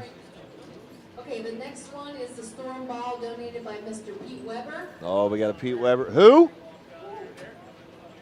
Never heard of her.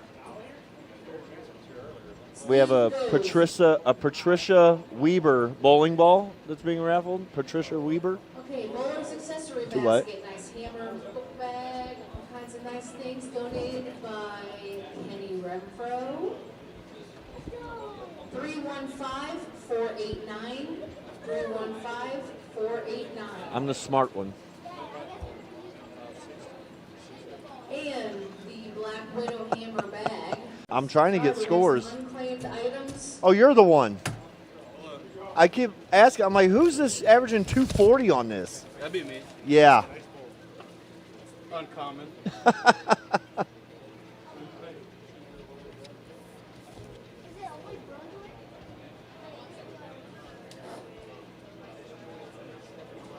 I'm waiting on scores.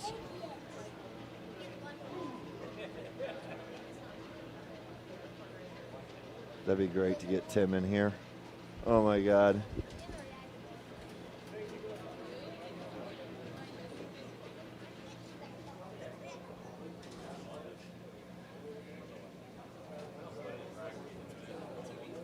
Yeah.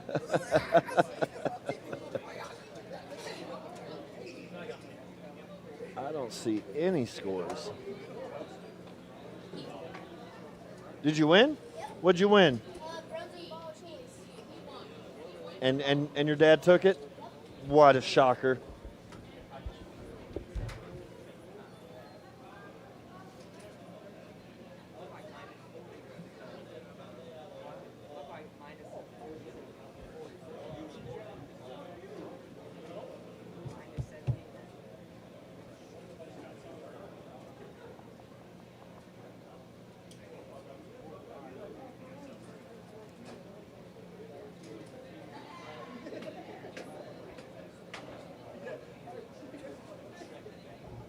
All right, Jeremy Hunt is forfeiting his Brunswick ball of choice for $100 donation.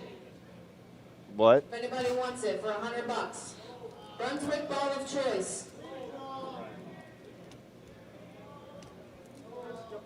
Sold.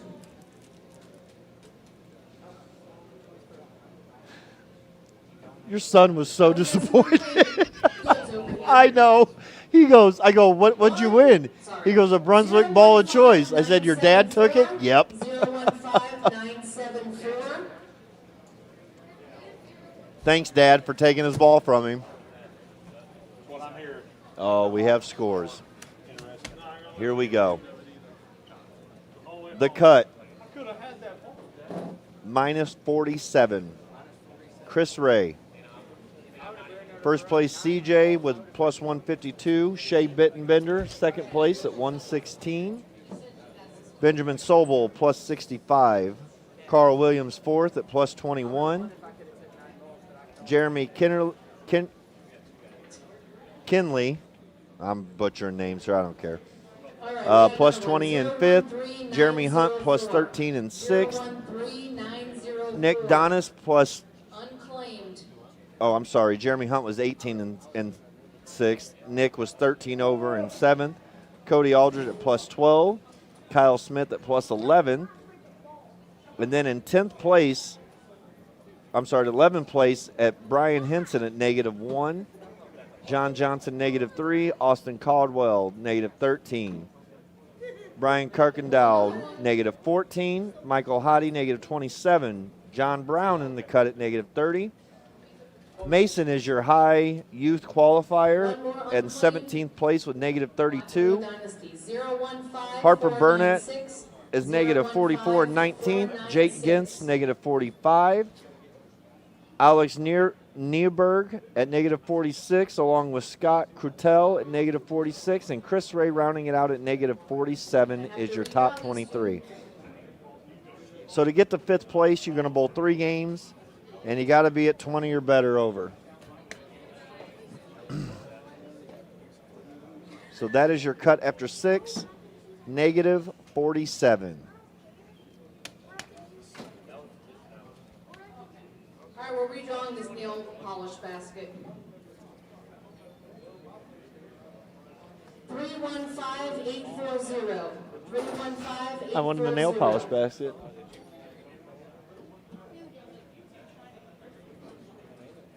You need 8 pins. 315840. Because that's where you need to be. They're taking top 5. After cashers. So you're going to bowl 3 games.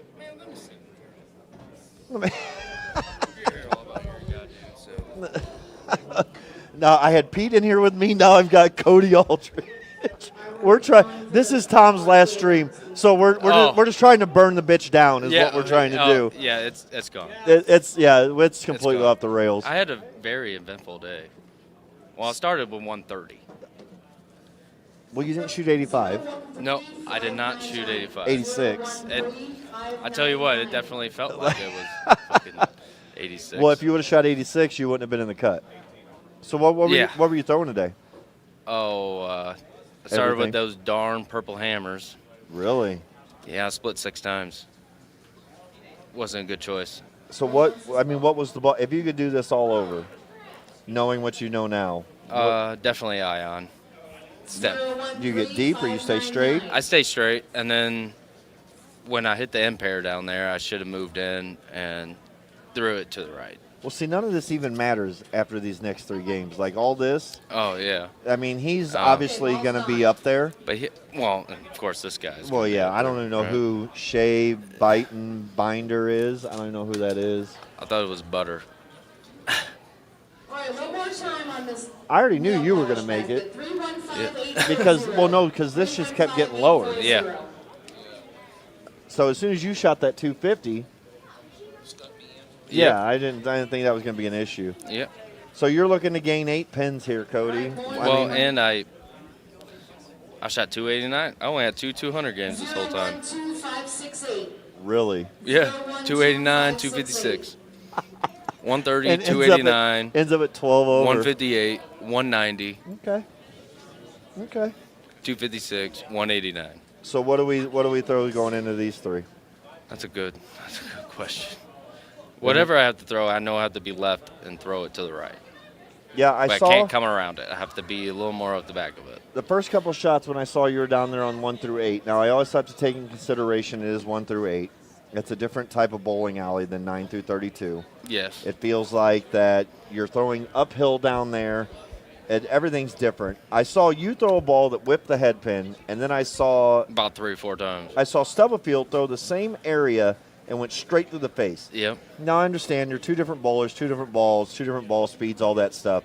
But the way the same area of the lane played, like yours missing and his going through, it did not look fun out there today. No, it was definitely. I think this is one of the lowest ones she's ever had, which is a good thing. Well, yeah, she said she was happy to see the cut. I said, you and Tim are just evil people. I was like, you guys just sit there at Southside in this and just which is perfect.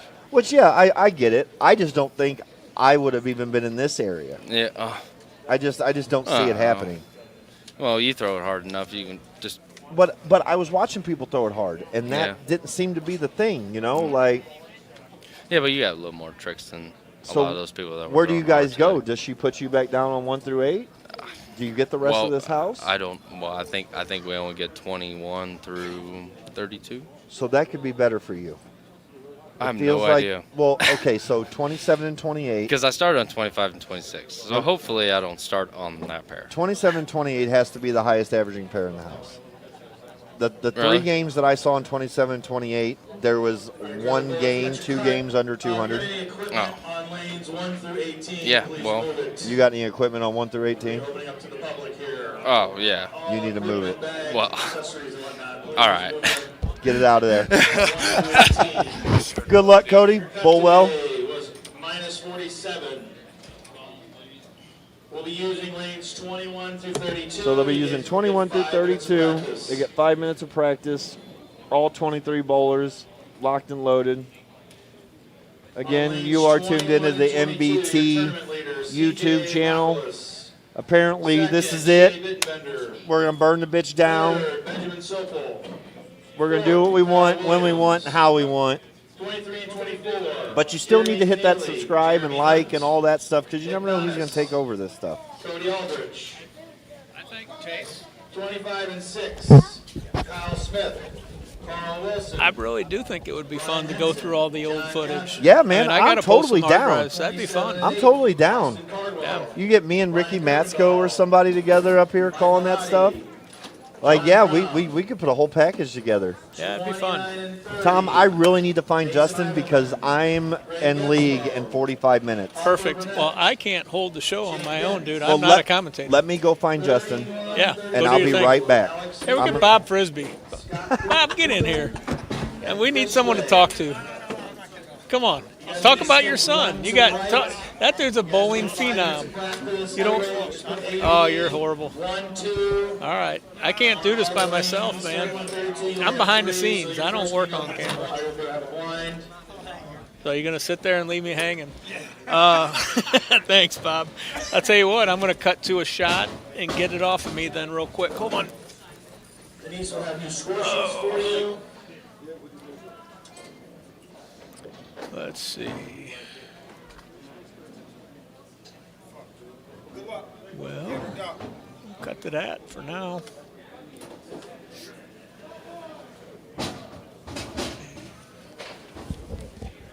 Hang tight, guys. We'll be back in a little bit. We're going to take a break.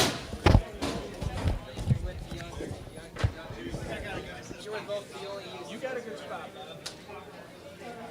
Great.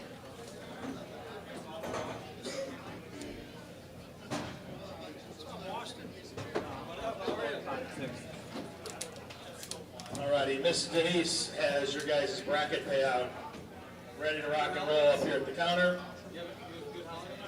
How much you kill me, don't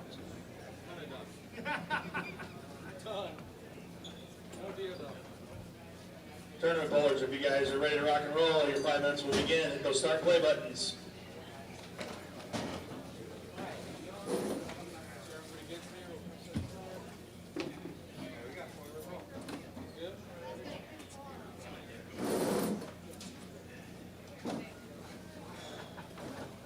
Perfect. Yeah, send it to me. Okay. Well, if you want to give me I don't know, dude. I mean, I have to analyze what all I have. I got a lot of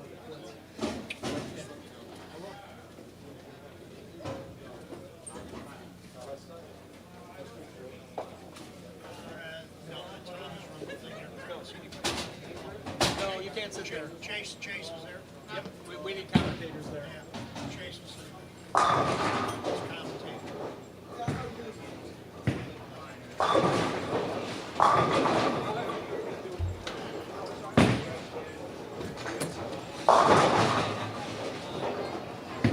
Chase isn't, but I don't know.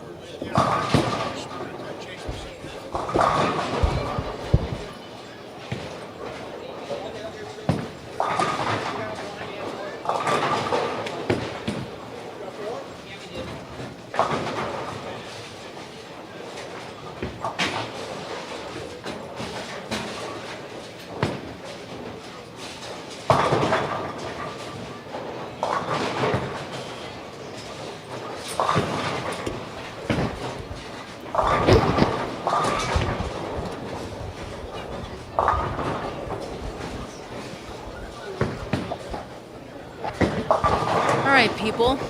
This is Jen. I'm in the booth by myself, but that's okay. So this is just practice.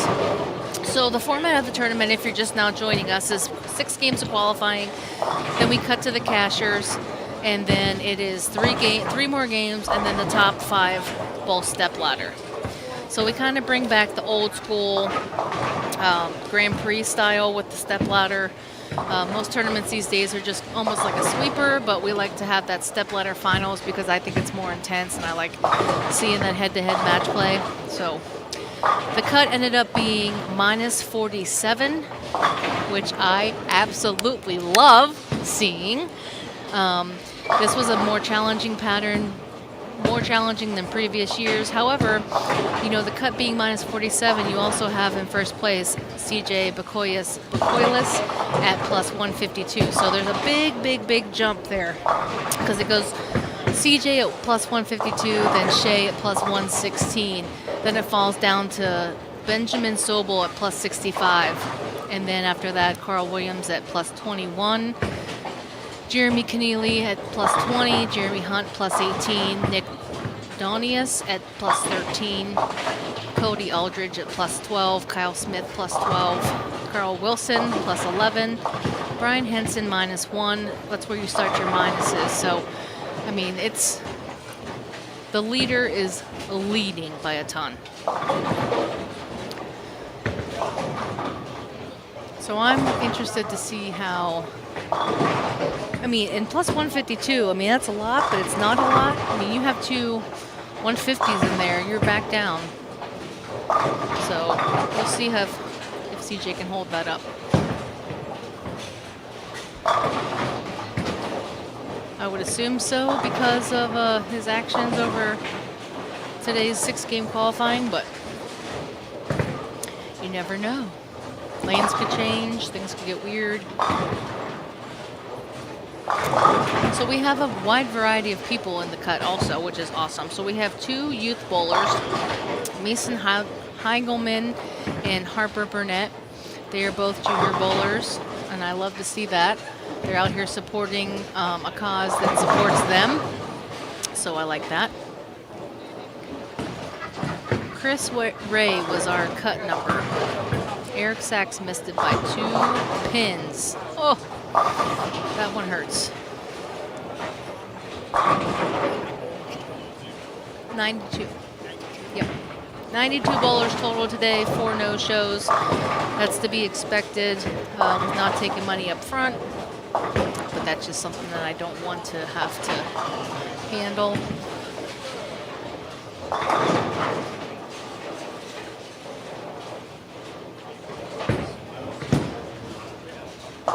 So yeah, not much to talk about during practice. There's about 40 seconds left. Remind me to talk to you. Okay, will do.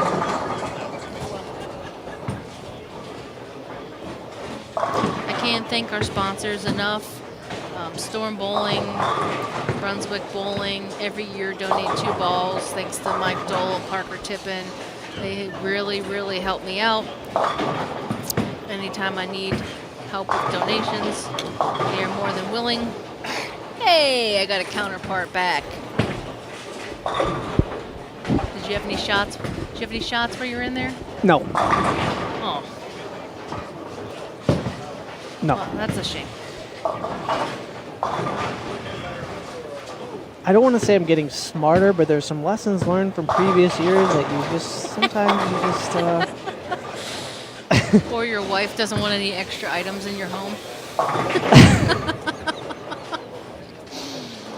Sometimes the fingers get a little sticky. There's some good things that you see sitting around at random places that have to come home. I was just talking about how there's 2 youth bowlers in the cut, which I like to see them supporting the cause that's supporting them. Yeah. Well, Mason was actually a winner of Garry Scholarship last year. So that's nice that he came out to bowl. So he's like triple dipping. Good Yeah, for pretty him. much. It's great. Triple dipping, got the scholarship, he's going to be in the major prize fund, and he's going to be in the youth prize fund. So what's nice is that we're paying 3 spots for the youth, and only 2 of them made the major. So there's 1 youth that didn't make the cut that's going to still cash. That's great. Yeah. Something Chase and I were talking about, this is a tough shot, and probably there's people sitting at home that are like, I don't want to bowl on that, but that's not the whole point of this tournament. Yes, there's bowling involved, but there's raffles, there's fundraisers, there's a chance to catch up with people you probably haven't seen in 5-10 years. And yeah. There's a lot of activity that y'all don't see on here that's in the bar, of people catching up and seeing each other and coming out for a good cause. So Right. For people sitting at home being like, I don't want to bowl, great. You don't have to bowl.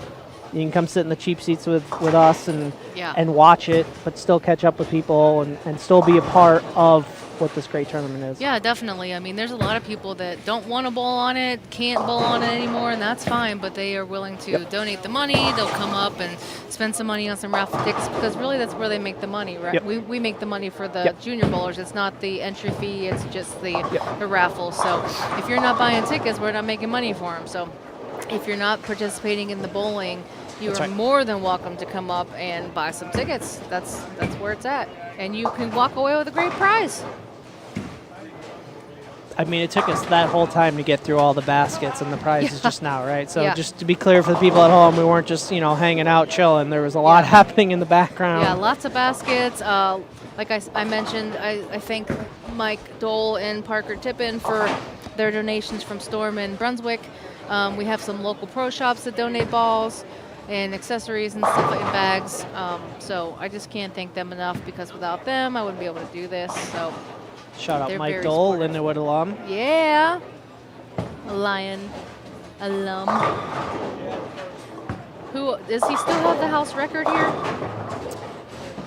I don't know. They took it down, right? Yeah, they don't have it up there anymore. New lanes got put in. It's all Yeah. it all resets. They had to come off the wall. That was a great night. You're gonna have to narrow it down because we got to see a couple of records. That's true. In this building with team records for a while and. Yeah, team records. I broke the women's record. Yeah. Well, I'm sorry. I didn't break it. I tied it. Let's just get that straight. Listen, it counts. Okay. But then Dole broke the men's record. I'm pretty sure it's got to be. Unless Marcella broke it after that. I can't remember. Or Opie. I don't know. And then just to be clear, no re-oil, bowling on what was left over Yeah. from before, picking back up. Yes. It'll be interesting to see. So we were talking earlier, Jen, 27-28 seemed to be a very good pair for most people. Tom, shout out to you for actually putting the camera on that pair, but I don't know if you knew that ahead of time or you had this one walled up for that, but this seemed to be, this seemed to be the highest scoring pair when you kind of looked around. I don't know what the low end did, but for the upper pair, this was a good pair to bowl on. So Oh, I like that. we'll see how people kind of play this pair, but it seemed to be a good pair for people. Sweet. Well, that's a good TV pair, eh? Yeah. Oh. Tom knew it. He called in a favor and was like, hey, make this one a better one. Get the squeegee and the brush out on all the other pairs. Just leave this one the right way. So funny story. So Greg Getzlow Yes. comes up to me Tuesday night and is like, hey, the wait list is pretty long, isn't it? And I'm like, yeah. I got about 11 people on it right now. And he's like, okay. And he walks away. And then about 10 minutes later, he goes, hey, just go ahead and put me down. Yeah. Put me down. Yeah. I'm like, okay. So he gets in. I mean, so many changes this week, up and down, up and down. Yeah. So he gets in. He comes up to me like game 6, and he goes, hey, I got to go let my dogs out. I'm like, what do you mean? He's like, I got to let my dogs out, but I only live down. Come next year that there's a wait list, put your name on it. Yeah. There's so much turnover the last couple days in terms of who could bowl, who couldn't bowl. So, even if you see the wait list is 15, put your name on it. There's a good chance that things are going to change, weather, whatever it is. Put your name on it. Yeah. And there's a good chance you will bowl. And things come up. I mean, I get that. Things change, work. I had a guy that had to drop out in the second game because he got called into work because of the snow. So, things happen. There's snow? Oh, barely. Huh. But some cities think that's a big deal, including. We're going to take over this whole thing talking about snow plowing and pre-treating and Don't driving. even get me started. Us East Coasters, you don't want to get started. It's going to be a whole. You guys didn't talk about bowling for any of the last 2 hours. Sorry. Things escalated. We started talking about how people can't drive in Missouri in the snow, and it just got Jen off the deep end. Yeah. I was in the Uber on the way here, and there's a plow driving up Bryan Road with a plow up, driving through the snow. I was like, well, that's interesting. Yeah, it's probably not their road. It's probably O'Fallon's, and it's probably county truck. So he's like, I'm not putting my blade down. No. Stupid. Why help out? I just can't with these people in this state. Oh my God. Why help out and do it? Just just keep going. Lordy. When I had Gary's truck after he passed away, I thought about when we had like snowstorms, like putting a winch on the back of it, like making money pulling people out of ditches. Oh, you could have made bank just pulling people out of their driveway. I thought about it. Go find a neighborhood cul-de-sac that would just all chip in $100 just so they could get out. Exactly. Oh, and the way they, here you go. You got me going. The way they plow my cul-de-sac, I swear to God. Yeah. Like, just push it towards the house. Like, why? You literally make a circle in front of the driveways. That's not, like, the whole middle of the cul-de-sac is still covered. Oh, okay, we're off this subject. I can't. Anyway, 27-28 does look like a good pair. Yeah. And we're cutting to 5? We're cutting to 5. Top 5 stepladder. Love the stepladder format. It's like the old Grand Prix format, which I was talking about earlier. I love the head-to-head match. I feel like that adds more pressure, and I don't know. I like it. Downtown Johnny Brown on lane 27. He is an old-timer from Cape Girardeau, and he is awesome. He has been good since, Gary looked up to him forever. Like, he always talked about Johnny Brown, and he always had that longer, shaggy hair, like kind of like bowl cut. And I used to see him bull tournaments. I'm like, who is this guy? And Gary's like, no, you don't understand. He is really good. I'm like, that guy? He's like, dude, he's so good. Okay. And the more and more I've bowled with him, he is what he can do with the ball, just playing straight. I like it.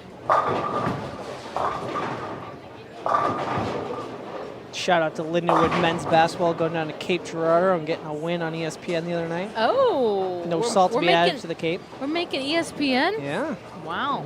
Yep. Was that Division 1? Yeah. Wow. See, you're like super alumni for Lindenwood, and I'm just kind of like, yeah, I went there. Yeah. But that's awesome. Keep up with all that. Everything's good. It all counts. So and I see we got some extra banners down there now that didn't used to be there. We do have some extra banners. Yeah, I was wondering about that. Are you keeping up with the hockey at Lindenwood? Yes. Are they going to make nationals this year? No. So hockey's weird. Hockey only lets 16 teams in. Yeah. So it's a little different than what people expect with basketball, when you get 750 teams that get entered, and other sports that have big brackets. Hockey's, there's only like 65 D1 teams, so they only let 16 in. So my brother's team's probably most definitely making it. Yes, I saw they're looking pretty feisty again this year. Yeah. And that's back here again. Yeah, it's back here again. Yep. It's March. It's like the 3rd week in March. I have it on my calendar. March 18th through the 20th, they'll be here. Yep. Over at the Centene Center. So if any of you are hockey fans and want to see some college hockey, it's pretty fun and exciting. I told them if they play that team, I said, you got to get seeded better this year so that they don't play that same team they play from, is it Michigan? Yeah, something like that. The team that brings 7,000 people with them. Mm-hmm. And, their whole cheering squad. Oh. We talked about how good this pair was. Now people are deciding. We black clouded them. Quiet. Oh, Mason with the Brooklyn.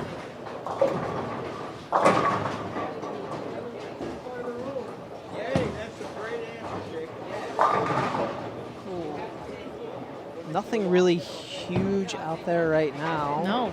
A lot of spares down there on the lower end. Carl Williams made the trip up here from Memphis. Love seeing that. He brought Brian Kuykendall from Memphis also. He's bowling on this pair here. And then he had a good finish to make the cut. Yeah, he shot 250 the last game, or 240, something like that. And then Lucas and Tim Hardigan are from down there. They brought them as well. That's awesome. So, yeah. I'll be bowling the trio, the over-under, and a senior down there in 2 weeks. It's always fun. The ASBT. And then that's on Saturday, and then on Sunday they have a senior and an under open doubles. Senior, is it 50? They consider that 50? Yeah, or? I think so. So yeah, the trio's on Saturday, and then doubles is on Sunday. But I think we're just going to get it down for the trio, call it a day. There you go, snowplow on 26. Oh man, right through the face. Kyle Smith, strike. Ooh. You know, I'm kind of surprised with Hottie's ball speed that he did so well. Thinking where he's at, he just found a little honey hole there. Yeah, little shim spot. This was good as always. It was tough. Like it was no freebies. Nobody was running away. Yes, it was definitely harder than last year, which is what the scores were way too high last year, in my opinion. It was funny. You could tell by how slow, comparatively, Correct. This year went. Yes. It took a lot longer to get through qualifying. I felt like last year was like. For sure. It was over. I was like, oh my god. I know. Through 6 games already. Because everyone kept asking me, when are you going to do the raffle pooling? And I'm like, probably like 12:30, 1 o'clock. And it was like 2 o'clock. I'm like, oh, shit. It's like they're still bowling. And I went in the bar earlier, and I'm like, why are they taking so much longer? And Amy's like, because they're bowling 2 shots every frame. I'm like, yeah. But the good thing for these guys that are here bowling now is that they already know they made money. Yep. So it's just who is going to fight for the top 5. And is there really a fight? So a fight, well, it's pretty close. 5th, 4th is close, really close. Yeah, I mean, even if you get down to like the minus 14, which is what, 12, like that, you shoot 220, they shoot 200. Yeah. You're making ground. Yep. Not to say there's a 220 out there, but.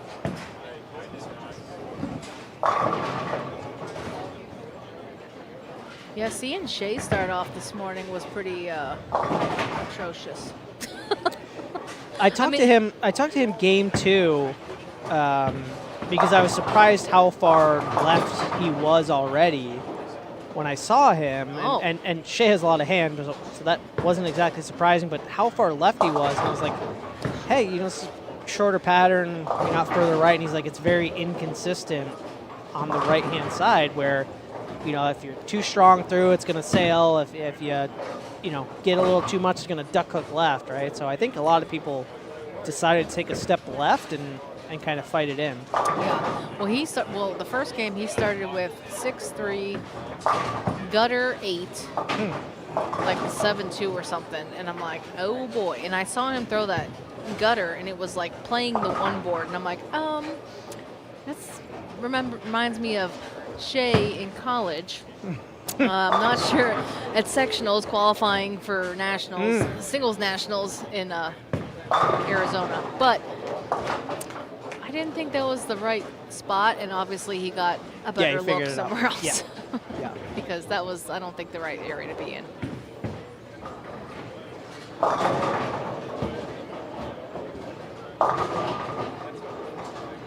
That's a good 9. I would take that 9. Hell yeah. Yeah, Brian Henson just boned a weak 8 pin on 26 earlier. So Brian Kuykendall here, shooting a 7 on 28. He's from Memphis. Great supporter of the tournament. Great guy. He comes up to bowl Tim's Southside doubles almost every time.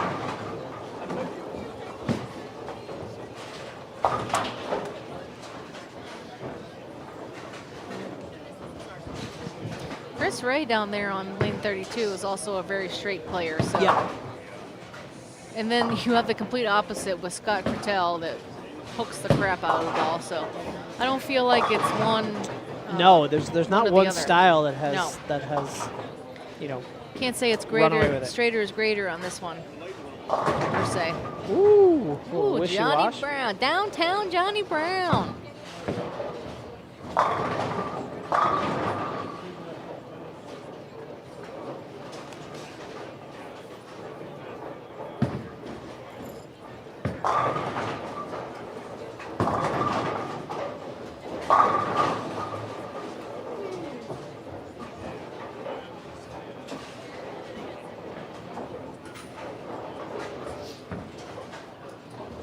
Got Austin Cardwell here on 27.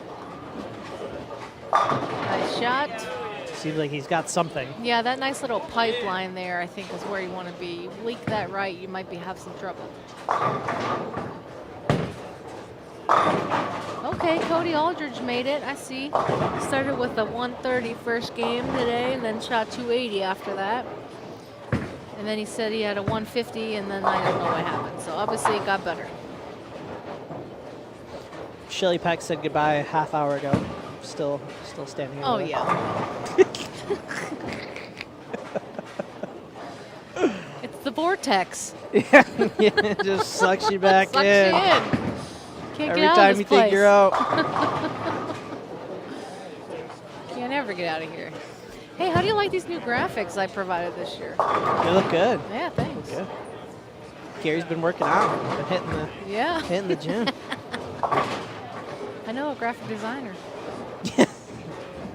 If you ever need a reference, call your girl. Or signs. Or you ever need signs, signs? Building signs. You open a new business, call me up. Just a sign with somebody's face on it for a wedding, you know. Just let Yeah, her know.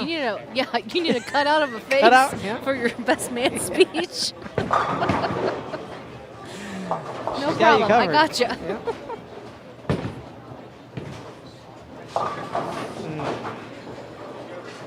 I don't know him.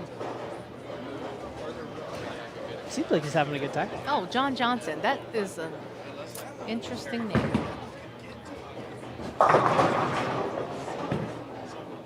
I like seeing Carl Wilson out here. Me and him had a conversation sometime last year at a tournament. He's like, all these people say they can bowl, and they won't ever come out and bowl on this hard stuff.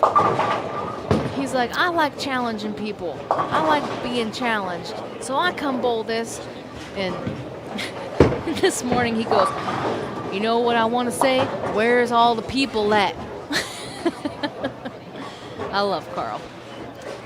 Great guy. Knew Gary for a long time. Grew up with him in North County. Ooh, there's a whiffed 9-pin. How do you feel about throwing spare balls at single pins, like 9 pins, 8 pins? I think it depends on the pattern you're bowling on. Yeah. So when I go to nationals, I will throw my spare ball at every spare because I just don't know. House shot, a little more comfortable knowing what's going to happen and probably have a little more confidence on the ball reaction. Agreed. I feel like when I was in college bowling, it was spare ball for everything. And then I kind of got in that routine. So, like, even on a house shot, I would do the same thing. But then, like, Gary yelled at me and was like, it's on a house shot. You shouldn't have to throw your spare ball. And so now when I see people throwing spare balls and missing 9 pins and stuff like that, I'm like, why are you... Now, on this, it's different. But on a house shot, I'm like, why are you throwing your spare ball at a 9 pin? Yeah. House shot, I would probably not throw my spare ball at a 9 pin. Yeah. Nationals, I can understand. It's different. Whole different animal at Nationals for everything. Surface. Ugh. It's just tricky. Even if you have a shot to the pocket at Nationals, it doesn't guarantee you're going to No, because you have to throw it the same way again. And you're less confident that's going to happen. every time. It's like they make you be good. Bullshit. It's weird. Got to hit the same mark and do weird things. The same mark every time? Ugh, gross. Oh, hi, Chris Taylor. How was work? I made more money than I was losing 100 here, being drunk at the bar. Well, you're Only still gonna 100? be drunk at the bar. Yeah. Let's not get it twisted. Mess. It smelled like salad. Oh, God. Like tossed salad or just like...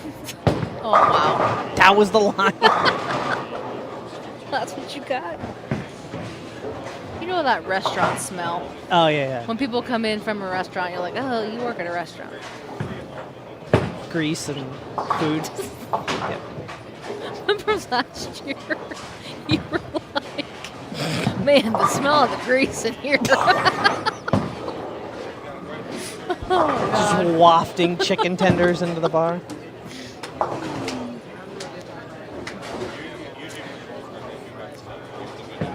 Well, thank you all 36 of you for watching. 33. Wow, that dropped real fast. Yeah, they're Started out. talking about grease and they're out. Yeah.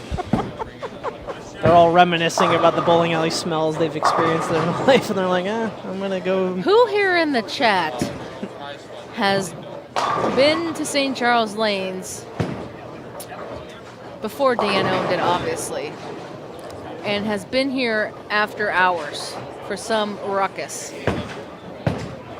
Anybody in the chat part of that?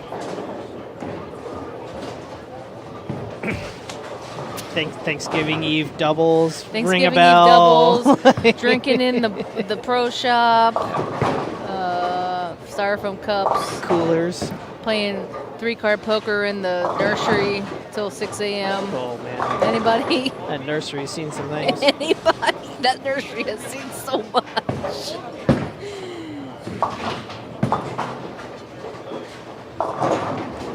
All right, Tom's like, and I'm ready to pull the plug. That's enough for me. Tom's like, I'm turning your shit down. Now you might want to hear the story. I don't see very many 200s. There could be No. 2 potential here on our good pair here. I think, the leaders have to keep doing what they've been doing and not give a bunch back. Because I think it's one of those things that the people trailing have to put up a big score, and I don't think that's happening. That's not happening. At a 222 on 32. No one's bowling down there. Where are they? There's a 222 on 32. Wasn't that from the... Oh. Is that still left over? I don't know. I might be crazy. I would assume they would just have 2 blinds on there if there was nobody over there, right?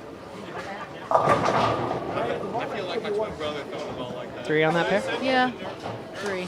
Yeah, because there was 23 in the cut. Sure. Checking your math. Carry the 1. Pretty sure. Yeah, 5. 5 of 4 times.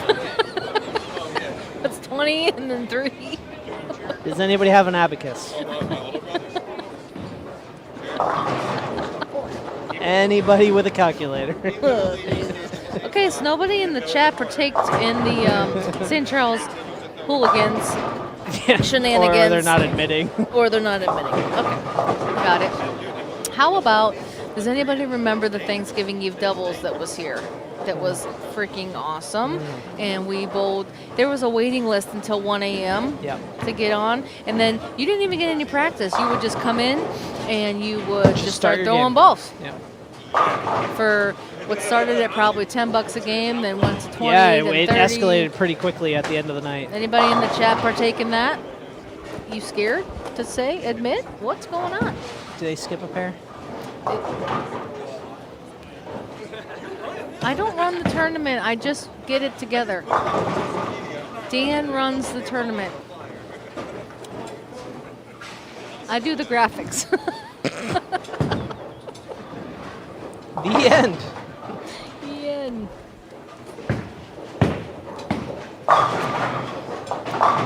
Okay, so Austin's going to shoot 210-ish, we'll say. He is in 13. There's a 248 down on... You don't know who it is? 22 and 20. That's not right. 21 and 22. Were you going to say 22 and 23? Listen, I got to figure it out. Shay? Oh, shocking. Oh, of course. Well, good for Shay. Shay sucks. You know what? Good for you. All right, Johnny, out of trouble. Oh, CJ shot 140. Does this thing work? Is this chat updating? What is going on with these people? No, I don't. I think they Wake up! checked out. Can I get some W's in the chat? So Shay picked up 100 pins on the leader. 100? What'd CJ shoot? 145, it looks like. Holy moly, that's a big thing. Okay, so, oh shit. Shay just probably moved into first. I think that's how that works, if I'm mathing correctly. Get me my abacus. No more math. Where's the principal in this joint to do some math? She's back there. So a couple 200s in front of us, 211, 213, 222 down there, and 248. Lots of 170s.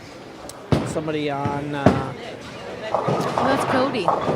Cody can punch for Jen. Do you have it? Oh, let me see. 230. 40, 70, 30. 234. There you go. 232, babe. Babe, please get an 8 count. So I That would be great. That would be great. That'd make my day. Good timing with Chris just getting here. Exactly.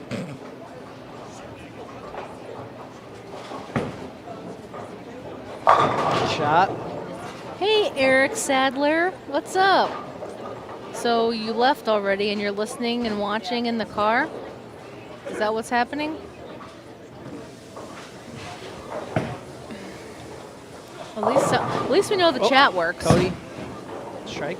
Okay. Cody's fist pumping. Let's go. 232 is alive and well. Oh, yes.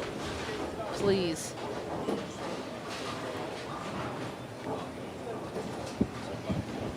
That's a big shot.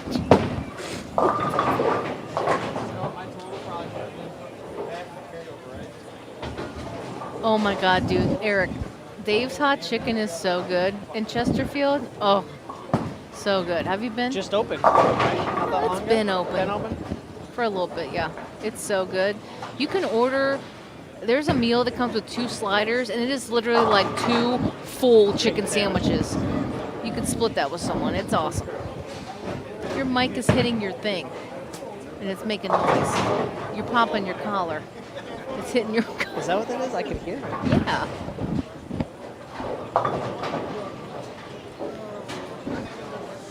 That looks like I have a dinner napkin on. I feel like my grandma and tuck her napkin in her shirt. Yeah, skip 1 to the right. Skip 1 to the right. Skip 1 to the right is what I'm hearing. I'm hoping that's right. Hopefully these bowlers know what's going on. They don't know. They just asked me. Yeah. I didn't know the answer. Listen, Dan does all the work. I just put it together.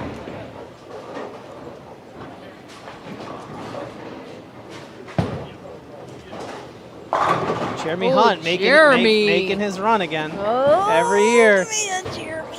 Every year, just get that guy in the cashers round, and all of a sudden things start happening. Love it. Jeremy's turning up the heat. All right, Oh, unfortunately, no 232. It's Man. all the right numbers, just in the wrong order. Damn. All right, Brian.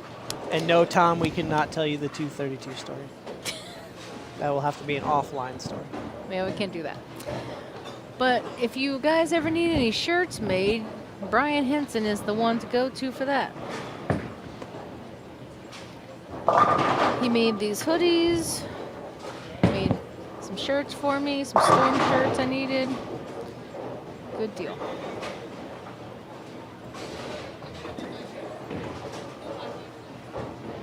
All right, we get to see Cody live in action right in front of us. Crank up the heat. Really, I think we were talking about this earlier. I feel that Cody can keep his cool. He just likes to get amped up. And I'm fine with that. As long as he keeps it under control, for the most part. I like when he gets excited. And save some, because if you make the step ladder, it's still a whole other animal to deal with. Yeah, that's my favorite part. I feel like everyone's in slow motion today. I think the lack of striking or consecutively striking has tempered the mood of I feel everybody. like this is taking way longer than normal. I think everybody's praying for a double and then the makeable spare to follow. All right, good finish by Jeremy. All right, Jeremy, 224.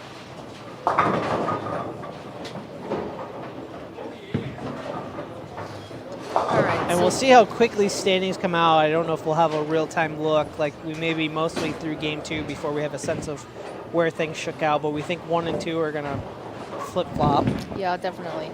I don't know what Benjamin shot. 170, so he'll drop. Carl Williams had... We don't know. Because Carl can go around Benjamin, possibly, if he had a good game.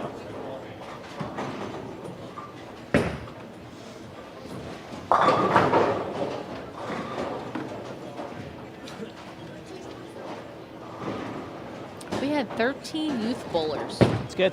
Yeah, I was surprised. But like I was saying earlier before you got here, Laura runs her junior league on a sports shot now full time. So it's not like, I mean, that's what they're kind of used to now. I was saying that in Pennsylvania, where I'm from, we didn't bowl on that hard stuff growing up. I mean, it was harder out east, I feel like, than the house shot here. Yeah, but we talked about that a little with Chris earlier. Like, the youth bowlers of today are so much more used to bowling on this stuff because that's the expected thing that you're going to go to and see at tournaments or when you go to, junior gold or when you go bowl college. You're going to see those things. Yeah, for sure. The fact that the whole league runs on a sports shot all the time, like I think that's great. Yeah, it's not a big shock anymore when you go see it. It's more like, hey, we're prepared for this, which is good. I agree. I wish I would have had that.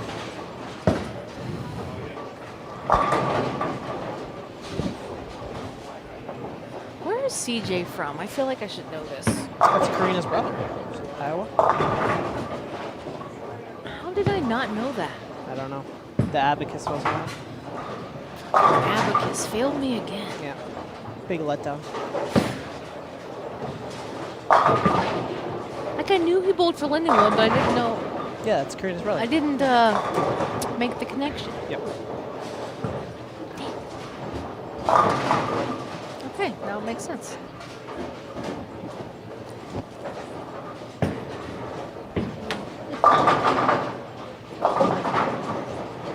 Need to get Tom a Lindenwood jacket wearing that Maryville.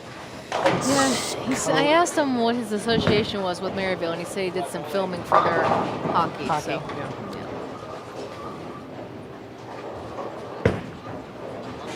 Yeah. Ooh, lucky spear on that one, Jeremy. All right, well, Eric Sadler's in the chat, eating at Dave's Hot Chicken. What's everybody else doing in the chat? There's 34 of you in here. I'd like some interaction, please. It's been dead for like hours now. Let's go. I sell things on Whatnot, so like I'm used to the chat being like constant. I need some interaction here. Too stimulated by TikTok. Ugh. You need things at all times. Yeah. I don't even go on TikTok anymore.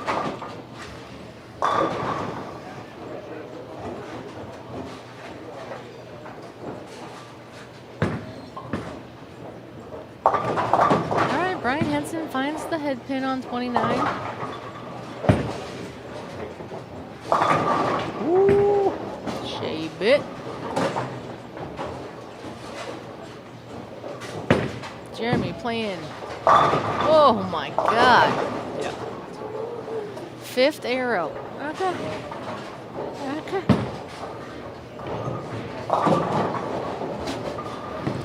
This is a game, if you're this group here, you need to put up a number. It's the honey hole pair. Honey hole. This is it. This is as good as it gets, Yep. so you better take advantage It's of going it. downhill from here. Because these guys are going to catch the end pair. You know, I'm actually a huge fan of 31 and 32. Yeah? I like that pair a lot. All right.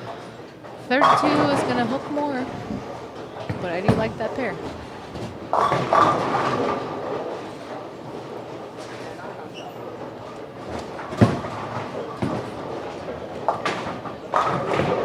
I guess everything got cleaned up. I have not checked, but I guess my people took care of it.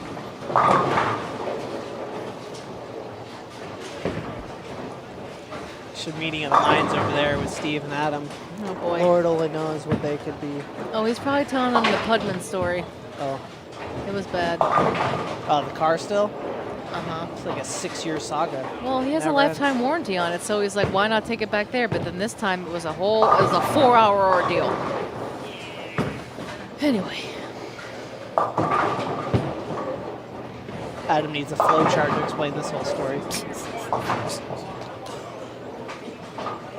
Well, maybe he'll go to At Home on the Rock Road. They got good coupons. Shea. Oh. Shea bit with a 3-bagger. Shea has found something, and that's a problem for everybody else. Correct. You are correct. All right, I have to do 3 things. Go to the bathroom. Do you need a to-do list, or? Get us a drink. Okay. And make a funny comment to Alan. Okay. I will hold it down for us.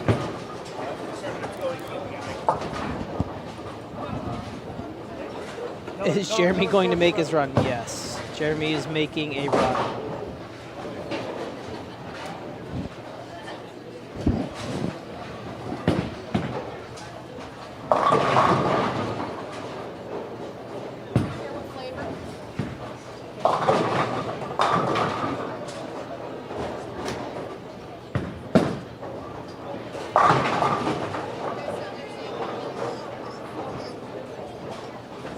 Not a lot of big scores we found. Shea, 3-bagger. Somebody down has 9 spare 3-bagger down on 23 and 24.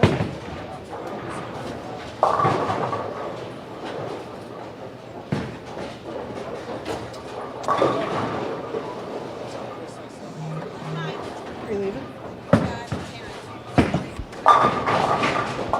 You gotta monopolize that time? Yep.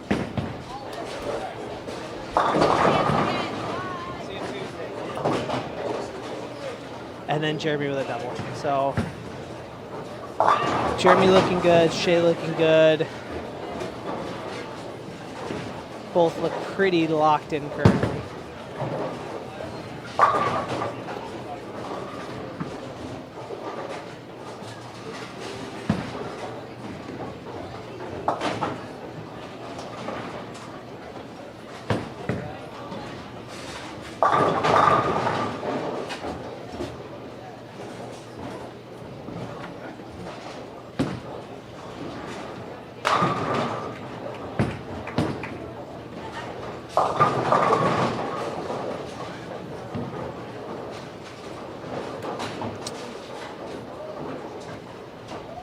Okay, Nick Donius up on 27 here.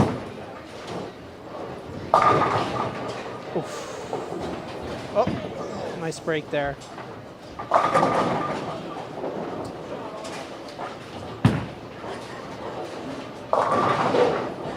Shea way left. Left to 10 pin, so double 9. Or sorry, triple 9.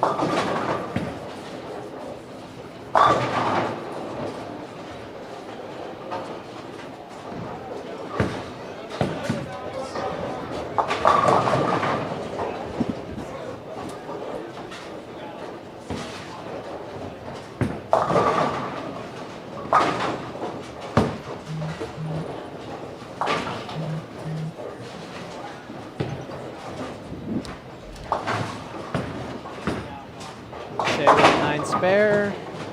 Jeremy Hunt on 28 coming up. See you, buddy.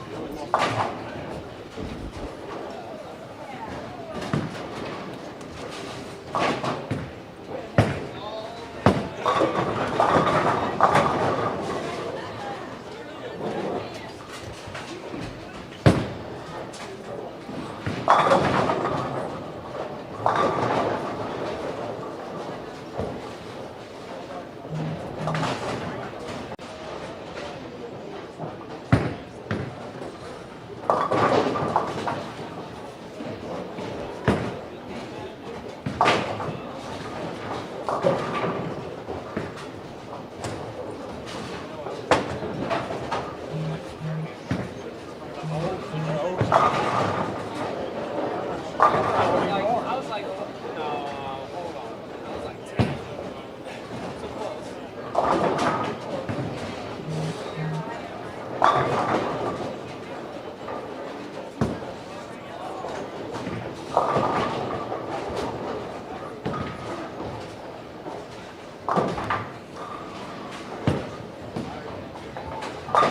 CJ with the 8th spare there.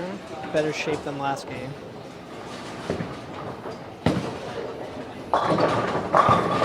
Shea with a wrap dime. Thank you.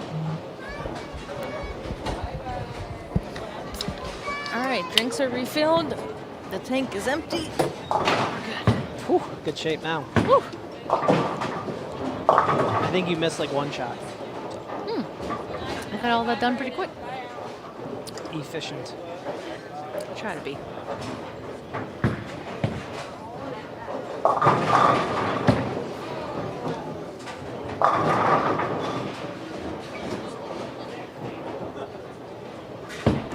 I think.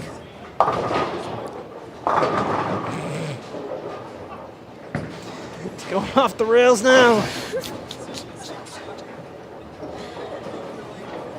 You would think by now I would know these things. Details.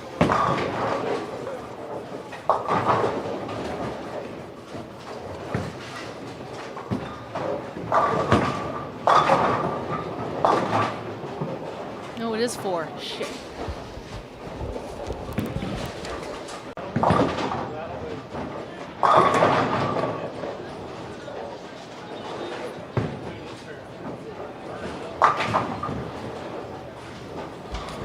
All right, updated standings. Shea plus 164, CJ 97, Benjamin Soul 60, Jeremy Hunt 42. That is your top 4. We are cutting to the top 4 for the step ladder, not 5. Not 5. And then Cody Aldridge is 35, so 7 back from the cut. There's a little gap between 5 and 6. 35 drops to 13 in 6th place. So 22 pin gap between 6th and 5th.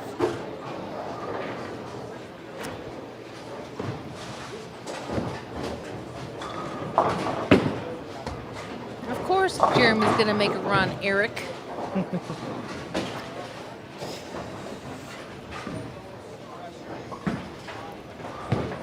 I'll take a picture for the people on the line.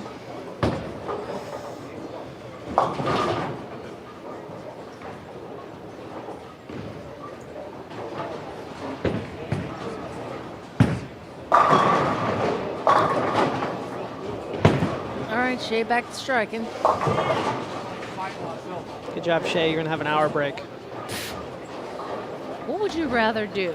Run the ladder or wait? Be the first seed. Somewhere in the middle. Ooh. So wait a game, then bowl? I don't know. I mean, honestly, if you're leading, right, the worst you do is second place. But right. I also feel like the practice that you're doing down at the end is not the same as like. It's just to stay loose at that point. It's not really accurate. Then you go to a pair. Ooh, how about that spare? There you go. Just like you drew it up. Nick bowls in our league on Tuesday nights. And really, what do you get? 1 or 2 shots on each pair? Yeah. Like, so do you really learn anything there? Right. And then you got to get into the mindset of now you're bowling like 1 match. So I know. I think I'd rather run it, but that's a lot of games. Yeah. I don't want to come off the bench cold. Yeah, you get like that second spot, you get a game. Jeremy seems to be a little lost this game. Jeremy Keneally. And that can happen from pair to pair.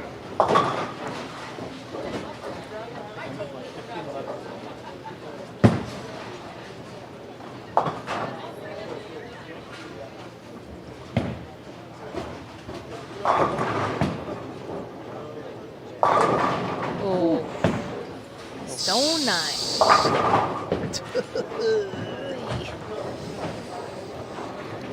Throw it good, no gift. I think people that are on the cusp are pressing. Yeah.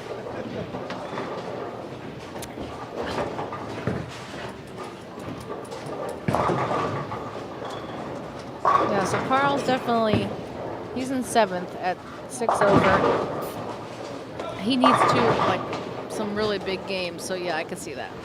But that was a good shot.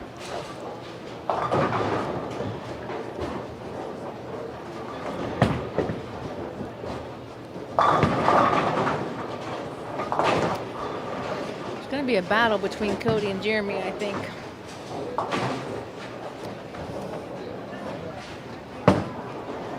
For that 4th spot.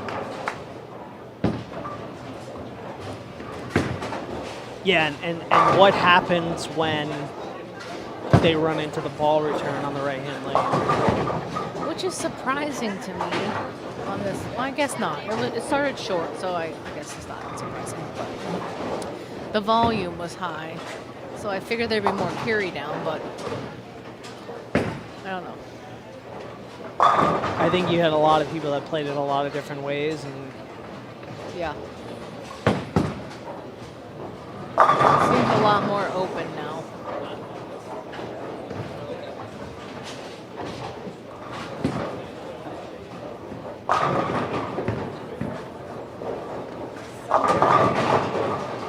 Carl Williams with a double. I just love that the cut was minus 78. Like, that just makes my heart so happy. well, it's minus 78 now. Oh, now. It was not. It was not. 50 something? 47. 47. Yeah, you're right. Yeah. You're right. 192. Yeah, that's what. Yeah. Hey, that's what I wanted. 190 average. It's like you drew it up. This guy has superpowers.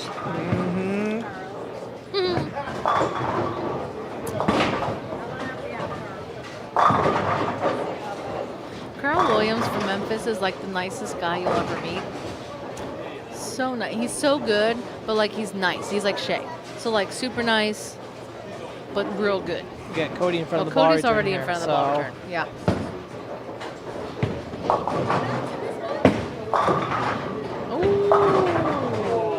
Whoa, Kramer.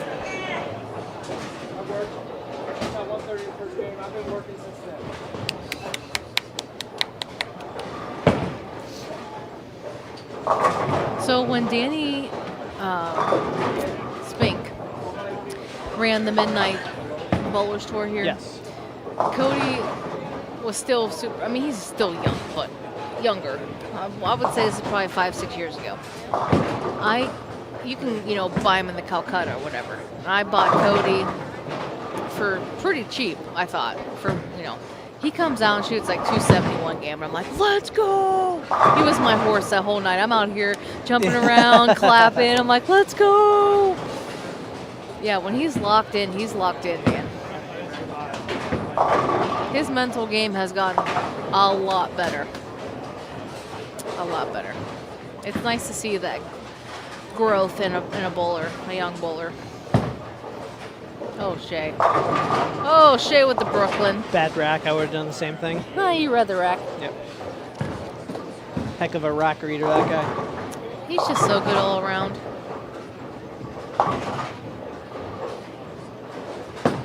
We won't tell him that. No, don't tell him that. He already knows.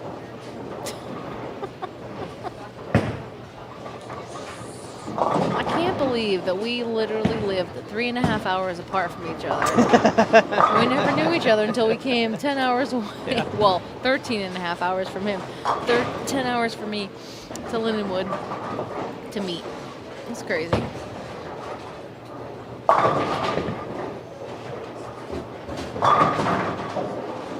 All right, CJ, not having the greatest game once again. He's struggling. This is your leader, guy. Was your leader. Yeah. 126.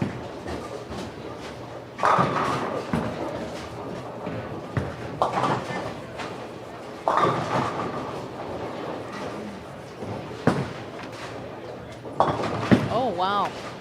Jeremy with a nice spare. 310. I can't ever make that spare. Really should get bonus pins for it. I agree. Or like at least 2 cards in the card game.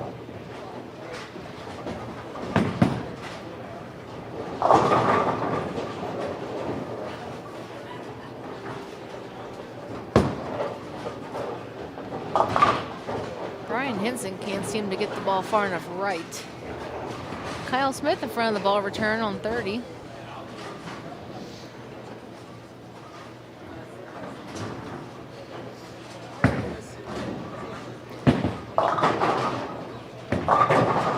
Oh, soft 7. He's going to make me eat my words because I told him how bad of a bowler he was last week at Fast Eddie's.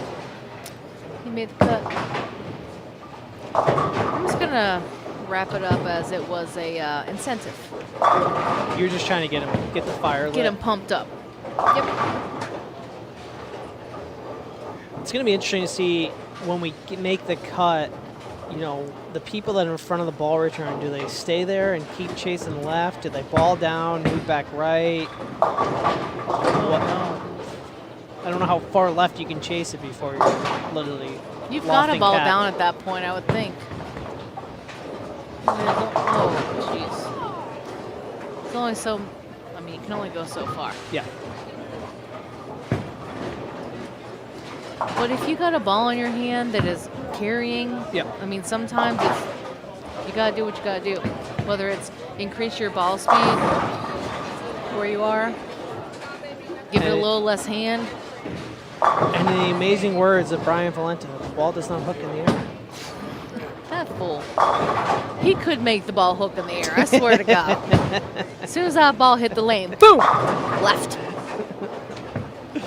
I've never seen somebody loft a gutter cap as accurate as him. And watch it bounce 6 times. And still hook. It's insane. Oh, Carl Williams, this game is killing him.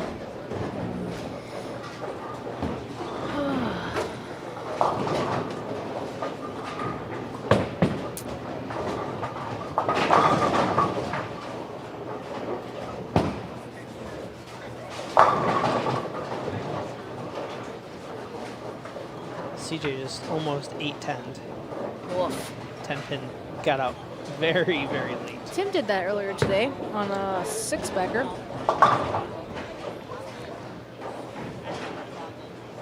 Tim Finegra. Yeah. Correct. Oh, look, I think Shelley finally left. I felt bad for Tim. He said he came back from Cancun with the flu and strep. Yeah, I felt bad too after he was in Cancun for a week. I was really Okay, I didn't feel bad about that. Yeah. I felt bad the fact that he came back sick. Yeah.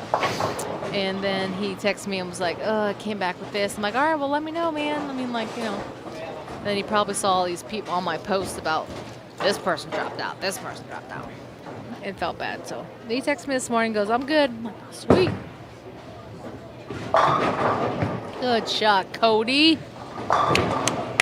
Way to come back. You know what that TDK stands for? No. Those damn kids. Mm-hmm. It's a whole group of them. Michael Hottie's part of it, Tony Resnick, and a few others. All right.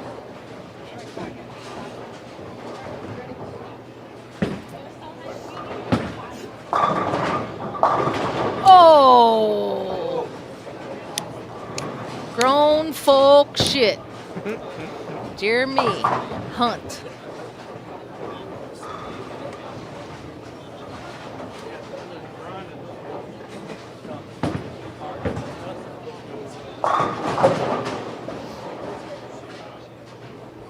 We got a 214 on 31 by Austin Cardwell. Shea going to shoot 220. No other 200s down there. There's a 245 down on the end pair. Oh, who was that? I wonder. Oh no.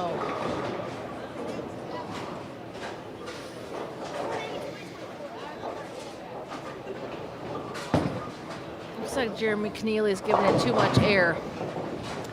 Ball's not reading the lane.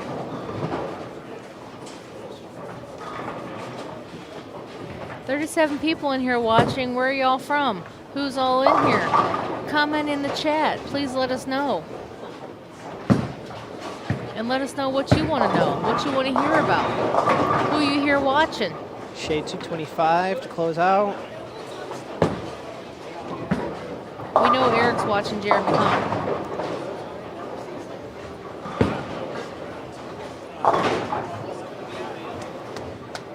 Oh, nice spare by Jeremy Keneally.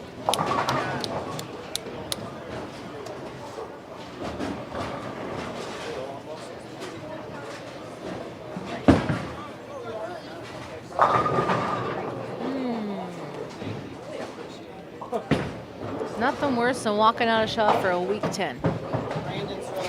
That doesn't build a lot of confidence.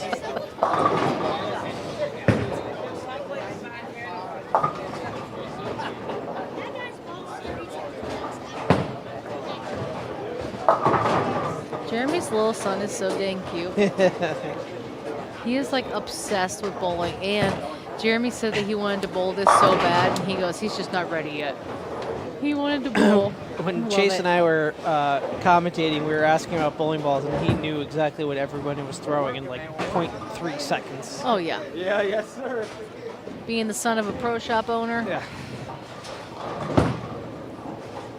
Cody, no. That left-hand Lane seems Bitten to be him sparky. twice. I think he's missing in on that lane, or it's just hooking more. I Oh, think it's God. I think it's hooking more.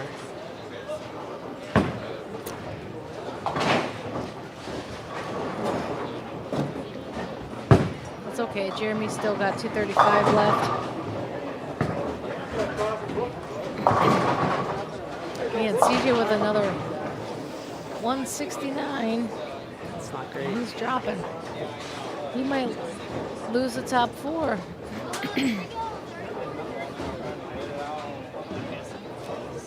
What?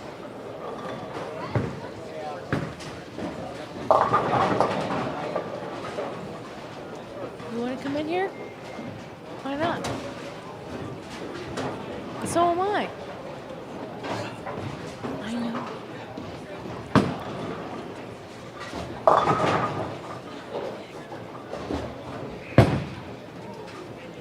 Oh, Joey's leaving. Hold on.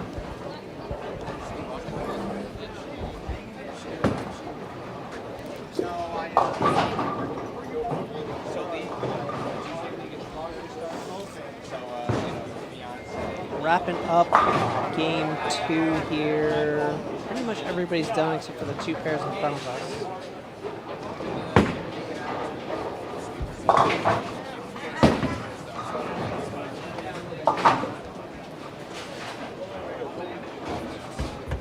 Looks like high in the building, 245.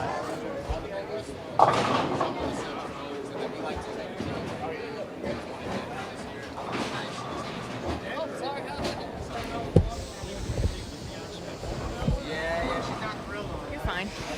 You sure? Do you need me to move? You're fine. Sean was in my way. Who? Scene. The Eagle? Correct. Caw-caw!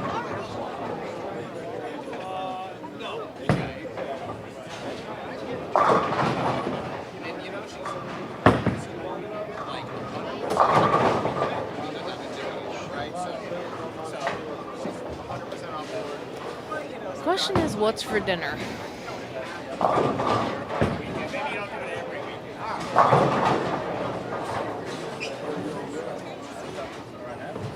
Are you leaving?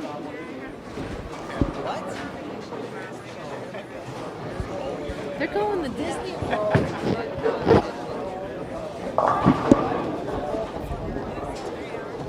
That's how it is. We all know it.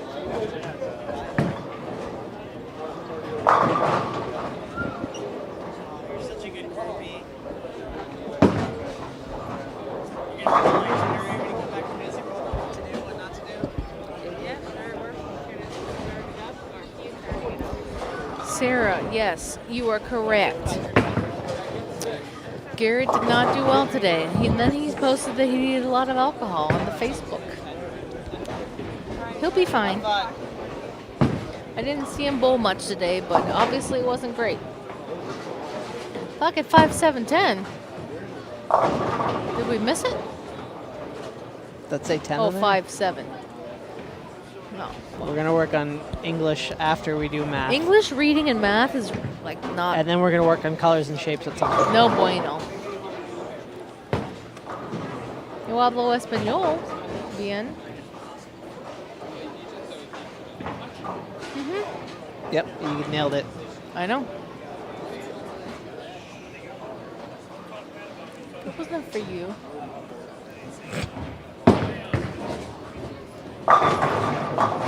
Paisley's all grown up. Watching from a little town in southeast Missouri called Marble Hill. We are cheering our nephew Harper Burnett on. Okay, awesome. Well, he's going to be on lane 26 right now, about to throw a ball. Glad to have you here. Might be the tallest person in the building. Definitely the tallest. Someone wanted to use his wingspan for some tickets Oh, today. yes, that was smart. Yep. That would have been a good play. He's like a twig. Super skinny.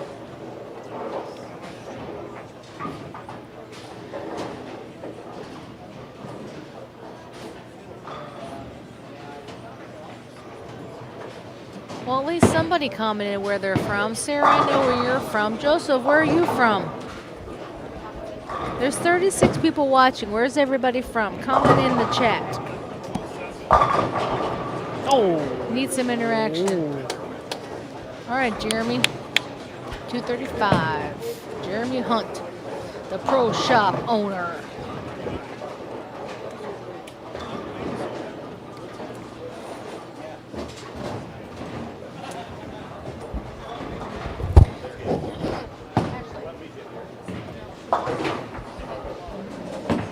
No, where's she leaving?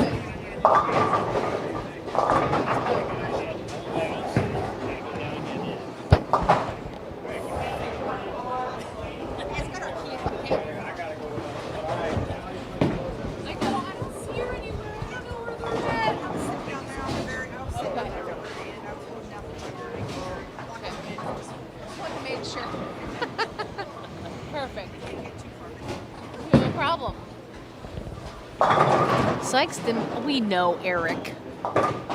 Anthony, St. Louis. Binghamton, New York. Binghamton? Binghamton, hey, you're from New York. That's way upstate. Binghamton. Okay, Joseph, what brings you in this chat? Wait, Northeast PA. Wait a minute, do I know you?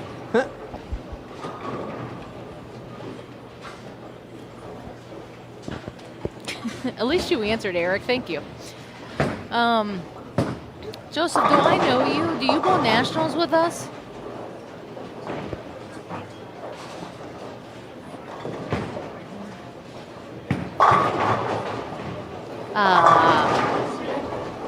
Yes.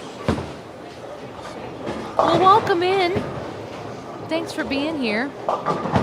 Okay, that's 2 people that have told us where they're from. There are 30.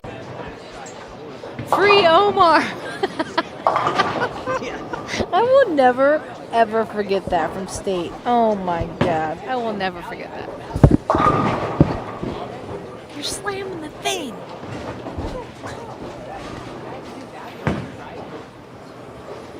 Lucia and Colby from Sykeston. All right, watching Brian and Jeremy. Awesome.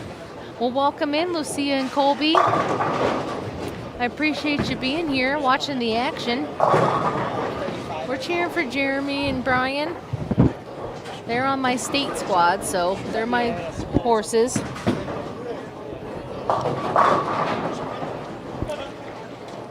Next. Very aggressive. Rala, just listen to your sweet voice. Aw, Chris, you're the best. You're so nice. Do you have the right person? That was my, shut up. That was my Holiday Doubles partner for 1 year. Good run. He didn't make the cut this year. And that guy didn't make the cut this year for next year. I've had really bad really bad luck with partners.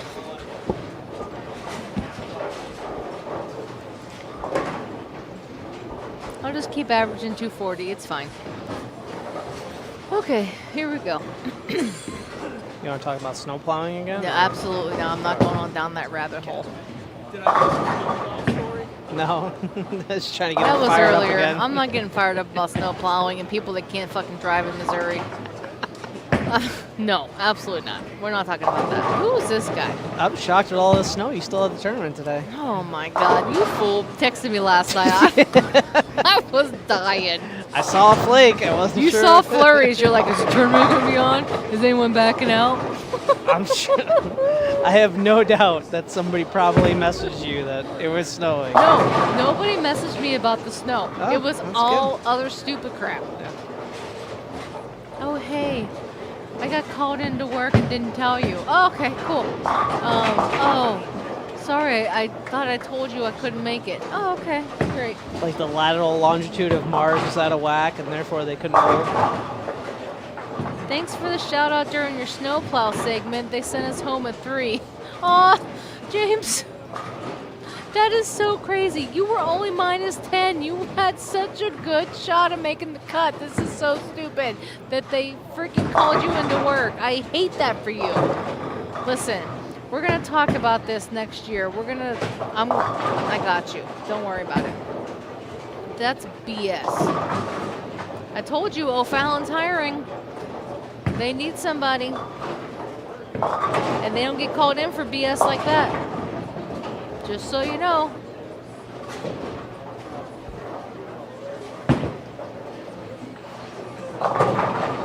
Okay, so Scott Kertel is here up on 27. He was a doubles partner of mine in some mixed doubles tournament. Hooked the crap out of it. So, that's him. All right. Good story. Didn't seem like it hooked that time. And then we got Chris Ray, who plays straight as an arrow. It's like bonus. You guys get NFL in the background, but I think somebody died already in the first play, so that's not great. Oh, the Bills and the Broncos are playing. Yes. We gotta get excited for the Bears game tomorrow. You know, I got Chicagoans in my house. Yeah, I get it. James, that's so sad. I'm so sorry. I am so sad for you. You would have made the cut for sure. Like, it is.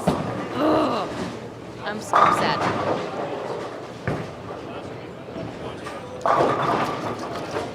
I can't believe they had you come in for like 3 hours. That's stupid. Probably just could have let it melt at this point. You could have just said, I wanted guaranteed time off. You got to get guaranteed time off next year. Because every year on this weekend, it does something crazy. It either ices or snows because It really does. Gary was born during a blizzard. It really Okay, we does. always do it on his birthday weekend. It's like the third weekend in January. Always the third weekend in January. And by the way, I will make the event page for this tournament for next year tomorrow because people want to schedule over my stuff. And I have had it the same weekend for the last 8 years, so I will make sure that the event page is made tomorrow. But anyway, next year, but what I was saying about the snow, something always happens this weekend. I've had ice, snow, blizzards, people from out of town can come in because of the snow, like, shit happens because he was born during a blizzard. He's just letting us know he's here. It is what it is. That doesn't scare us. Us East Coasters. Updated standings after game 2. Shea Benton plus 189, Jeremy Hunt 77, Ben Sobel 66, CJ 66, and Cody 23. Ooh, so Cody's got to have a big game here. And CJ's got to maybe have another. Oh, see, CJ's bowling good this game. He's back on it. Cody's got to have some type of miracle to make top 4.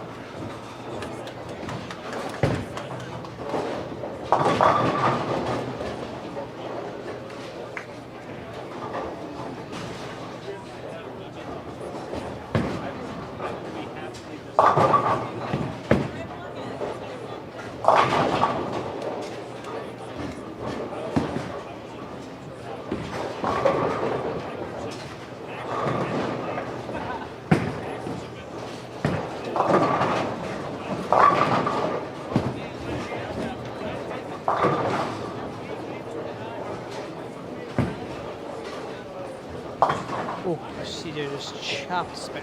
Oh, man. Okay, so 27 and 28 was supposed to be a good pair. It doesn't seem so great right Not now. looking good right now. The pattern, Joseph, is the USBC number 3. Oh my God, I'm stroking out. The US Open number 3. Yep. It is 37 feet, ratio's 1:9. And what's the cut to? 4 or 5? 4. All right, good. Making progress. So we bowled 6 games qualifying, cut to the cashers. They bowled 3 more games, and then we're going to have a top 4 step ladder roll off.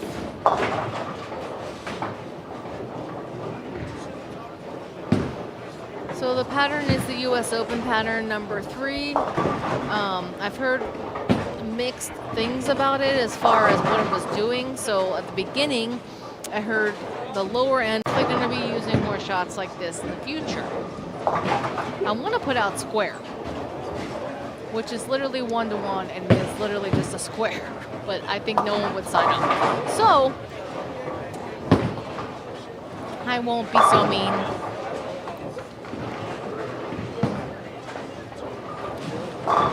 Shea bit with 290 left, 2-6. Shea found something. No. Good 5-pin make. No. Tricky one. There was a 5-pin miss earlier, and I did not get a shot for it, so I'm protesting.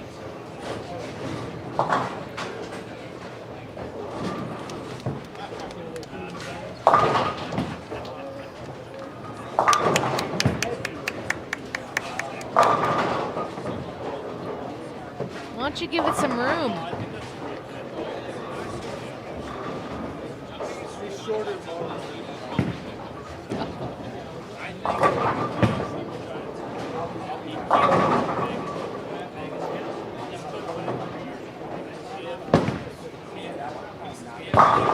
Oh yeah, I'm definitely keeping it tough. Gary, oh, and there was a 5-pin miss on 26. Damn it, we missed it. Oh, Mason knows. Mason, you're not even of age to buy me a shot. Dang it. So Gary was all about the grind. So he struck a lot, but he also was just a grinder. So he didn't have a lot of hand in the ball, but he played straight. Straighter's greater, and he just was able to strike a lot on anything. And when he hit a sport shot like this, he would just grind through it and make a spare. So that's why I wanted to make this tournament called the Tough Guy, so it was a lot harder for a lot of people. Scott Patel, everybody. Gave it some room.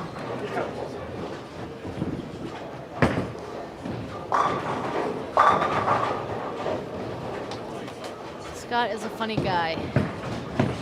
I like him a lot.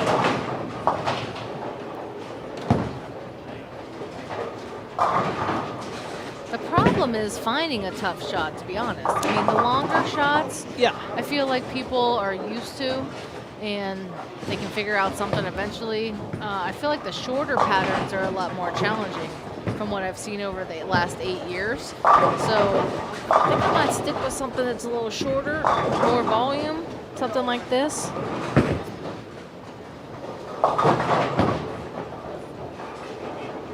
Yeah, I think going in, you hear shorter, people start thinking of weird things like cheetah and like, oh, that's, Yeah. you know, I'm going to shoot average 240. It's like, oh, that's, no.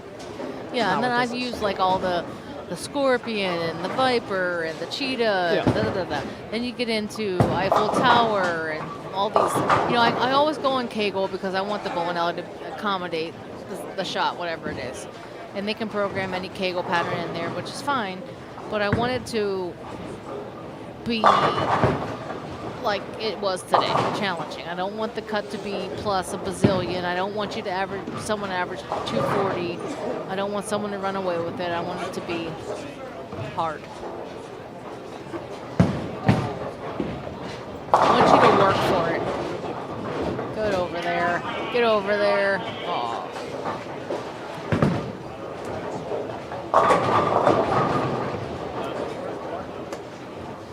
All right, it seems like all the bigger scores are over on 29 and 30 now.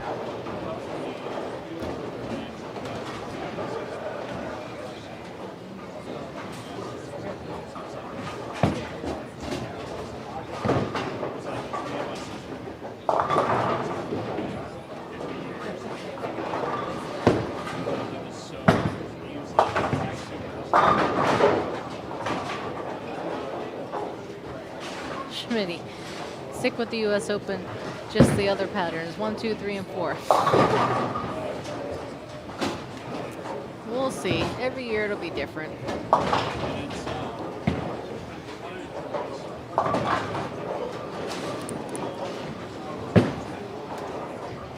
Apparently 29 and 30 is taken over as a scoring pair. Yeah, for sure. Or maybe that's just the people on it. That's what I just said.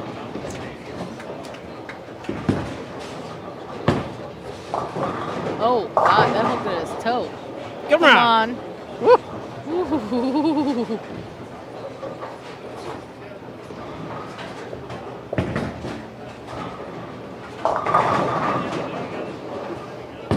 Snacks.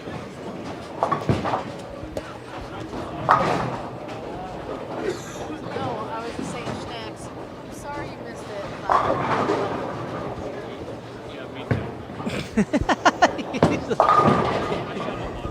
He's like, yeah, thanks for reminding me.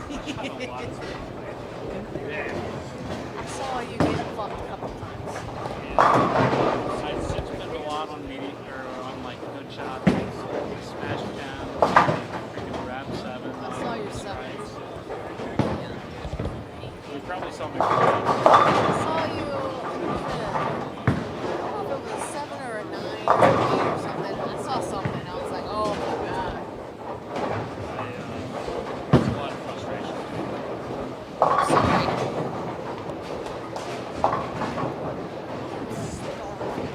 Where are we going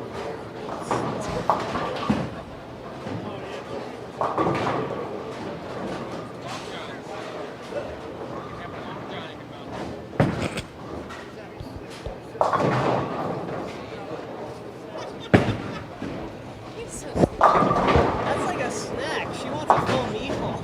You can eat it a couple times. Oh, God, love them.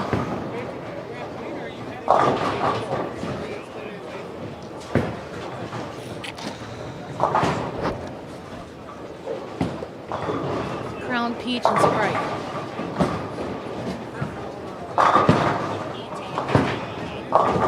Crown peach and Sprite. More can here. And get him one.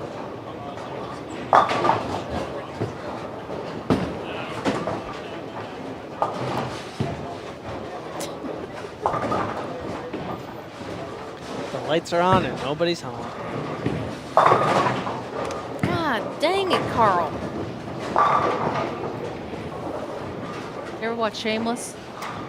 No. That's a shame. Said all you need to say there.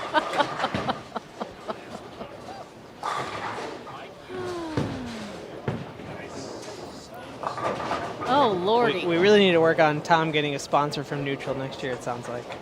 Look at this. A sponsor from Neutral. Probably. we need to hit up Casella and be like, hey man, we need Yeah, Costello didn't participate this year. we need Cry Distributing to help us out with a sponsorship here.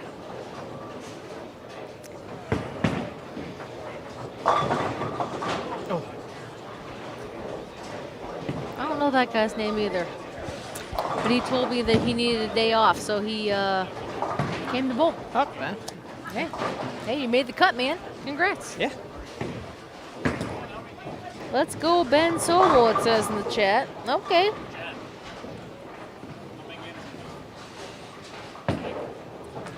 3 frames. 3 games.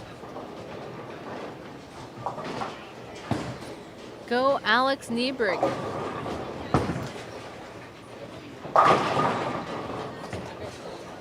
All right, chat. I like this little interaction. Let's go. Who else you watching? We love little Ben Sobel. That's my man. Okay, Beth McCoy, I hear you. I don't think Ben Sobel has a name on his shirt. I don't see which one is he?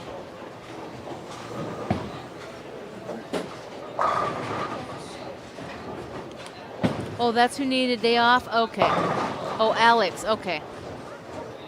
That's right, Joseph. Let's go, Shay Bit.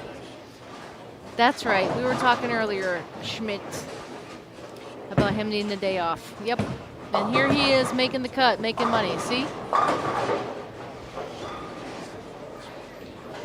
Get Slow told me earlier he was throwing a rubber spare ball from 1971 that he got from some tournament that was sponsored by American Airlines, that they were giving out in the Pro-Am. As a spare ball? As or a just like a spare ball.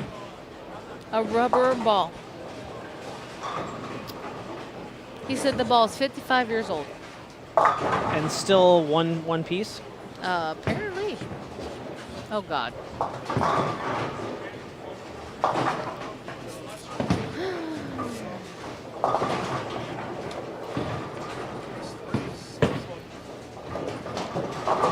Oh. That guy's got a good look. He's so good.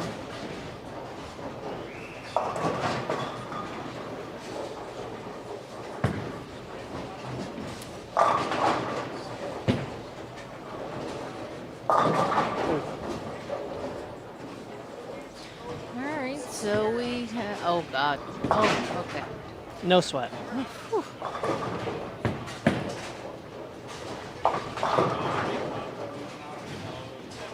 All right, so got some big scores on 29-30. I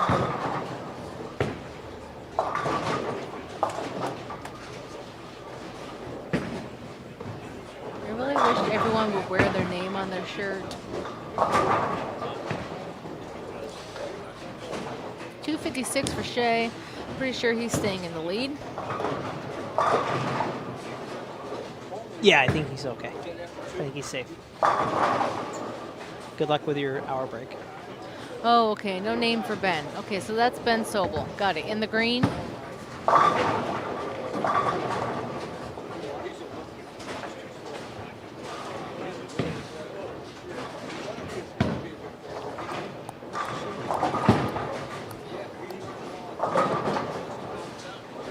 I think Cody's ball just touched almost every board on the lane there. Pretty much. Yes, green, right lane. Perfect. Okay, so that's Ben on 30. So he's at plus 66. All right, good. He's going to stay in the top 4 for sure after this game. What's Jeremy doing? He struck. I think he's bottom. I think he's beat, right? So he has 240 left.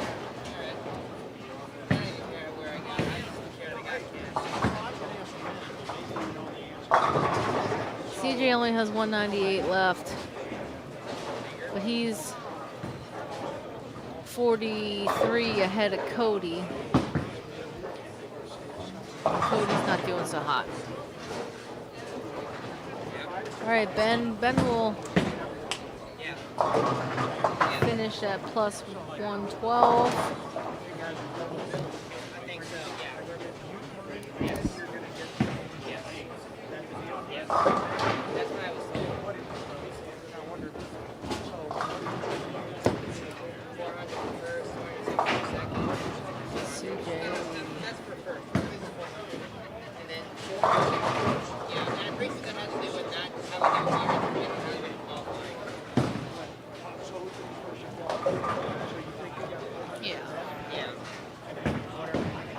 Nothing real big down there. There's a 269 possible on 23. I don't know who that is. Thank you. Thank you.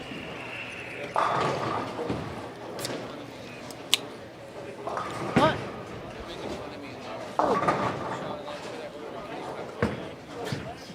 Well, it's fair.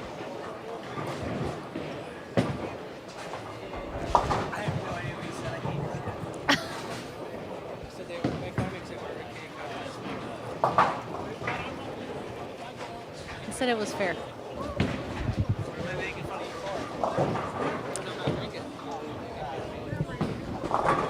I got a whole other set of problems. I don't care about you not drinking. All right, so CJ ended up with a 197, so that puts him at plus 63. Jeremy just doubled. Okay, so I think your top four is going to be CJ, Ben, Jeremy, and Shay because Probably stay the same. yeah, Cody had 40-something pins to make up, and he is not. He looks like he can shoot 180 Yeah, with a double. yeah.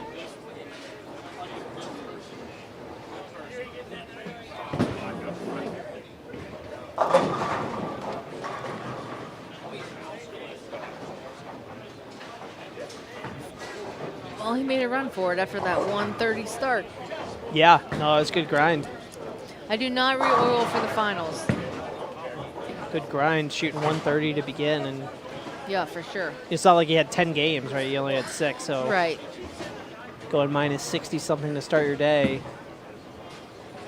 That shows some real big mental game strength growth, I would Yeah. say, in Cody, because 5 years ago it wouldn't have been that way, in my opinion.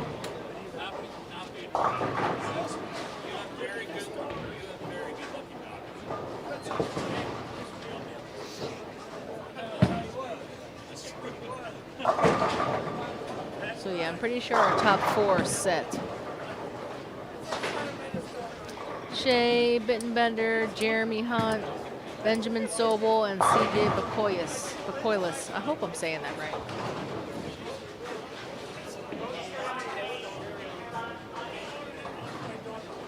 I went to college with Karina. I still don't know how to pronounce her damn last name, so don't ask me.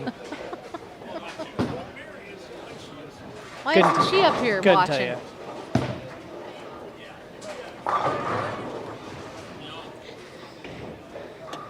Go hit up Mr. and Mrs. Finegger and figure it out.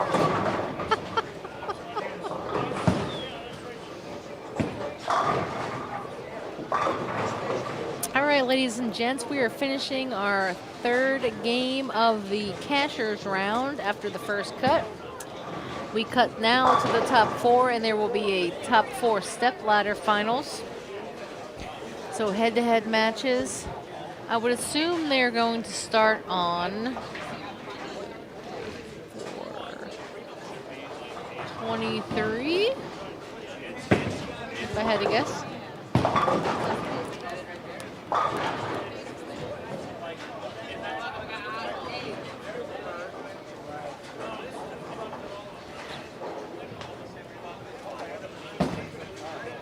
So everybody that made this cut cashes. So everyone that made this cut makes money no matter what. And the top four just make a little bit more. Woof.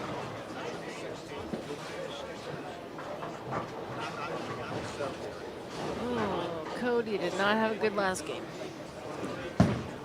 That's going to cost him some spots, I think. Hey, let's see this rubber ball. Let's see this rubber ball. The rubber ball. 1971. American Airlines Open. It's probably from Fairlane. 1971. American Airlines Open. Rubber. What? How do you know it's rubber? It feels the same. I don't think they had any technology outside of rubber in 1971. I mean, like, how do you know? It feels the same. How do you know? It feels the same as a regular ball. How do you know it's rubber? They gave this to all the Pro-Am players. I'm sure it's rubber. Plus, it's from 71. Think it'll bounce more than other balls? Yeah.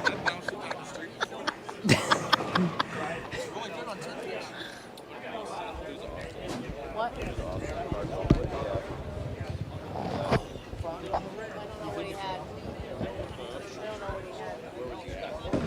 He was in sixth. No, I know that. Oh, I think he was down.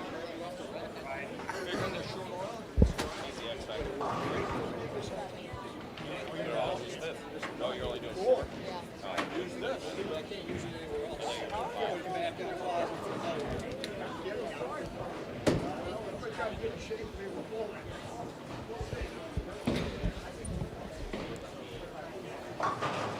Okay, kids, so now we have a little bit of a break while they figure out some numbers, but I'm pretty sure your top 4 is going to be Shea Bittenbender, Jeremy Hunt, Benjamin Sobel, and CJ Bacoilis.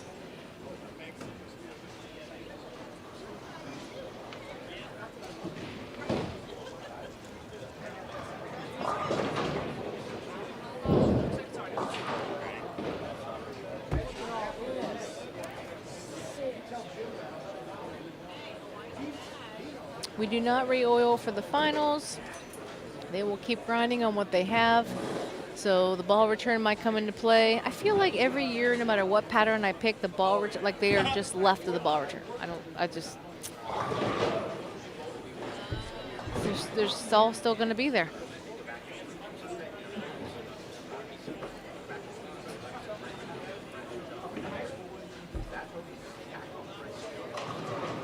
So for now, there will be a little bit of a break.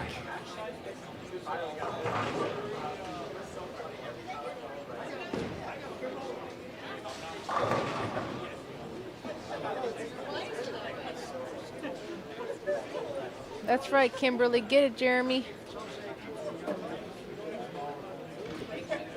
Jeremy Hunt making a run for it again. Says he does it for the fatties. I love it. The big guys. Gary was one of them.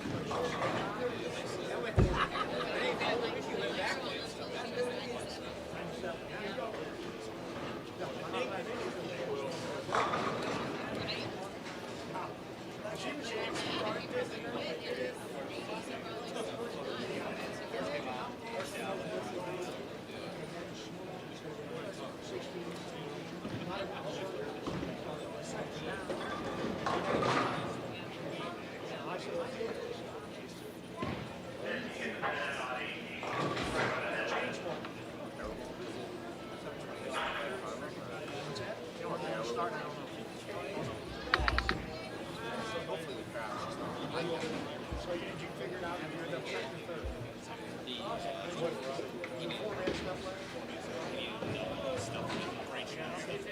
So what did he not strike? Did he not double? He got to 232. Did he? Did he not double? No. No, he didn't. Because at 108, If he did double, would he bump you? well, I would have got to the third, so Yeah, he's still it's one less position. I don't mind sitting for a game. I'm happy about it. Does your dad get out anymore? No, my pops is all the way in Nashville. I wish he was coming to watch. There's another guy named Yeah, they I know what's on. they have lived in so I grew up in New York City. Yeah, that's I remember that. And then I moved to Columbus, and they were in New York. That was house, right? Yeah, and then by the time I was thinking about moving back home, they Boys, moved we're to in your top Nashville. four. Your first match is step ladders will be on 23-24. They're still down there now. In the fourth seed, CJ Montelis versus Jeremy Hunt on 23-24. Would you callous up on him? Not callous enough to. I have a big problem. Benjamin, your practice weight will be 19-20. Your tournament leader is Shea Midbender. So I can put glue underneath, and I put those Give me on. 1 second here, guys, and I'll get payout for the rest of you guys. My fingers don't tear it off. It has nothing to do with that. It just keeps the sweat.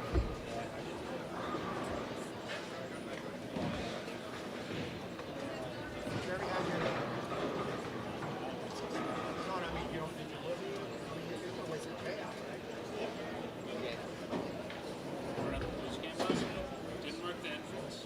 Did you normally do? Did you really? I walked in, I was like, I guess Jeremy's not working the entrance.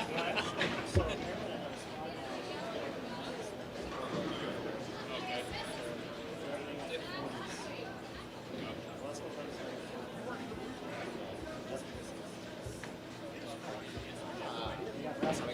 What do you do? 10 years ago, I know, I should have. I don't know what I was doing. What about 10, 8 It's great sport. I've been to one high team ever. It was the Indian College final Frozen Four or whatever. My dad went to that year. And it was the sickest. Kentucky, right? Yeah, sickest atmosphere I've ever been in. And then I never went to another hockey. I don't know what we're doing. Go to a Blues game. Yeah, and it never looked like they were going to score before that. We gave up 2 in the So it's very exciting. Nothing happened the rest of the game until like. Really? Alright. That's a good game. I'll come find you. I'll come find you at a game too.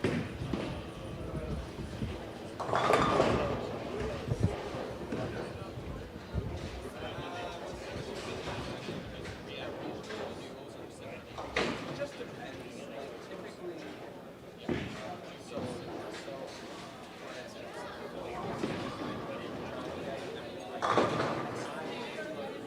Give me up. We figure something out every time. Well, yeah, just like I said, just let me know which one they're going to. It's right here. I'll just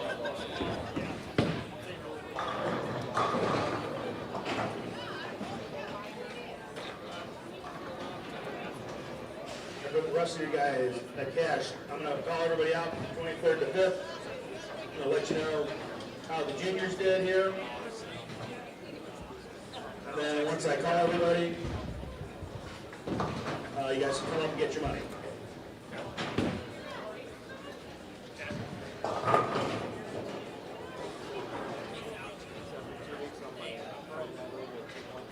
Alrighty, at 23rd place today, Scott Poodle.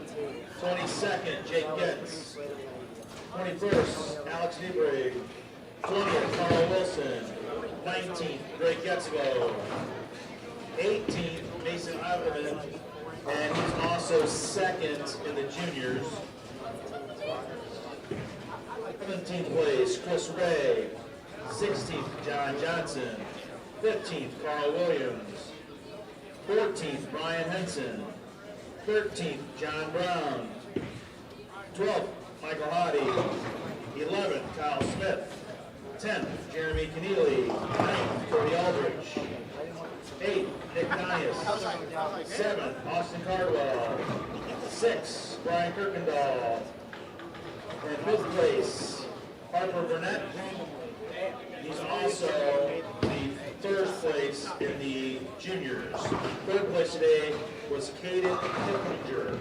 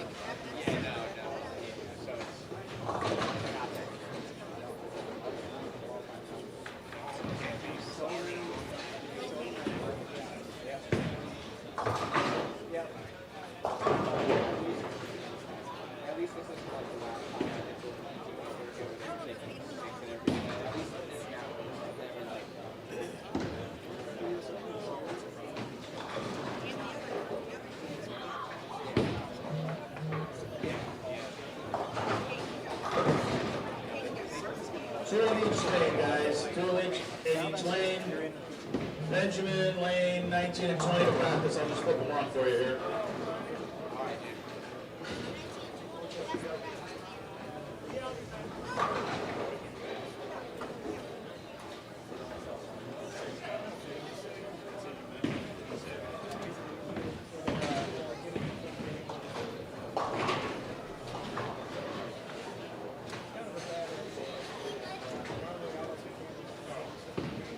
That tournament,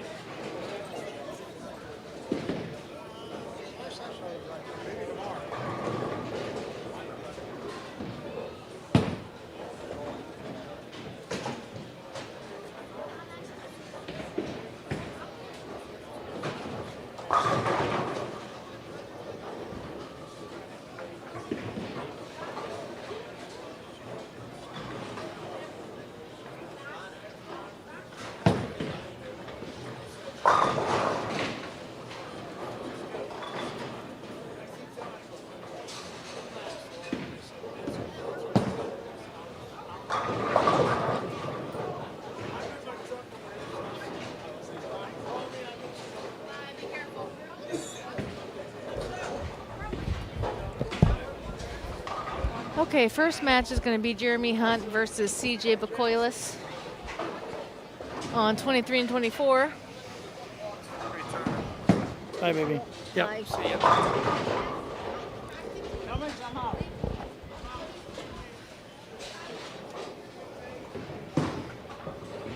Jeremy has 9 spare strike, and CJ has 9 open, and this is another. Oh, this is just practice. Never mind. Bye, Bobby.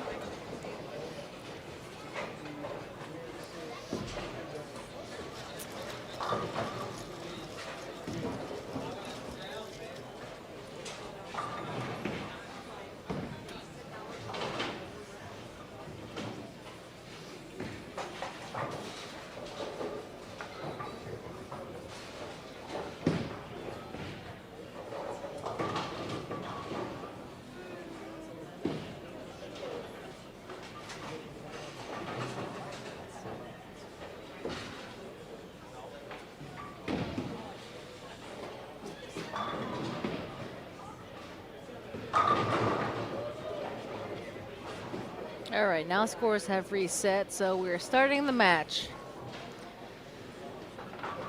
4 versus 3. CJ versus Jeremy. Jeremy has decided to give CJ the first frame. And that means that Jeremy will finish first.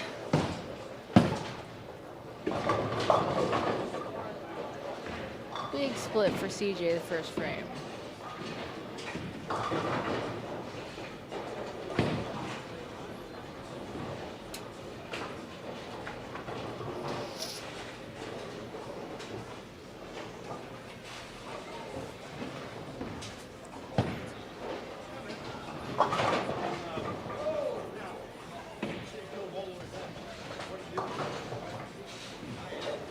That'll be an open for CJ first frame.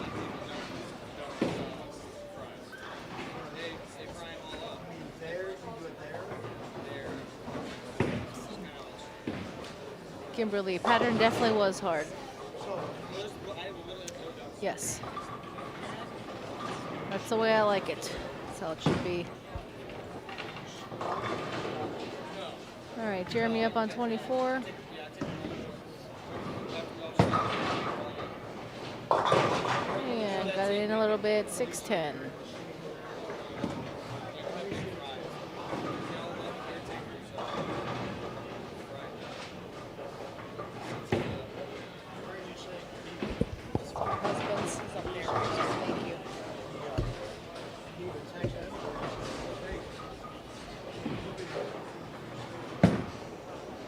All right, spare for Jeremy. First frame closed.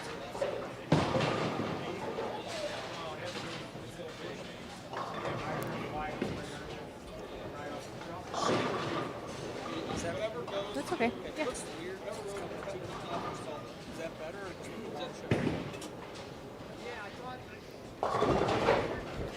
Are you asking one over the other? Yeah. Just leave it like that? Yeah.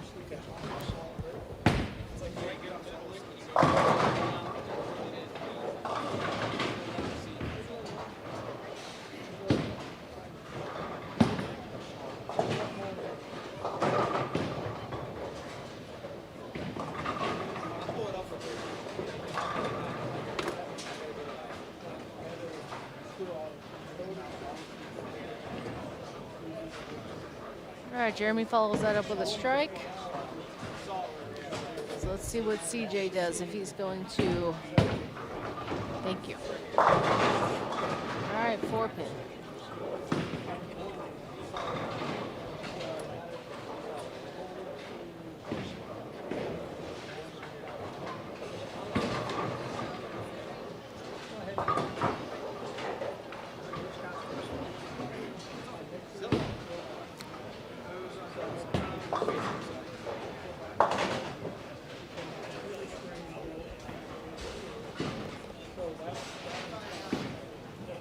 CJ with the easy spare there. It seems like Jeremy has a little bit of a better look on this pair. But we'll see how this plays out. Top 3 were Shea Bittenbender, Jeremy Hunt, Benjamin Sobel, and No, that had to have changed.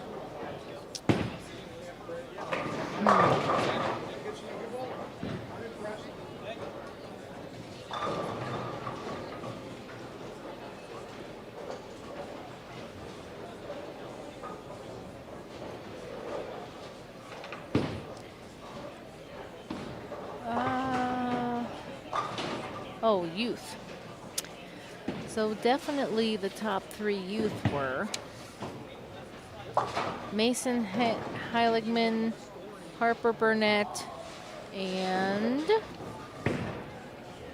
Caden Kiplinger.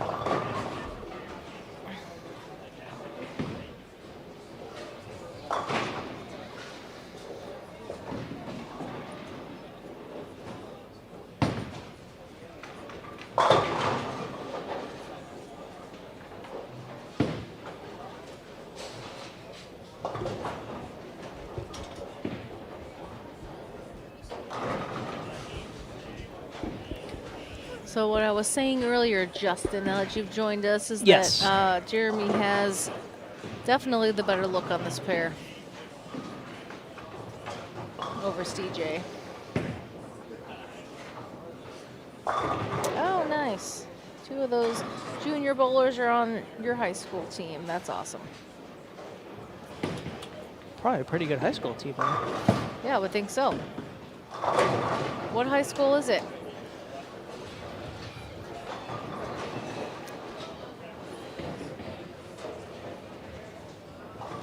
No, it's Mason Heiligman. Heiligman. Doing? Hey, Shay. Oh, I'm just waiting. You want to talk about being the top seed? Yeah, I wish the tournament was over.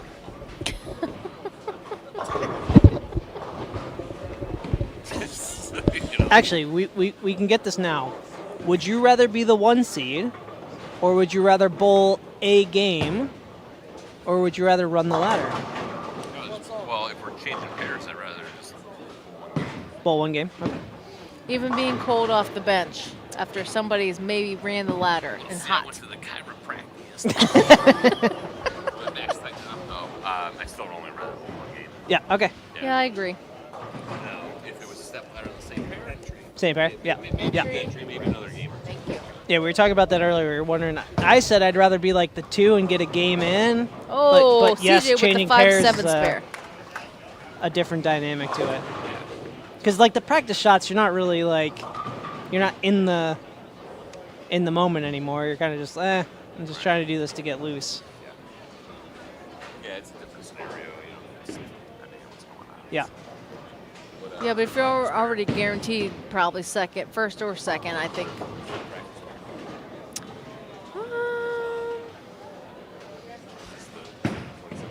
19 and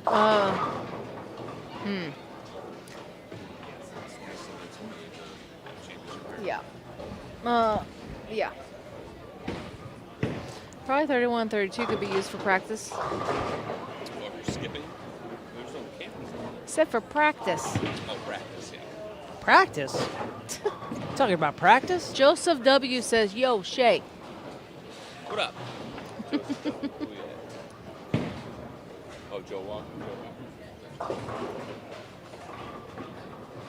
Jackson. Jackson High School. Don't know. Yeah, somebody's going to have to give me some We're Missouri going geography to here. Jackson. It's down 55, fool. Right before Cape. Oh, yeah. Very familiar territory What, you've for never me. driven down 55 to Cape? To the West Park Lanes? Maybe once. The home of Jeremy's Pro Shop? Maybe once. Probably a pretty good high school team then. I would say so.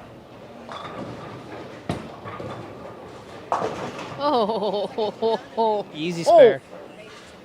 Textbook. He's good, that guy. He should be on staff.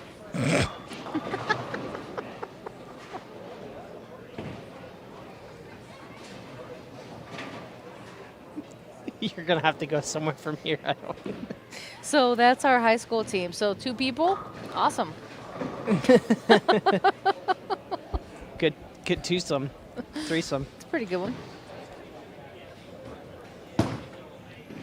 Then there's some other boat anchors. Man, Jeremy's killing it. So he's got spare, turkey, spare, strike. Yep. And CJ kind of looks like he He's going to have to doesn't have a clue. Find a run here. Yeah.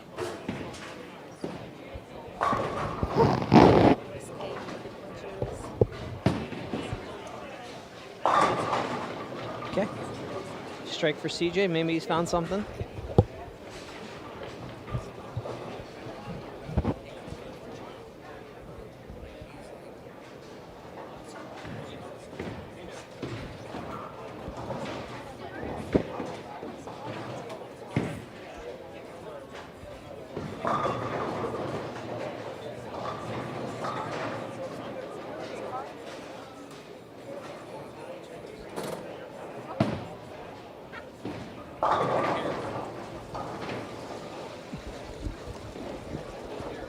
Yeah, I don't know who that guy is. Oh, it's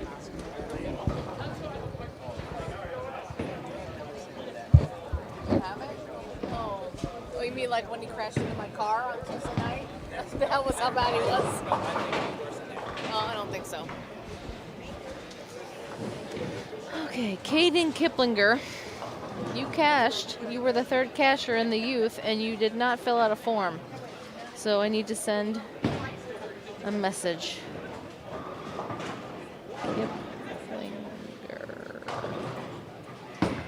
Holly.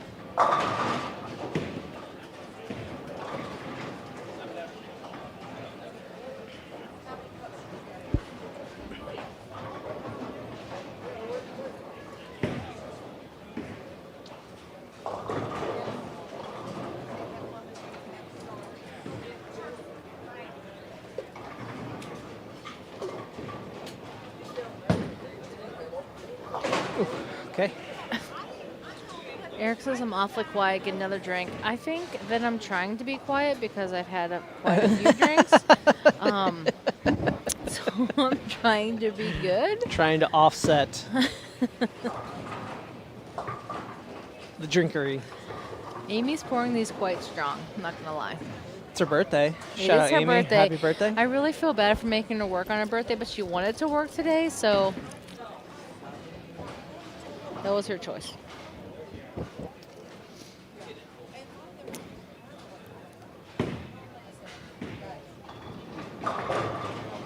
Well, Kimberly, that is an awesome high school team for you. That is so great.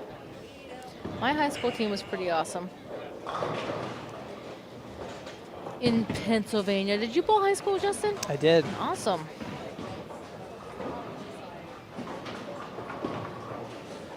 Were you state champs? No. Oh. Nope. So story about me. We started our high school team because there were so many good bowlers in our class that we didn't have a bowling team. So we actually had to go our freshman year in front of the athletic director and like beg for a team. To have a bowling team. And then our sophomore year it started. And we came back with like 3 state titles that year. And they were like, oh, okay, this is a thing. And it's still a thing to this day. So That's I was awesome. actually like part of like starting the team. That's great. Yeah, it's great.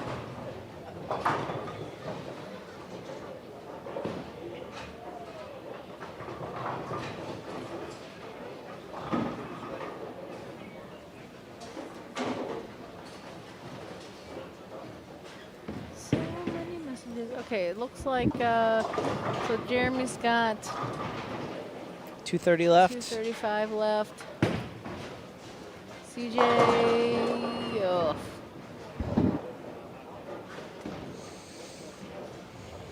Has 83 left. No, he isn't.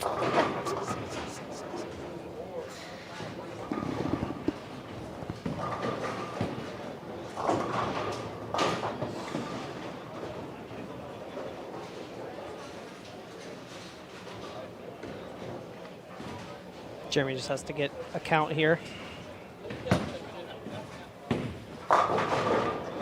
That'll do it. Oh! Kick out that 8-pin. Okay. All right, Who's so next? that's the winner. Jeremy Hunt is the winner. This is not accurate because Jeremy shouldn't be bowling. So maybe Ben's second. I would think so, yes. Yeah, okay.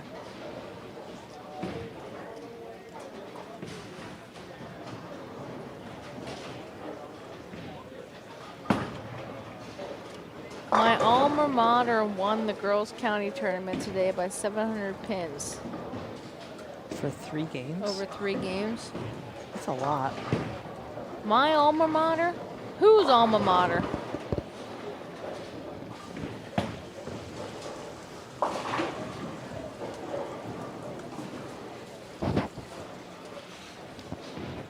Don't know. Mystery. Alexis sets fire. Hope. She's a pyro. Explain yourself. All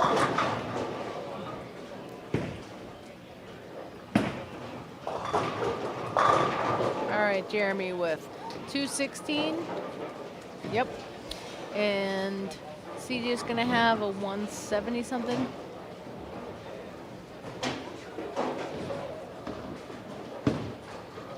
Adam Henfield.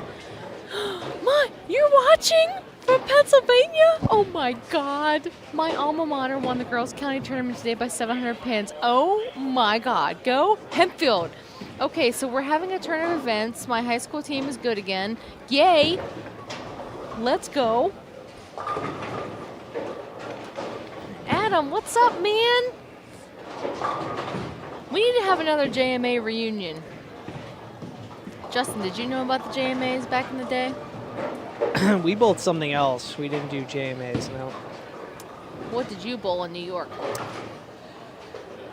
It was mostly in Connecticut and stuff. We didn't do like JBTs. It was called something else. I'd have to figure out what it was called. Connecticut? Yeah. Seems far. For you, yeah.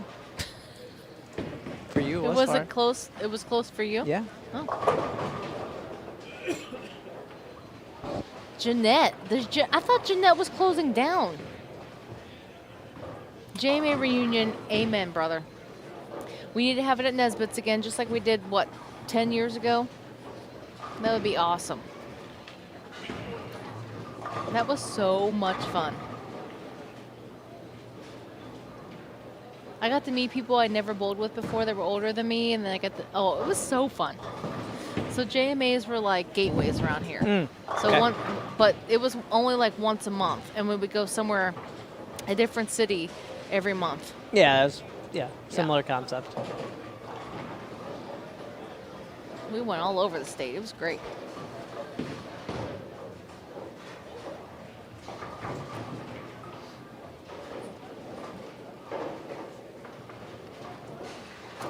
Jeanette. Oh man, I thought that place like burnt down or closed down or something.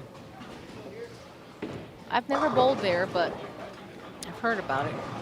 My stepdad used to bowl there. Jeanette, Pennsylvania.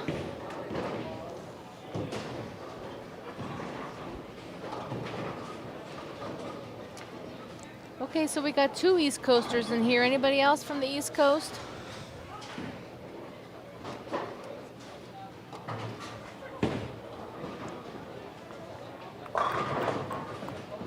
There's a gateway next weekend. Where's it at?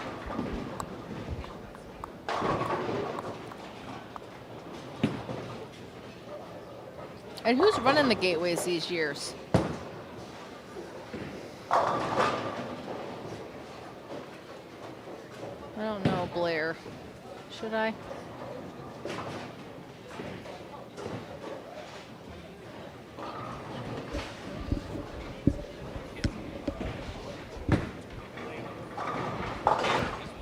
Who's laying on the floor?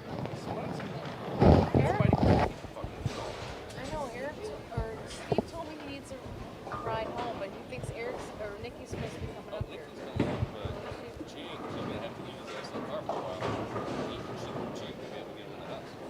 And Mr. Shea, 1920 is your practice pair.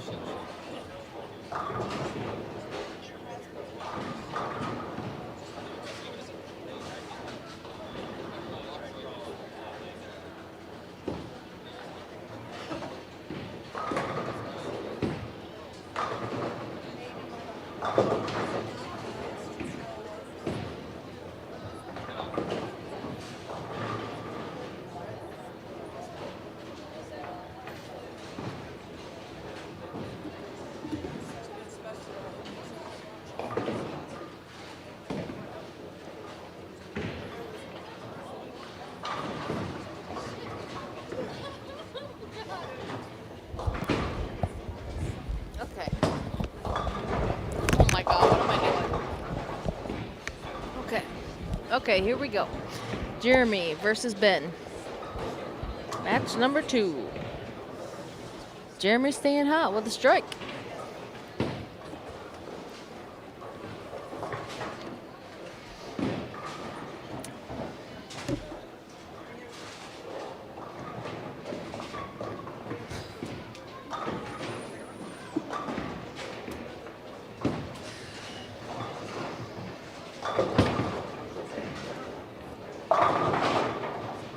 All right, and Ben delivers.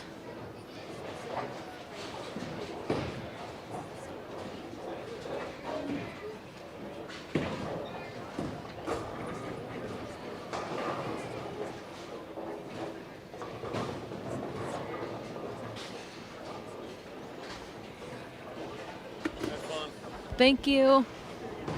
Thanks for coming.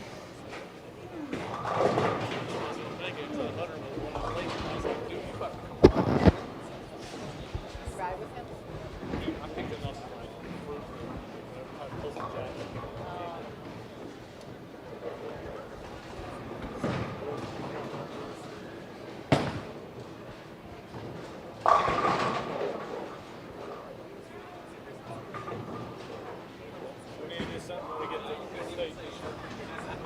I know, I gotta get that turned in, so I gotta start asking for money.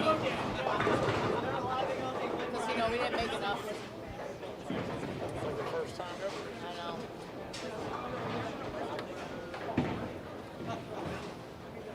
I should have known this came today, the separate for the youth today? It wasn't on the advertising. No, it's not. It wasn't advertised. It just came today, basically. Yeah. Otherwise, that was someone. Anyway, so was that based on the 6 games for the kids? Yeah. Did it carry over? So if they cash in the majors, they get that cash money plus whatever if they cash in the youth. So the 6 qualifying. Yeah. So was it the leader, the 6 qualifying gets first for that? Or? Yeah. Okay, that's right. So first, second, and third basically got paid. So first and second cashed in the majors, and they also cashed in the youth. Right. And the third didn't cash at all, but they cashed in the youth. But yeah, I was getting at, but the high youth bowling was based only on the first 6 games. Is that right? That's what I thought. Okay. My son bowls with those 2 kids that made it on the travel. They're on the travel team. Oh, okay. Yeah. They bowl tomorrow morning. Where do they bowl at? West Park.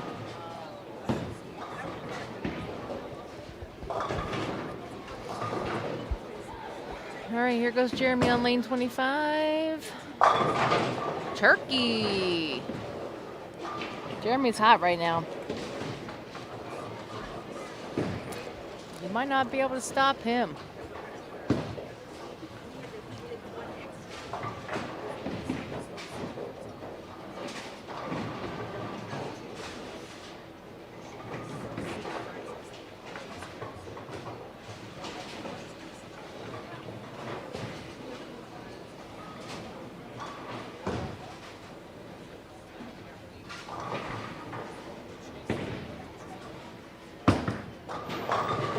That looks inside. Oh, didn't get lucky enough to carry that 4-pin.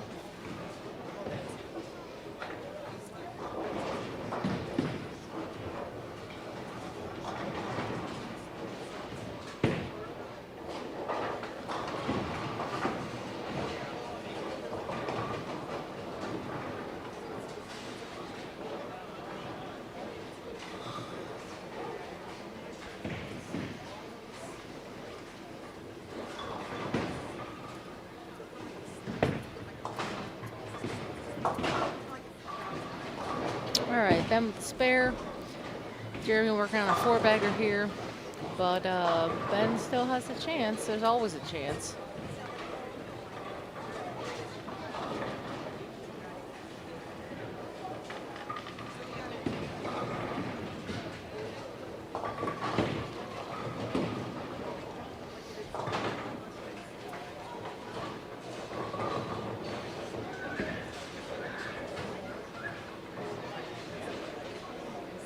Looks like he's way far left, lofting.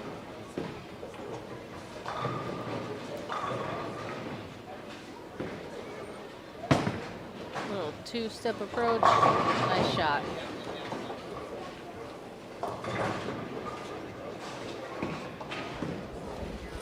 He's in the car. I have Nikki's keys. Whose car? Nikki came. He's in his car. He's in his car. Nikki's driving him home. But I have Nikki's keys. On the way home, every evening she's going to drop her car off. I don't know how she's going to leave the house. And they have 4 people.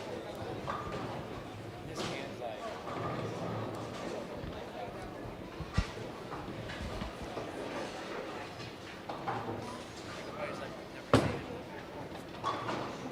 Bad shot by Jeremy. That's okay. He's on a 3-bagger, so 9 spare here will be all right. You want-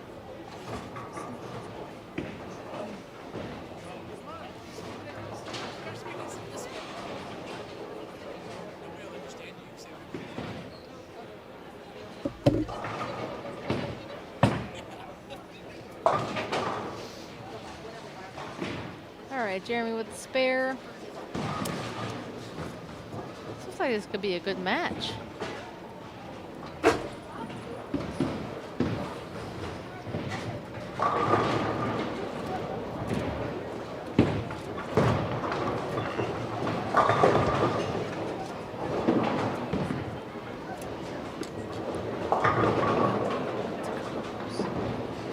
Tacanos.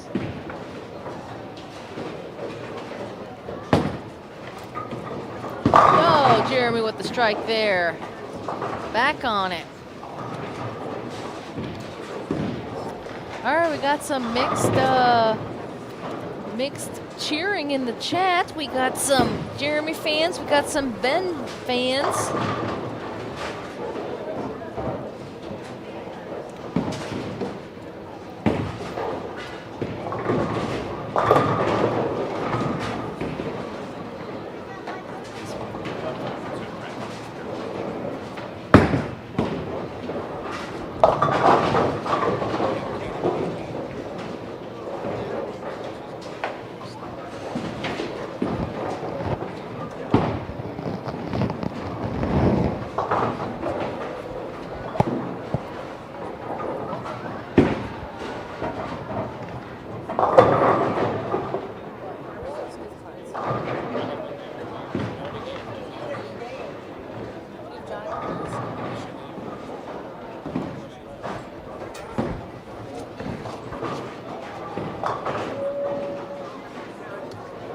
Big split here for Ben. Oh, good attempt.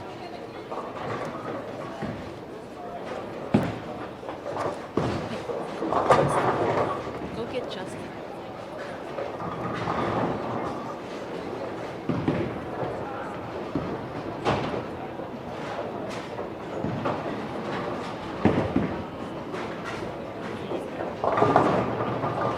Put the headset on, Sax.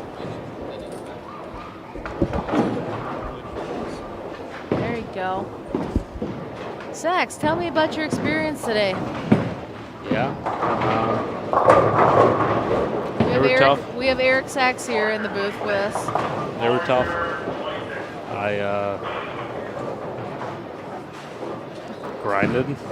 Low game 184, high game 205, and yeah, that's a grind. Shot a lot of spares. Missed one single pin. Missed one other makeable, and outside of that, just every okay shot I threw did not strike today. So, how do you feel the pattern held up as far as toughness throughout the day? Do you think it opened up a little bit for people compared to other years, or not so much? I mean, in my opinion, love the pattern. I think. All right. Like the scores being this low. Me too. I felt if my hand was a little bit better at the bottom, I would have struck a little more, and that would have got me in. And I always felt like I was one game away from throwing 10 or 11 strikes with, like, if I cut the right pair, the right shim, I had a lot out there. And, like, it's all I could ask for. Yeah, so. Definitely. I like hearing that. I like hearing that you like the pattern.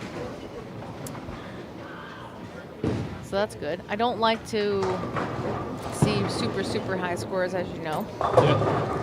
So that was my goal. The cut was negative, which I love. I will repeat that again. Yeah. I mean, love that. I will say, a lot better than last year and the year before. Yeah. I mean, from a left-hander's perspective, I mean, we still had one left-hander. Was it one left-hander that made cut? Was it Kirkendall? Was that it? Yes. But still, I felt the pattern was. I still think it was scoreable.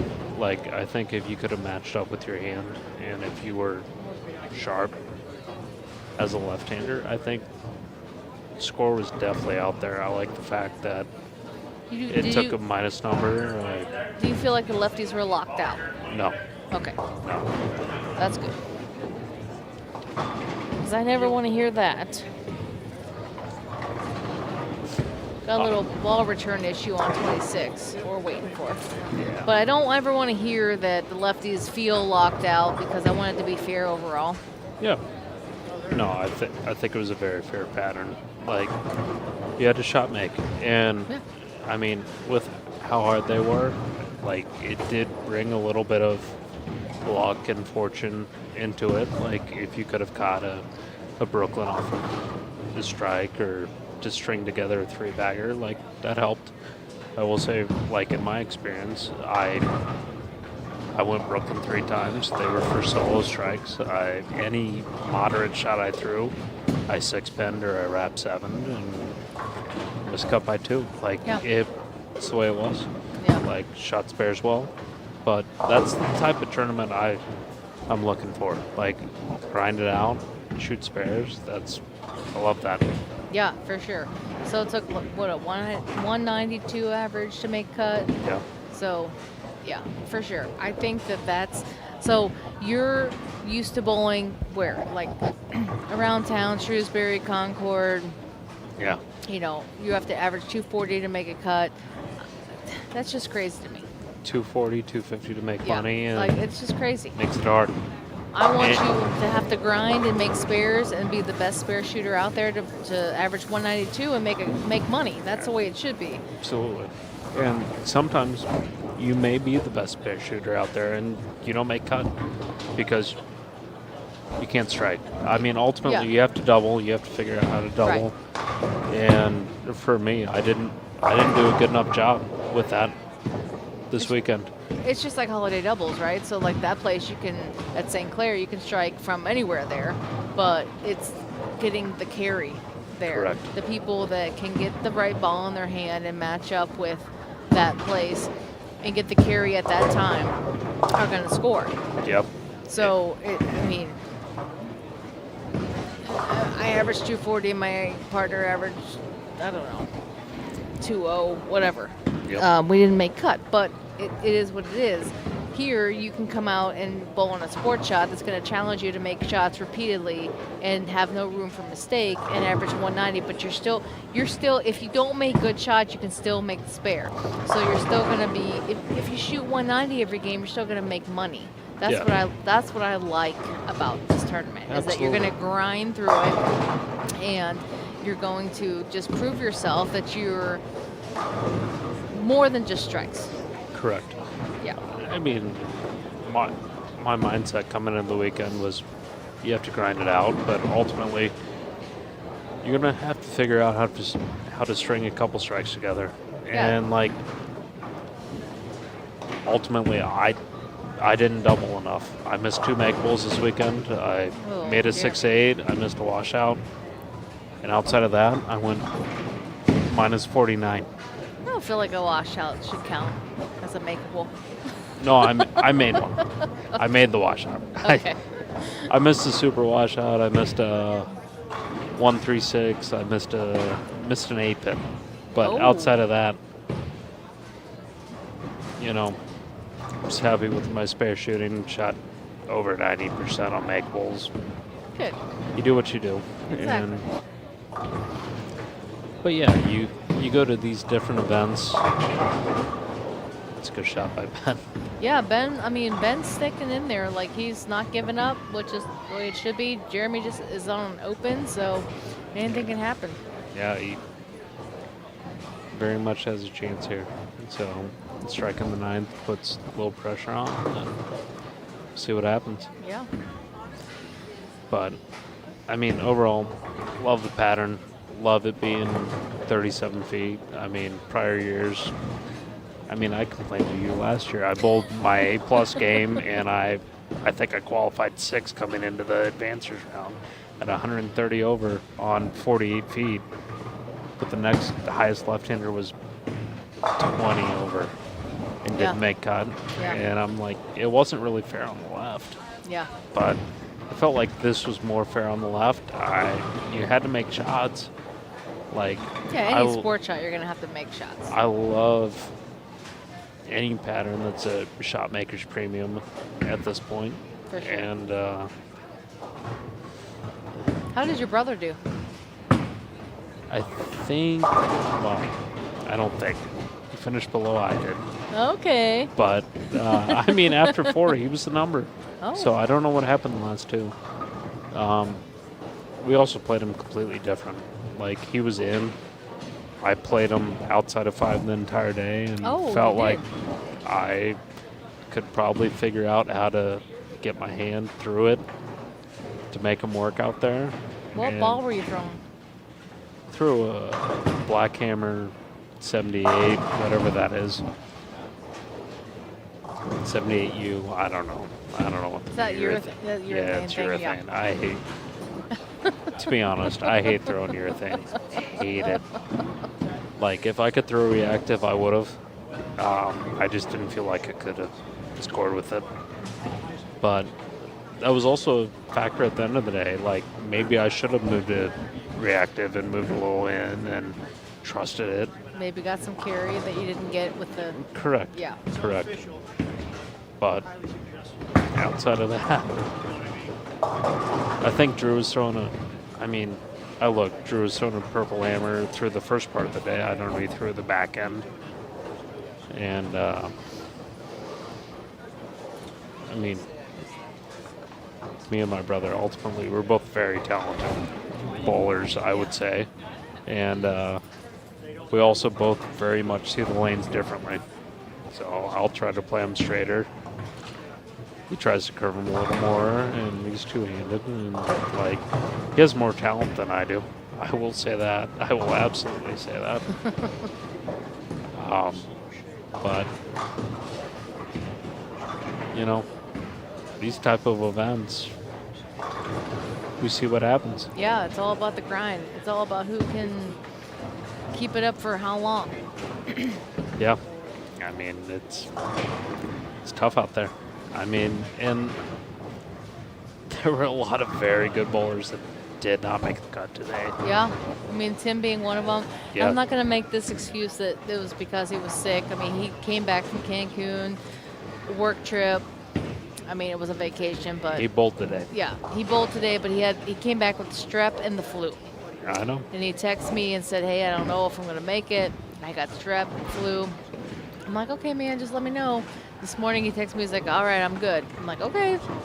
So I saw him this morning, and he sounded all congested and all this. I mean, and he's like, "Oh, I'm good." I'm like, "Okay." He was definitely sick. Yeah. He was definitely sick. He Yeah. doesn't want to make excuses, Yeah. but he was sick. I mean, but you look at that, and you look at other bowlers out there.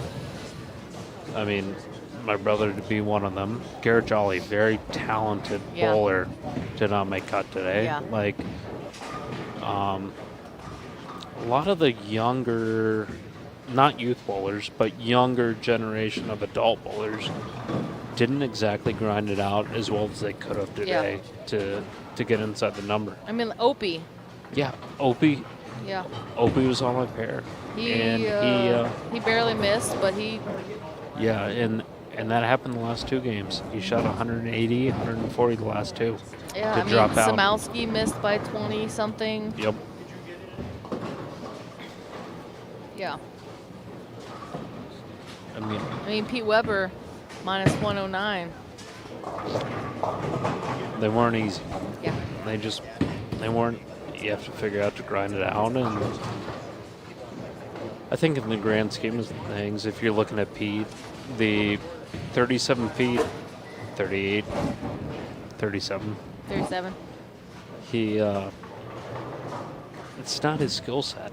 Like, it doesn't feed into what he does well. I mean, Pete's always been very good at making hook out of things that don't hook. That's been his greatest skill set throughout Because he has the like no ball entirety. speed. Well, no. No. I think if we're looking back, and he had ball speed. Yeah. If we're looking back 20 years ago. Yeah, but, yeah, like, his tilt, he's able to get the ball to hook from areas that where no one else could hook from. So this match we have Ben at 193, and Jeremy can make this. Okay, made that. He's going to be around 216 if he strikes. Yeah. So Jeremy moves on once again.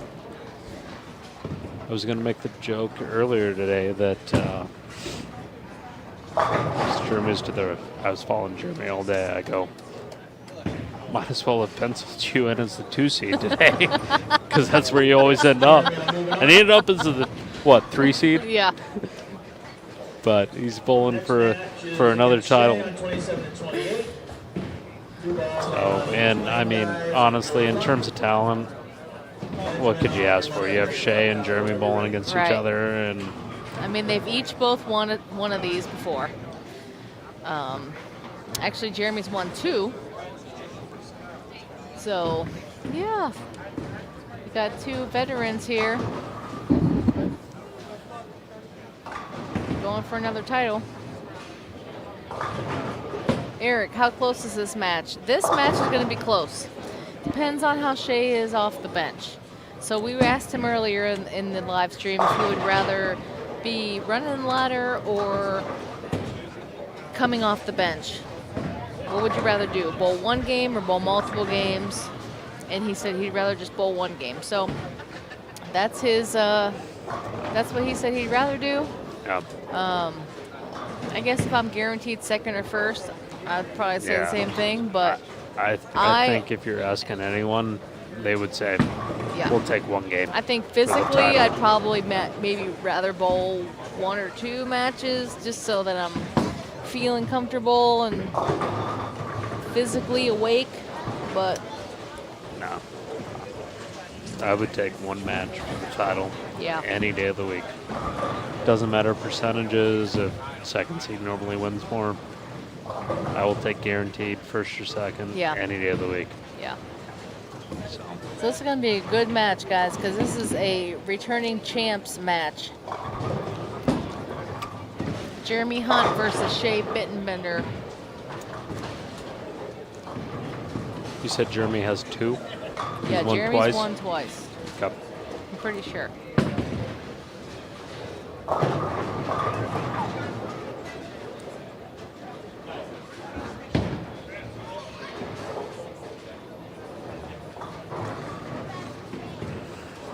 If I had to bet, I think this match is going to come down to 10th frame. Ooh, I hope so. Hey, Tom. Can you change that to 1 versus 2 last match? I forgot that we were only doing the top 4. Thank you. Yes, this will be the finals.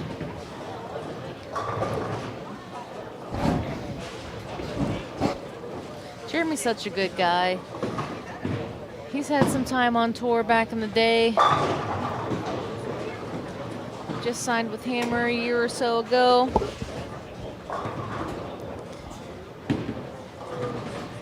Again, he used to be with Hammer long time ago. Then he came up with Storm. Now he's back with Hammer. Shea, of course, still with Rotogrip. So we got brand versus brand. Yep. I see the random posts every now and then that Jeremy, the pattern got in front of his bowling ball and he shot 300. So that's how I feel too. Is he throwing a purple hammer? What is that? No, I don't think he is. I think it's reactive. If I had to guess, it's that new Widow, but I'm not certain. I have no idea on that side.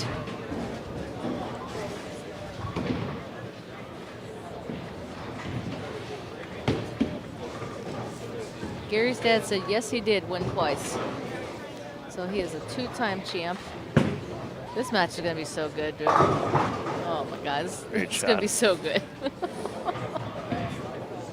I mean, Shea's locked right now. He's been locked.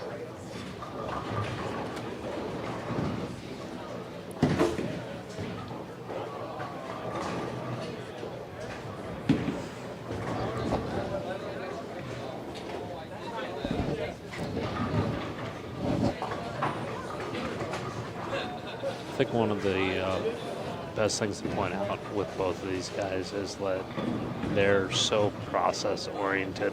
No one's going to speed them up. They're going through their pre-shot routines. Like, if you're a youth bowler out there watching this, like, building up your pre-shot routine, trusting the process, going through what you know, that's the most important thing right now. When the pressure gets high, go through your process. Same thing every time. Yeah, and don't ever worry about holding someone up or anything like that. I mean, Tim changes tape in his ball. It takes 10 minutes before the next shot. You don't worry about it. I've seen it, witnessed it. Yeah. Okay. Shea with the open. Dang. But, yeah.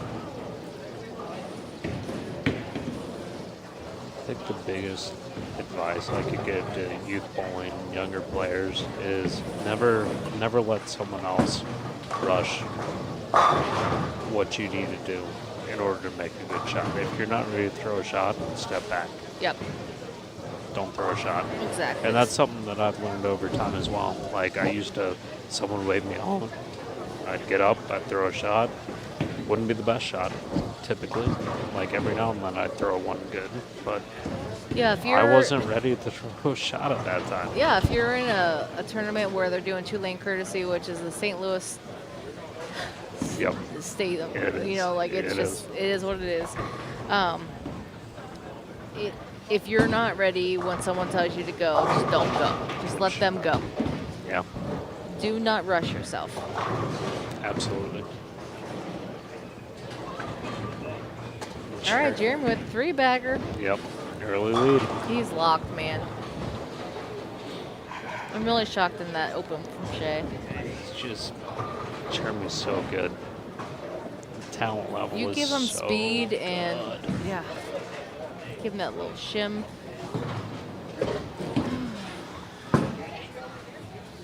Good shot, Jay. All right, good shot. I mean, ultimately, like, if you have the opportunity to bowl ever with Jeremy Hunt, like, you should say yes immediately. Oh, for sure. He bowls in our state squad. It's great. I know I would. Like, if Jeremy said, hey, you want to bowl with me? Yeah, I'm in. Yeah. Absolutely. Doesn't Duh. matter what it is. Are you bowling lemon coin? I am. You got all your squads full? Missing A squad right now. But there's a waiting list for A squad. Oh.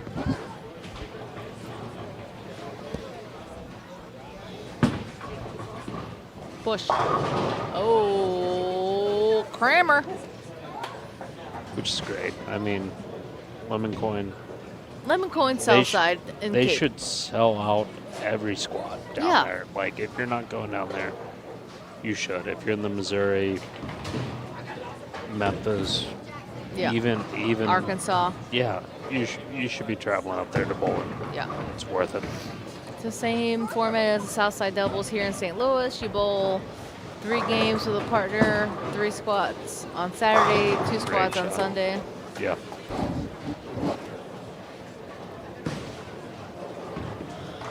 Like $40? 40 I think it. a squad? Yeah, Something like I that? think so. Yeah, it's like nothing to get in. Yeah. It's great. Plenty of action. You'll Yep. have plenty of brackets. to Lots bowl. of brackets. They pay a bunch of spots. It's great.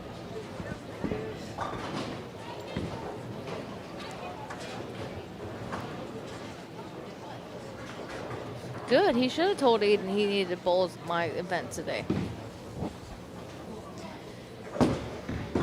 It's close. Oh Great man, shot. great shot.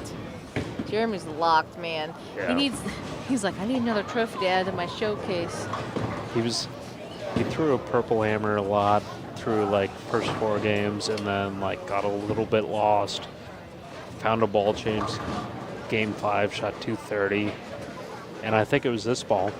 Okay. I don't know if he shot game 6, but like he figured Yeah, like it out. 230 game 6, I thought. Made the jump and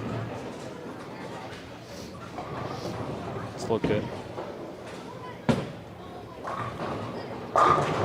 Shot Jay. I don't know what Shay's throwing, but I feel like it's an IQ 30.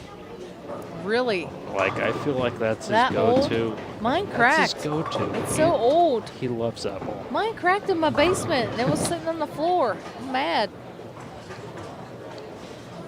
I mean, it's the same color. I don't know what he's actually throwing. That'd be my guess. This is from Mickey.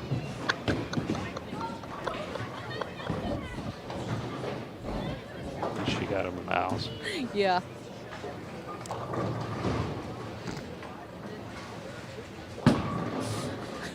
Be closer. Oh, 4-pin for Shay.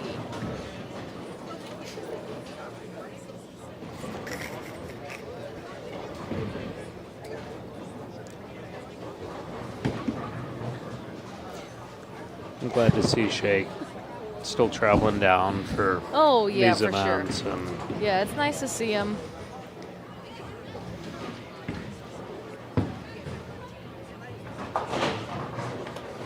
It's like he never left. Like, he's here I so know, often. I know.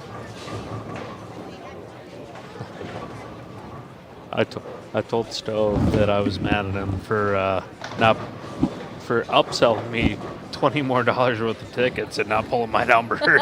He goes, blame Jen. I didn't even pull the numbers. Jody did. I made her do them because I'm like, I'm not getting blamed for this shit. Okay. First opening here. Jeremy goes high, leaves Oh, a six man. pin. First miss by Jeremy.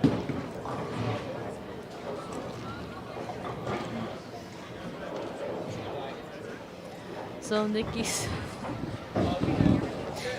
said he doesn't eat. I force him to. I wasn't there, and he doesn't. He thinks he's 20, still not almost 40. Shenanigans.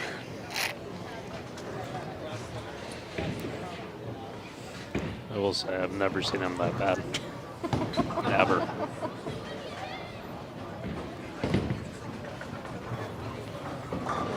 All right, good spare by Jeremy. See if he can get back on it.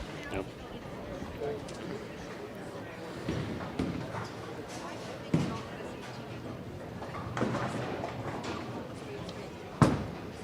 It's Push. close. Oh, that was to the face. Another high shot by Jeremy.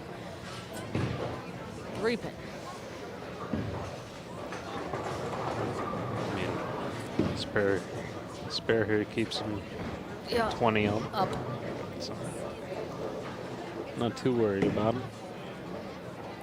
It's ball in Shea's court.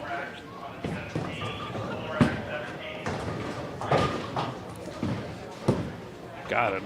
Not pile hot, but got him. Woo. That was a close one.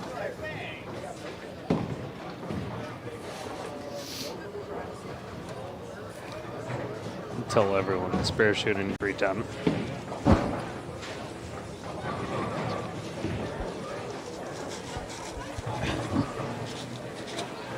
Jalen, very uninterested in the drink request right now. Scene. Crown Peach and Sprite. All right, by good spare Shea. by Shea.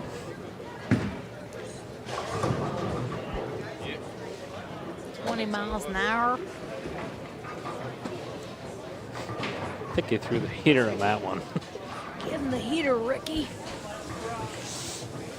Somehow he did not hit the mascot. I think we're good.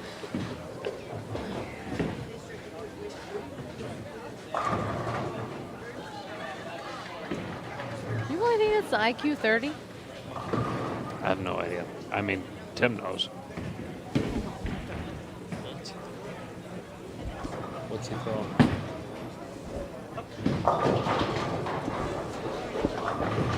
Yeah. Typhoon. We were way wrong.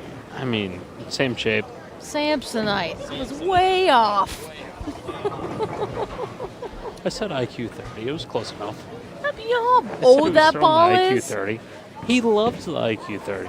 Like, that's his go-to bailout bowling ball. It's not way off. We'll agree to agree. It's fun. Agree to agree. Yeah, exactly. Thank you, sir.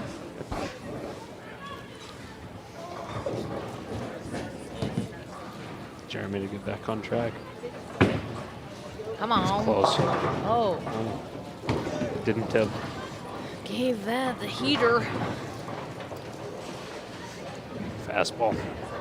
Can't hit your fastball. He only threw that 18 miles an hour. That's slow for him. It's on the left lane.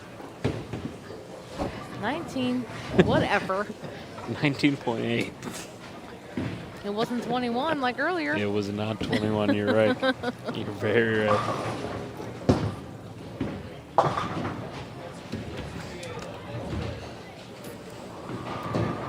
I will say one of the best things about this tournament is getting the youth out, getting the youth involved. I agree. Having them out to compete. There was 13 youth today. It's good. Yeah. It's For very them good. to come out and compete, to support something that is supporting them, I think that is awesome. Absolutely. Absolutely. Yeah.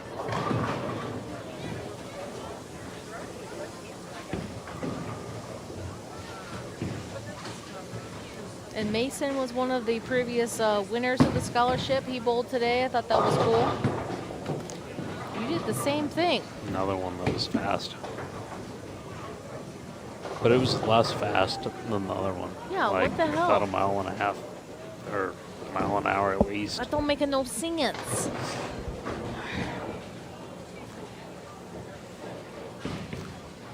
With my great house knowledge here,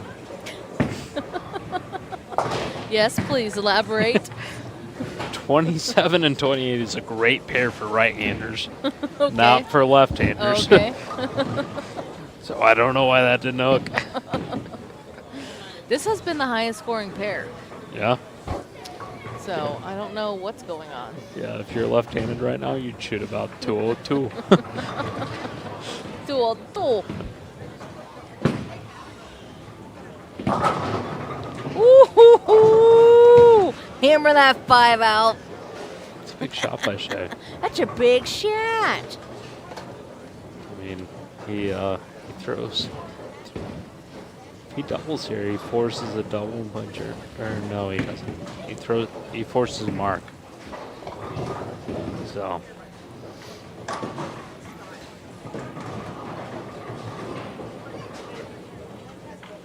Shredding 5 pins, Joseph W. says. Yeah. Shouldn't have opened in the second. I think I said in game 4, if I trip the Push. 5 Ooh! forward every single shot, I'd take that. Ooh. Okay, here, Sax, here's a question for you, because Shea obviously decided to finish first because he was higher seed. What is your pick when you have the option? Do you decide to finish first, have your opponent start first? What do you normally say? This has changed over time. So when I was younger, I was like, I'll finish last. But it depends on the lane. If it's night and day, I have one lane better than the other, I'll finish on that lane. However, if they're close, I would rather finish first. Like, at the end of the day, you want to put pressure on your opponent. I agree. So finish first, throw the number up there they have to beat, and if they beat it, so be it. Like, I agree. If you make the shots you need to, and they beat you, that's what happens. Yep. Like, you have to be okay with that. My choice is always they start, I finish, because Yep. I want to finish first and put the pressure on them. Absolutely. Yep.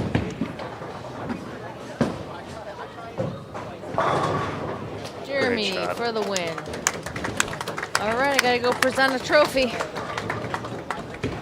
Jeremy Hunt, Jeremy Hunt, 20. 3-time winner, 2026 champ. 2026 champion.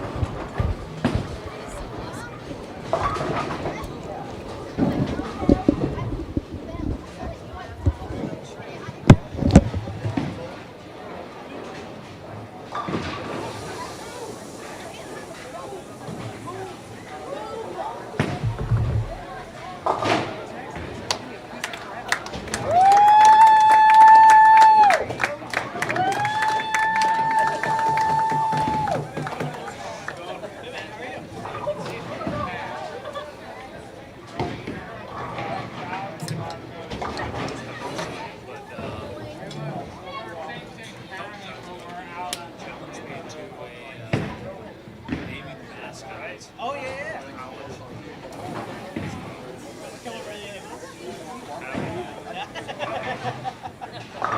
Tell you what, it's cool seeing Lindenwood get their first national Yeah, man. Did you watch it?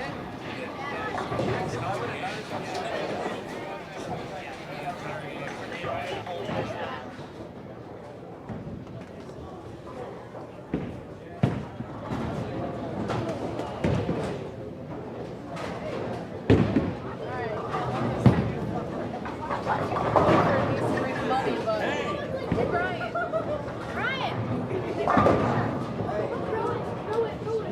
Congratulations to Mr. Jeremy Hunt on the win. Appreciate you guys all coming out. I know Ted appreciates it. Everybody drive safe.